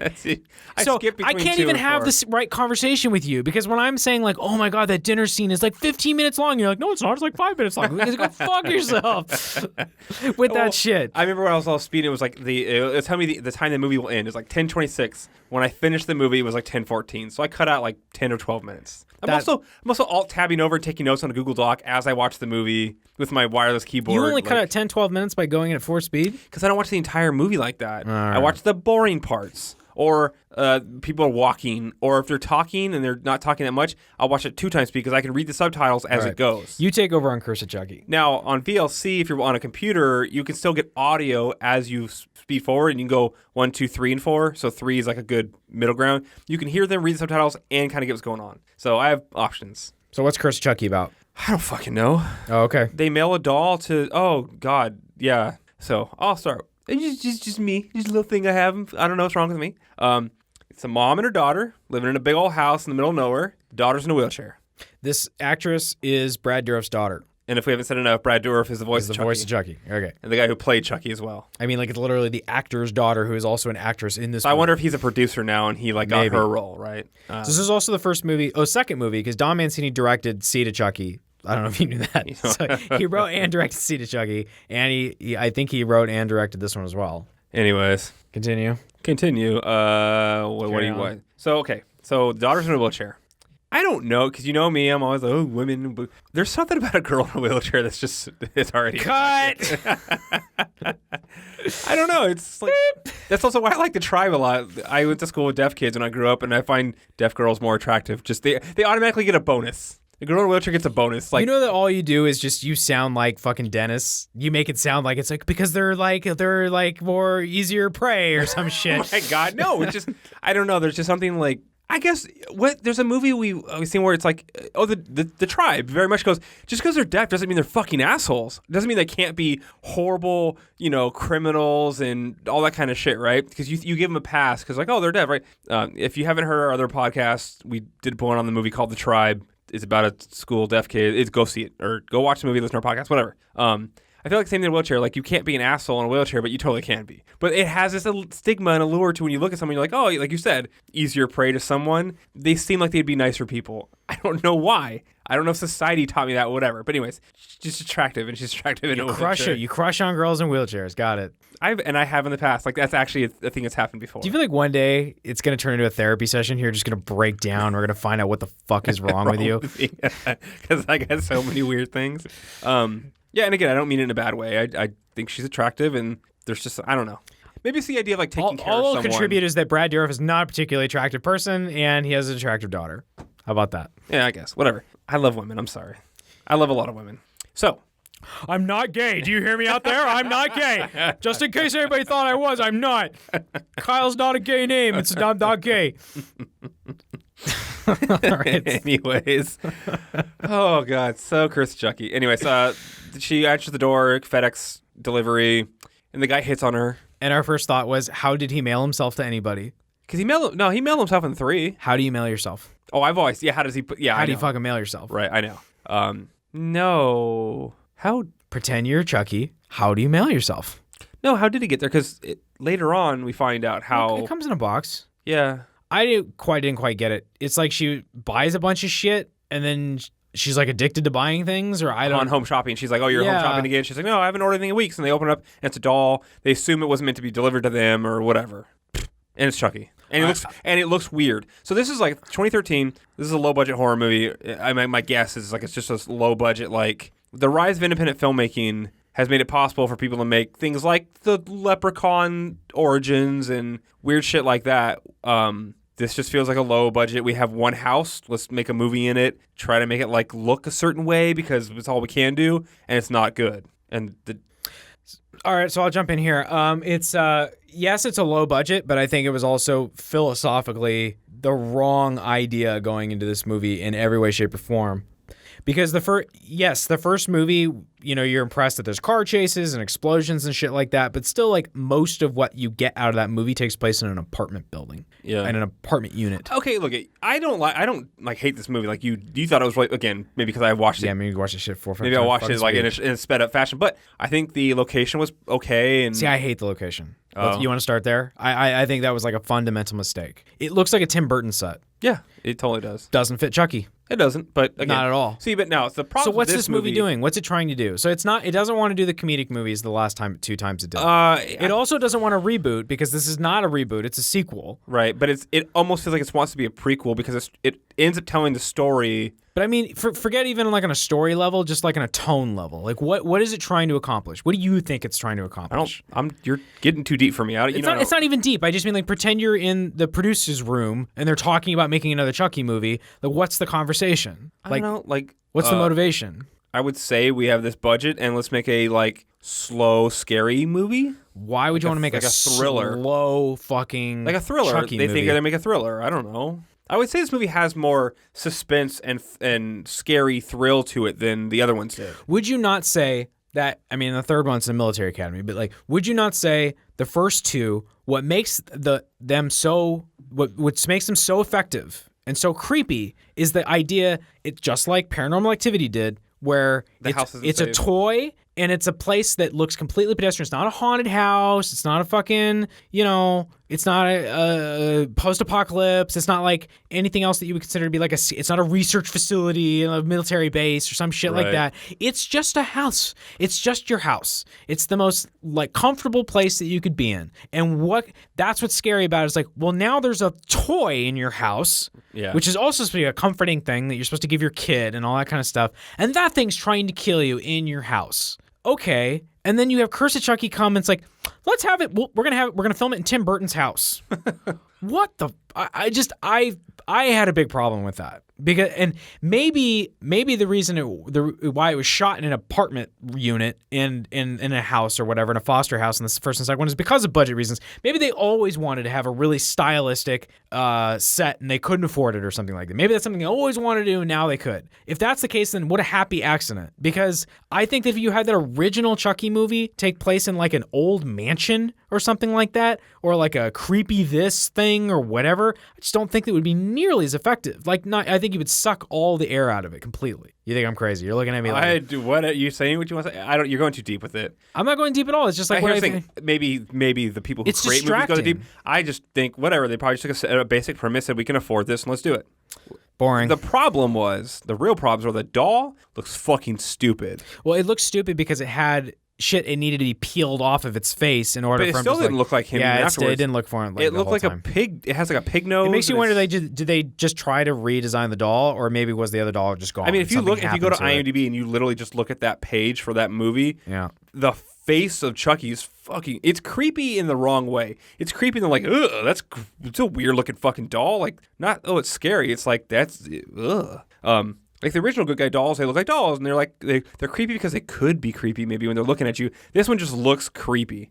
All right, I'm gonna keep criticizing. So this is the kind of horror movie that I'm not interested in watching anymore. Like you said, the low budget horror movie, right? A low budget horror movie used to mean Texas Chainsaw Massacre. It used to mean a lot of other like kind of classic horror films that we have today. Now when it's like a lower budget like this, they try so hard to make it look super slick. Yeah, they look really clean. I told you, like movies, like the rise of it's not the word. It wasn't crowdsourced, but it's just basically camera equipment. That shit. It all became a lot cheaper. Yeah, but it's also like I think a big detriment. It's a huge detriment. I agree 100%. It sucks to say that because the more people that are making movies or music or all that stuff should be a good thing. It's like the App Store. Like, oh, everyone can make a fucking app on an iPhone, shit, right? But the problem is we don't want everybody doing it because it means all the garbage can come in as well. I think that the problem comes into it when it's kind of like an uncanny valley sort of situation. Yeah. The higher the production value you make it look like, but then nothing in the movie actually rises to that occasion. Right. So you're just left with this weird disconnect with the way that the movie looks and the actual movie that you're watching. Yeah. So another example of this is the casting. Like and also just the writing. These characters, I'm just like, I don't think any of these people know each other, like or care, or like what? Yeah. Like the lesbian relationship between the two. I mean, just what the fuck was like? What? I mean, basically, like you're saying they didn't earn it. No, nothing is earned. Right. Like no, in any way, shape, or form. Again, you go back to the first movie. That goes. Bride of Chucky. Those teenagers, they didn't earn. No, that's why you don't give a shit about that. Right. Like it's so secondary. It doesn't even mean anything. But even if you go back to even the first and the second one, the third one I didn't like it as much. But even the first one and the second one, it's like okay, the mom. I believe the mom. I believe the cop. Yeah, and I believe the reaction between the cop and the mom. I feel like that's what happens when you're making a lower budget movies, and you just go faster. You don't care. It's too bad. Because, and this is why I'm kind of passionate about it, because I think that there is a really wonderful Chucky remake that could happen, that somebody could do. And I mean, in the spirit of the first movie, and doing everything that first movie did, but doing it better, doing it with modern effects, doing it with modern technology, doing everything what you said. But still doing those things that the first movie did. They've shot themselves in the foot. Maybe not that. They've already put themselves in a corner where after having Bride and Seed, and now like her. See, I don't think that's true. I think this was you couldn't go back to being a serious. I think that you could. I think that that's what this one tried to do. And I was open to that, but it's just a shitty movie. I honestly think it's the worst. It's the worst of the whole bunch. Like by a long shot. When I judge these things, I judge by how bored I am. Right. And even if I think it's fucking nuts when I watch it, if I'm entertained at least the entire time from beginning to end, I go, hey, it's doing something right. This, I'm just like, fucking yawn, man. Like, what? I don't care I can go with that, but I this. did actually feel for the main character and nobody else. Like the actual, like, when I say father, I don't mean dad, I mean like church father. Like that guy was an unbelievable, I did not believe that guy playing a father from the church. That was a weird absolutely character. not. But I mean, the sister shows up with all her plastic surgery in her face, and they're supposed to be like, "Oh, I miss hug you," and I'm like, "Who's the other the lesbian girl, the one that gets like electrocuted, nanny. Walking around in her bra and panties?" The nanny. The nanny. She seemed to. She's a nanny. She's a nanny. That's like a nanny, like you'd believe, like that's a nanny that gets hired, and then like in this crazy Tim Burton. So we have this crazy Tim Burton house that looks like Johnny Depp wants to live there. Like it looks like Nicolas Cage. This just looks like something. Nick Cage. This is something that like this is a house that like Nick Cage got repossessed when he got in tax trouble. Yeah. And also a woman lives there in a wheelchair, and also she's got a smoking hot like looks like an Eastern European fucking. Even though I don't think she had an accent. No, they don't live remember. there. It's the nanny for the sister who doesn't live there. So she's just rolling with them. Okay. Let me just give you a little bit of history. I don't know, whatever. I mean, her sister and her husband with their kid show up with a nanny. It's their kid. Yes. Well, did you not watch that? This movie sucks, man. I watched it sped up, but I knew more was going on. Yeah, maybe I should have watched it that way. The sister lives there by herself, and then the main character lives there by herself, and her sister shows up with her husband, her daughter, and the nanny. Because they're just really rich and they just have a nanny that accompanies them. She acts like she is, but it turns out like they're actually having money issues. See, I didn't believe in any of this stuff. Let me just whatever. My wife was a nanny. This movie sucks. Was a nanny for rich people for many years before she like actually got a career when she was younger. And yeah, they would like, we're gonna go on vacation to Hawaii. Do you want to go with us? And she'd be like, well, no, not really, because I'm just gonna watch kids the whole time. But yeah, they would bring people. Yeah, totally. Yeah, like that's totally a thing. Young, pretty girl nanny. That's yeah. All right. Anyways, they all eat chili. Yeah, they all eat chili, and they pay her $400 a week, which it's not very much money if you're there full time. Your $400 a week is not a living wage, but whatever. You know, I could totally see like my wife when she was that age, like if they wanted to go visit some family and need kids, like they would. You could totally see your wife having a lesbian affair with the mother. Yeah. Well, she is kind of hot. The person that they were rich, so she was an attractive looking mother, whatever. Anyways. So many things. You're making this a very sexist thing. The lesbian thing threw me for a loop. I was not expecting that. I'll give the movie credit there. Because they played off like the husband and the nanny have a good relationship. He's like, oh, where's Jill's at? Let me go help Jill with stuff, right? Like, oh, the husband's got a hot thing for the nanny, which is like, of course. But then you find out, oh, no, the wife is actually boning the nanny. Yeah. I didn't think that was going to happen. But they both actually are into her. But yeah, it was, again, they didn't earn that either. Because when they did make out and they do stuff, it felt really awkward and just like not believable. Hey, you want to tell me? Well, I'll tell you something right now, right? You're going to tell me how many lines about chili there are in the movie? Ed O'Donnell, subscribe to us on YouTube. What's up, Ed O'Donnell? Hey, what's up, Ed O'Donnell? Shout out. Big shout out. Big shouts. They eat chili, and one of the chili... So, okay, God, I don't even want to talk about this. Yeah, because it fucking sucks. No, okay, so Chucky comes back to life again, or he was already back to life. Obviously, the little girls who... So, in this one, I guess he wants to put his soul in a little girl, like a 8-9-year-old girl. Well, maybe, like, Glenn Glinda's not that far off, you know? You know what I'm saying? Yeah, maybe he learned something from Glenn Glenda. Yeah, maybe he wants to... Whatever. And he puts rat poison in one of the chilies, and they all eat chili. I'm just saying, like, if anybody knows... And they have extreme close-ups of people putting chili in their mouth and chewing on it, and it's fucking gross. When a transgender person says that I am this person trapped inside of another person's body, I'm just saying nobody has a better actual fucking indication of what that means than Chucky does. Sure. Because he's literally a person trapped inside another body. Yeah. Well, yeah, fine, whatever. That was funny. No, it wasn't. Yeah, it was. It was great. It's a body that he has a penis on that he likes to have sex with, whatever. The father gets decapitated in a car wreck because the chili... Goonie sucks. You're such a dick. The There's an elevator in the house, which is a throwback to the first movie. So, okay, what this movie is, it's like, let's take all the things. So Dark Souls 3 is out, and if you hear a lot about Dark Souls 3 is that, like, there's a lot of nods to the other movies, or the other games. Dark boys holes. Dark Souls 1, 2, Demon Souls, whatever. There's, like, things in there, right? This is like that. It's kind of like, why are you, whatever, I'm just going to ignore you. Dark boys souls is funny. So there's an elevator in the house. There is a mom who gets killed by Chucky. Oh, wait, that doesn't happen in the first movie. No, the only elevator thing is... sorry, the sister happens. It's the thing where the old people are like, what an ugly doll. And he's like, fuck you. Yes, there is like one little action scene with the elevator, I think, in the first movie. It's very much that elevator, the way it moves, the way the sound it makes, it's a throwback to the elevator in the first movie. Yeah. So obviously a throwback to the first movie at the very end, after the credits. I feel like we've just lost all our steam on this movie. This movie doesn't have any steam. There's no let me steam. just say there's a funny thing that happens. In the credits, I'm thinking it's the guy who played the father. There's someone named A. Martinez, like just letter A. And it doesn't say A. dot for Alfred Martinez. It's just A. Martinez. And it says, during the credits, it's like, this person, and it just says, with A. Martinez. As if, like, there's A. Martinez in this movie. I'm not going to tell you which ones aren't A. Martinez. Like, who named their kid A? First of all. But when I read it out loud, it says, with a Martinez. One of them. Yeah, just one of them. Yeah. Like, I just... They're all the same, you know? There's a Martinez. There's A. Martinez in this movie. Yeah. You'll figure it out. It made me laugh because I interpreted that wrong, but I thought it was funny that the way they did Somebody should name her kid The. Yeah, have one more kid and name him The. With Martinez, you know? Yeah. She checks on her mom at one point. She screams, and she opens the door and goes, Mom? She's in a wheelchair. The door handle, standard door handle height at every door I've ever seen. She was standing when she checked on her mom. She can't stand in the movie. Like, she opens the door. I don't know if you remember this. Yeah. She opens the door. She's like, Mom. She looks in the room. If you look at where she's standing, like where her head is in relation to the door or the frame, she was standing up. Because if she was in her wheelchair, her head would be next to the doorknob. There's no doorknob on the door. Oh, like through the crack in the door? Yeah. I get it. You could tell she was standing looking through the door and going, wait a minute. And then she can't stand in the movie. So that was you just spoiled the end of the movie, that she's been faking that she's in the wheelchair the whole time. You should just talk about what fucking, like, why her sister's name is, they call her Barbie. Her name is Barbara, probably Barbara, but they call her Barbie. Like, what the fuck? She's got way too much plastic surgery. People, if you look like this lady, we know you've had work done. It looks bad. It actually makes you look worse than if you didn't have work done. You're not fooling anybody. She's gross. I'm sorry. I go from like, you're hot to you're gross. Like, she's gross. I'm sorry. I'm ugly, but she's gross.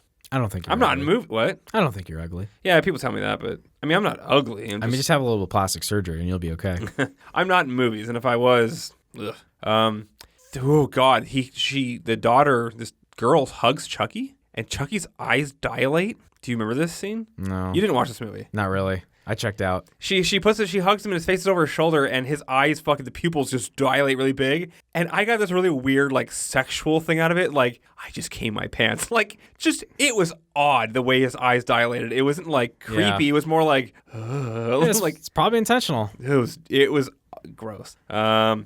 He cuts one of person's eyeball out and bounces. I saw that. The CGI eyeball bounces downstairs. That's right. I saw that. He pours water on the ground, electrical socket, electrocutes the girl. For some reason, her eye also gets really burnt and almost falls out. Yep. Because that's what happens, right? Yeah, your feet are getting electrocuted, so your eyeball starts to burn.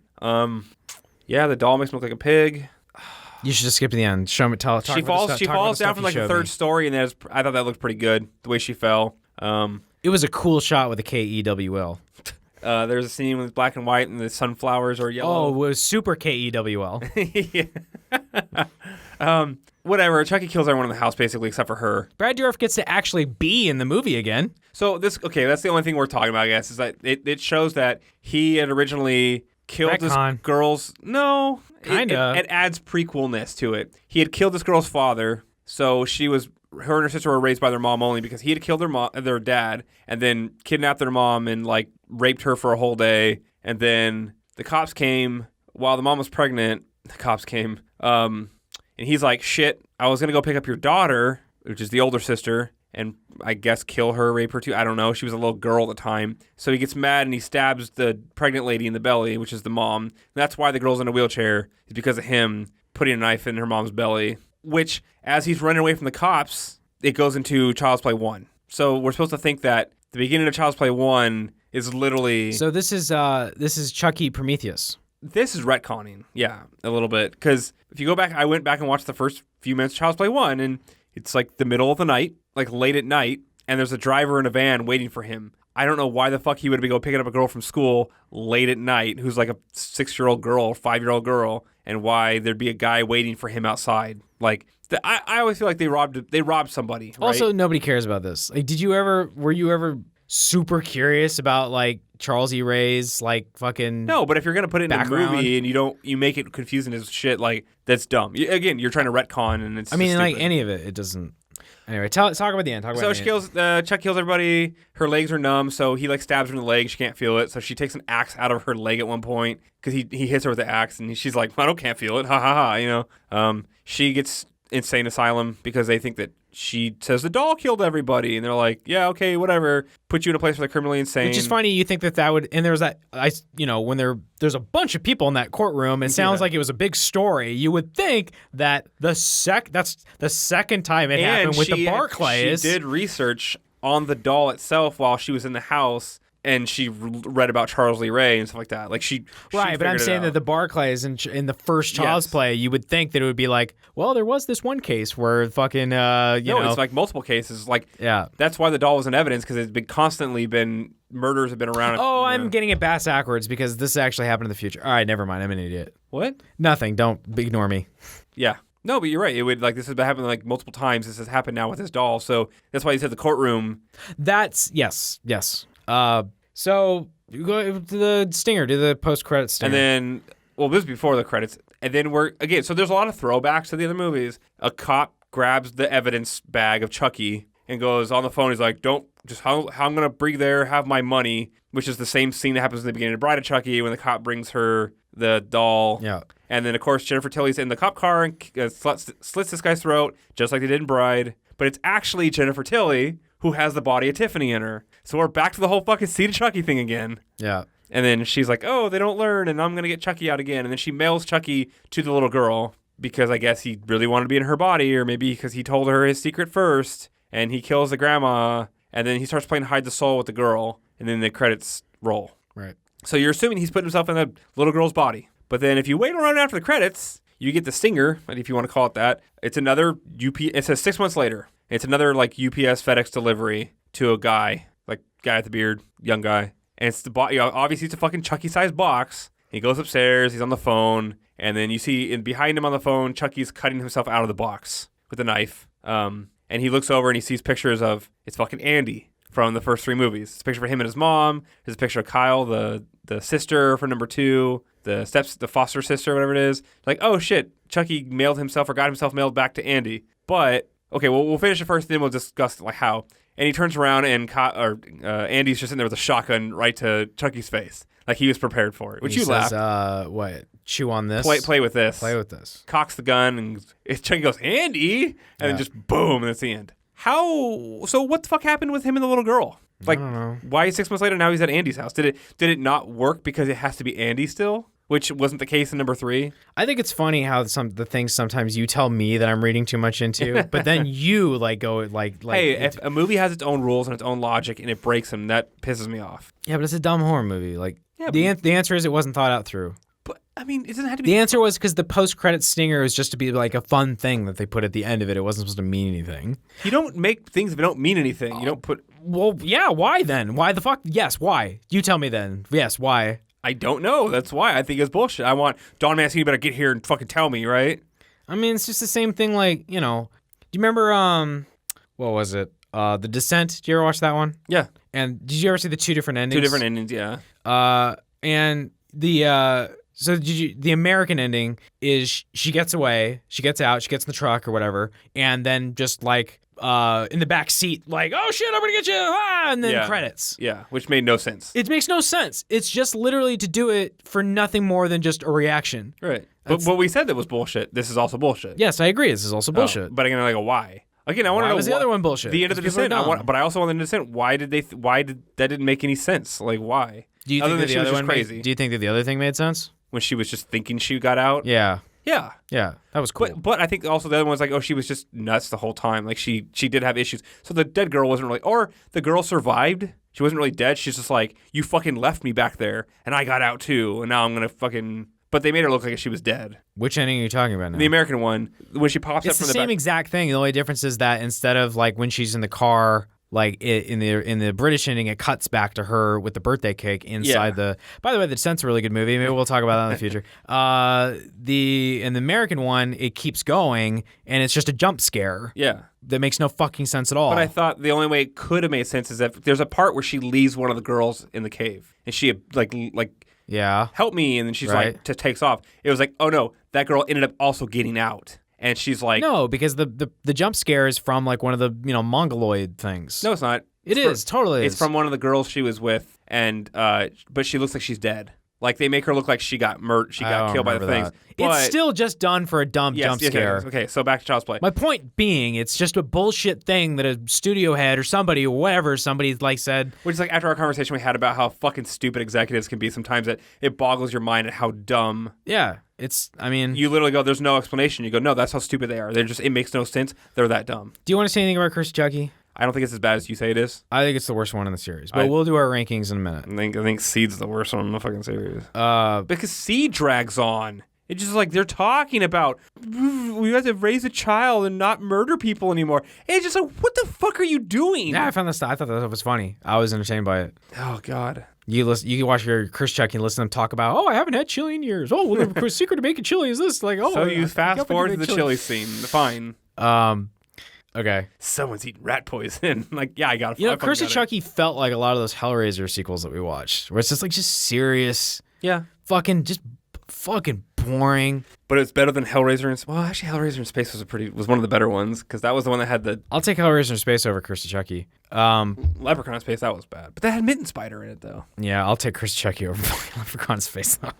But it had We just rank them all. Let's do Hellraiser, Child's Play. and Leprechaun and Child's Play. We'll do it all in one big mashup. We'll write an article on alpharookie.com. That's just like I just want to say I want to say it one more time. I don't think. I mean, I think this probably killed it because this was the opportunity to do it, and probably now there's no interest in it. But just on a fundamental level, like should you like, can you do it? I would still love to see not a sequel, not a reboot, not a reimagining or whatever, a remake. I wanted just a remake. I want the same story with the kid and the mother, and the kid's got a doll, and that. I wanted to see that, do that. I want somebody to see if they can make that scary again. I think that can be done. I think you could do that on a really low budget. I think that Chucky's persona in popular culture is the Stitch that face, impossible? whatever. I don't think it's possible to go back because a lot of people probably grew up. What if you redesigned A lot of people it? grew up thinking of him as the last three movies. But you know Chucky. what? The other thing too is that people associate that so much with Chucky. I think a lot of people don't even know that the original movie was called Child's Play.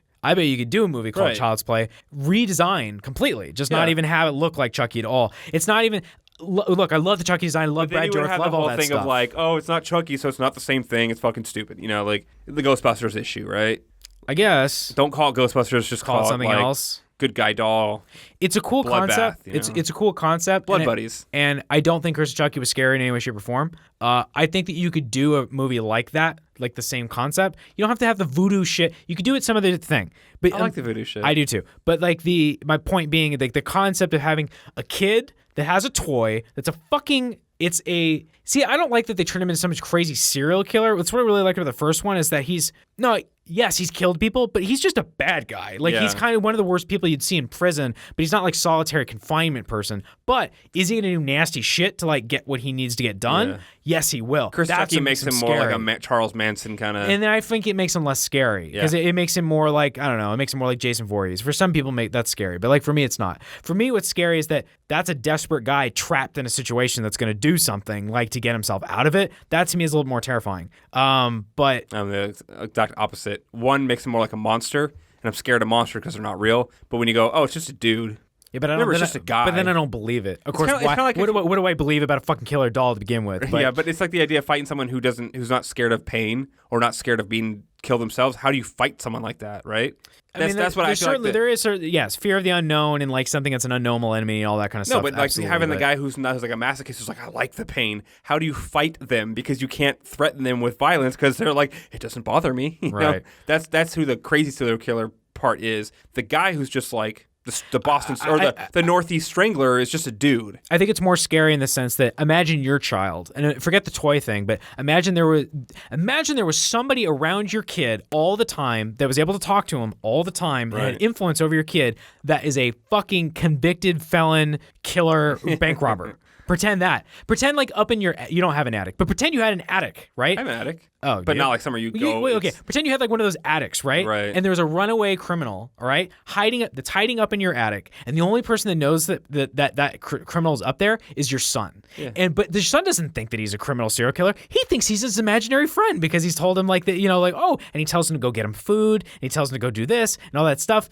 I just like that. But you just said I don't know any of this. What's that? You just said I don't know this is going on. But then you found out, right? I mean, doesn't the idea of something like that happen terrify you? Like, isn't that something like that's totally different? That's a monster living in my attic, not a person. But that's the way I think of Chucky in the first Child's Play. Yeah, it's a monster, not a person. But I don't think of it as a monster. I do think of it as a monster. I think of it more of as a Stephen King character. When you think of it as a person, you're just like, oh, it's just a dude in a doll. But when I think of it as an actual alive doll, that's scary the shit out of me because it's... But there's characters like that in Stephen King novels, and I do consider those people. Yeah, whatever. Anyway, so you want to do the rankings? It goes right down the board, except for the last two. I flip Curse and Seed. I go... 1, 2, 3, 4, 6, 5. I go 1, 2... I go 1, 2, 4, 5, 3, 6.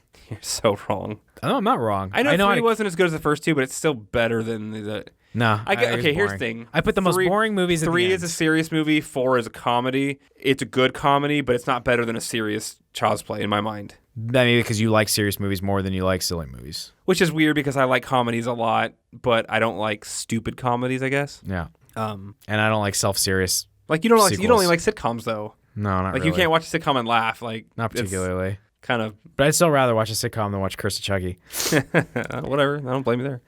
Anyway, so Child's Play, everybody. We did it. There, are you happy?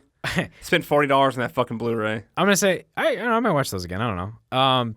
I will definitely watch parts of and they'll probably make appearances in our videos as like short clips of funny things that Chucky just goes. To be perfectly honest, like all of like, you're wrong and you're crazy aside and all that kind of stuff. Like the only movie I ever feel like revisiting in any way, shape, or form is the first movie. Yeah. Not to say like go flush all the owns out the toilet. You've heard me talk about it. Like I do think that there's a lot of good things about them, but you flush most of the Hellraiser movies down the toilet. You flush, as far as I'm concerned, probably all the Leprechaun movies down the toilet. But actually, I enjoyed this series overall way more than our last two expeditions. I like Leprechaun 1. I like Leprechaun 3. It sounds like almost like a song. Like something's going to rhyme with 3. Yeah. And you can't have, sometimes you have to suffer through shit to get good stuff because you had to go through the bad stuff to get Lep in the Hood up to no good. So Jesus Christ. You should have seen the face of, like, I talk to this like Hollywood producer at work, and I tell him, like, he's like, what are you even watching? I'm like, I'm watching all the Chucky movies. He's like, oh. I'm like, you know what? Don't, That's what I'm saying. There's bad horror movies, but people like... probably don't realize the first 3 movies are... At least watch that first one. I think you'd be surprised at how well it's made. Anyway, I guess I'm done talking about it. I don't have anything else to say. Do we want to tease anything else? Are we working on have we decided when we need a little bit of a break from the horror marathon for a bit? I mean, what we talked about. Hey, about. vote in the comments, right? Like a lot of the times we do stuff like this, it's because they're from recommendations or suggestions. Yeah. So we've had Puppet Master recommended. I've never seen any of those movies. I have no idea. Are those the doll ones? I guess so. I want to watch the one with the dolls that come alive. I think that's Puppet Master. After watching Child's Play, watch another Dolls movie. Another doll movie. Yeah. No, I think that was called Dolls, and Puppet Masters or something different. 2 different things? Yeah. Shit, I don't know. Children of the Corn, I really, really don't want to do that. I really don't want to do that. That sounds like a serious exercise in masochism. But not many people have made it this far in this podcast anyway, so barely anyone's even hearing this. Okay, fair enough. Yeah, we'll do another horror series. Go watch the RoboCop video. It's not getting enough views. RoboCop and Frank Miller, it's a good video. I like it a lot. Worked hard on it. Alien Day is coming up. Alien Day is coming up. But by the time you hear this, probably it's already been passed by a long shot. So book reviews. Comics Preacher, we're doing stuff. I think we're gonna call it there. Wow. What? Good night, everybody. It's we just passed the 4-hour mark. Holy shit! When I edit this down a little bit, it'll be below that. But yeah, we did a 4-hour. This is the longest one we've done so far. It's funny. This is 6 movies. The other ones were both 9. Hellraiser nine and movies and 5 movies. Oh, sorry. No, 6 movies. There were 6 Leprechaun was Leprechauns. 7. You're right. It was 7. But you didn't watch the 7th one. It's 2 hood movies. 1, 2, 3, 4. Yeah, this one was 6, and we spent more time talking about this one than we did the other ones, which is probably a good thing, which means there's more to like, or more to talk about, at least with Child's Play, than there was all the Hellraisers, all the Leprechauns. That's probably right. So, all right. Good night. Good night. And if it's the morning, good morning, I guess. Good morning to you. Good afternoon. That too. It's nighttime for us. Good night. Any special words? Last words? Come on. Words of advice? Words of wisdom? Words of advice. Don't watch Curse of Chucky. Don't use turkey basters to impregnate people. It's probably with doll sperm. It's unsanitary. Says you.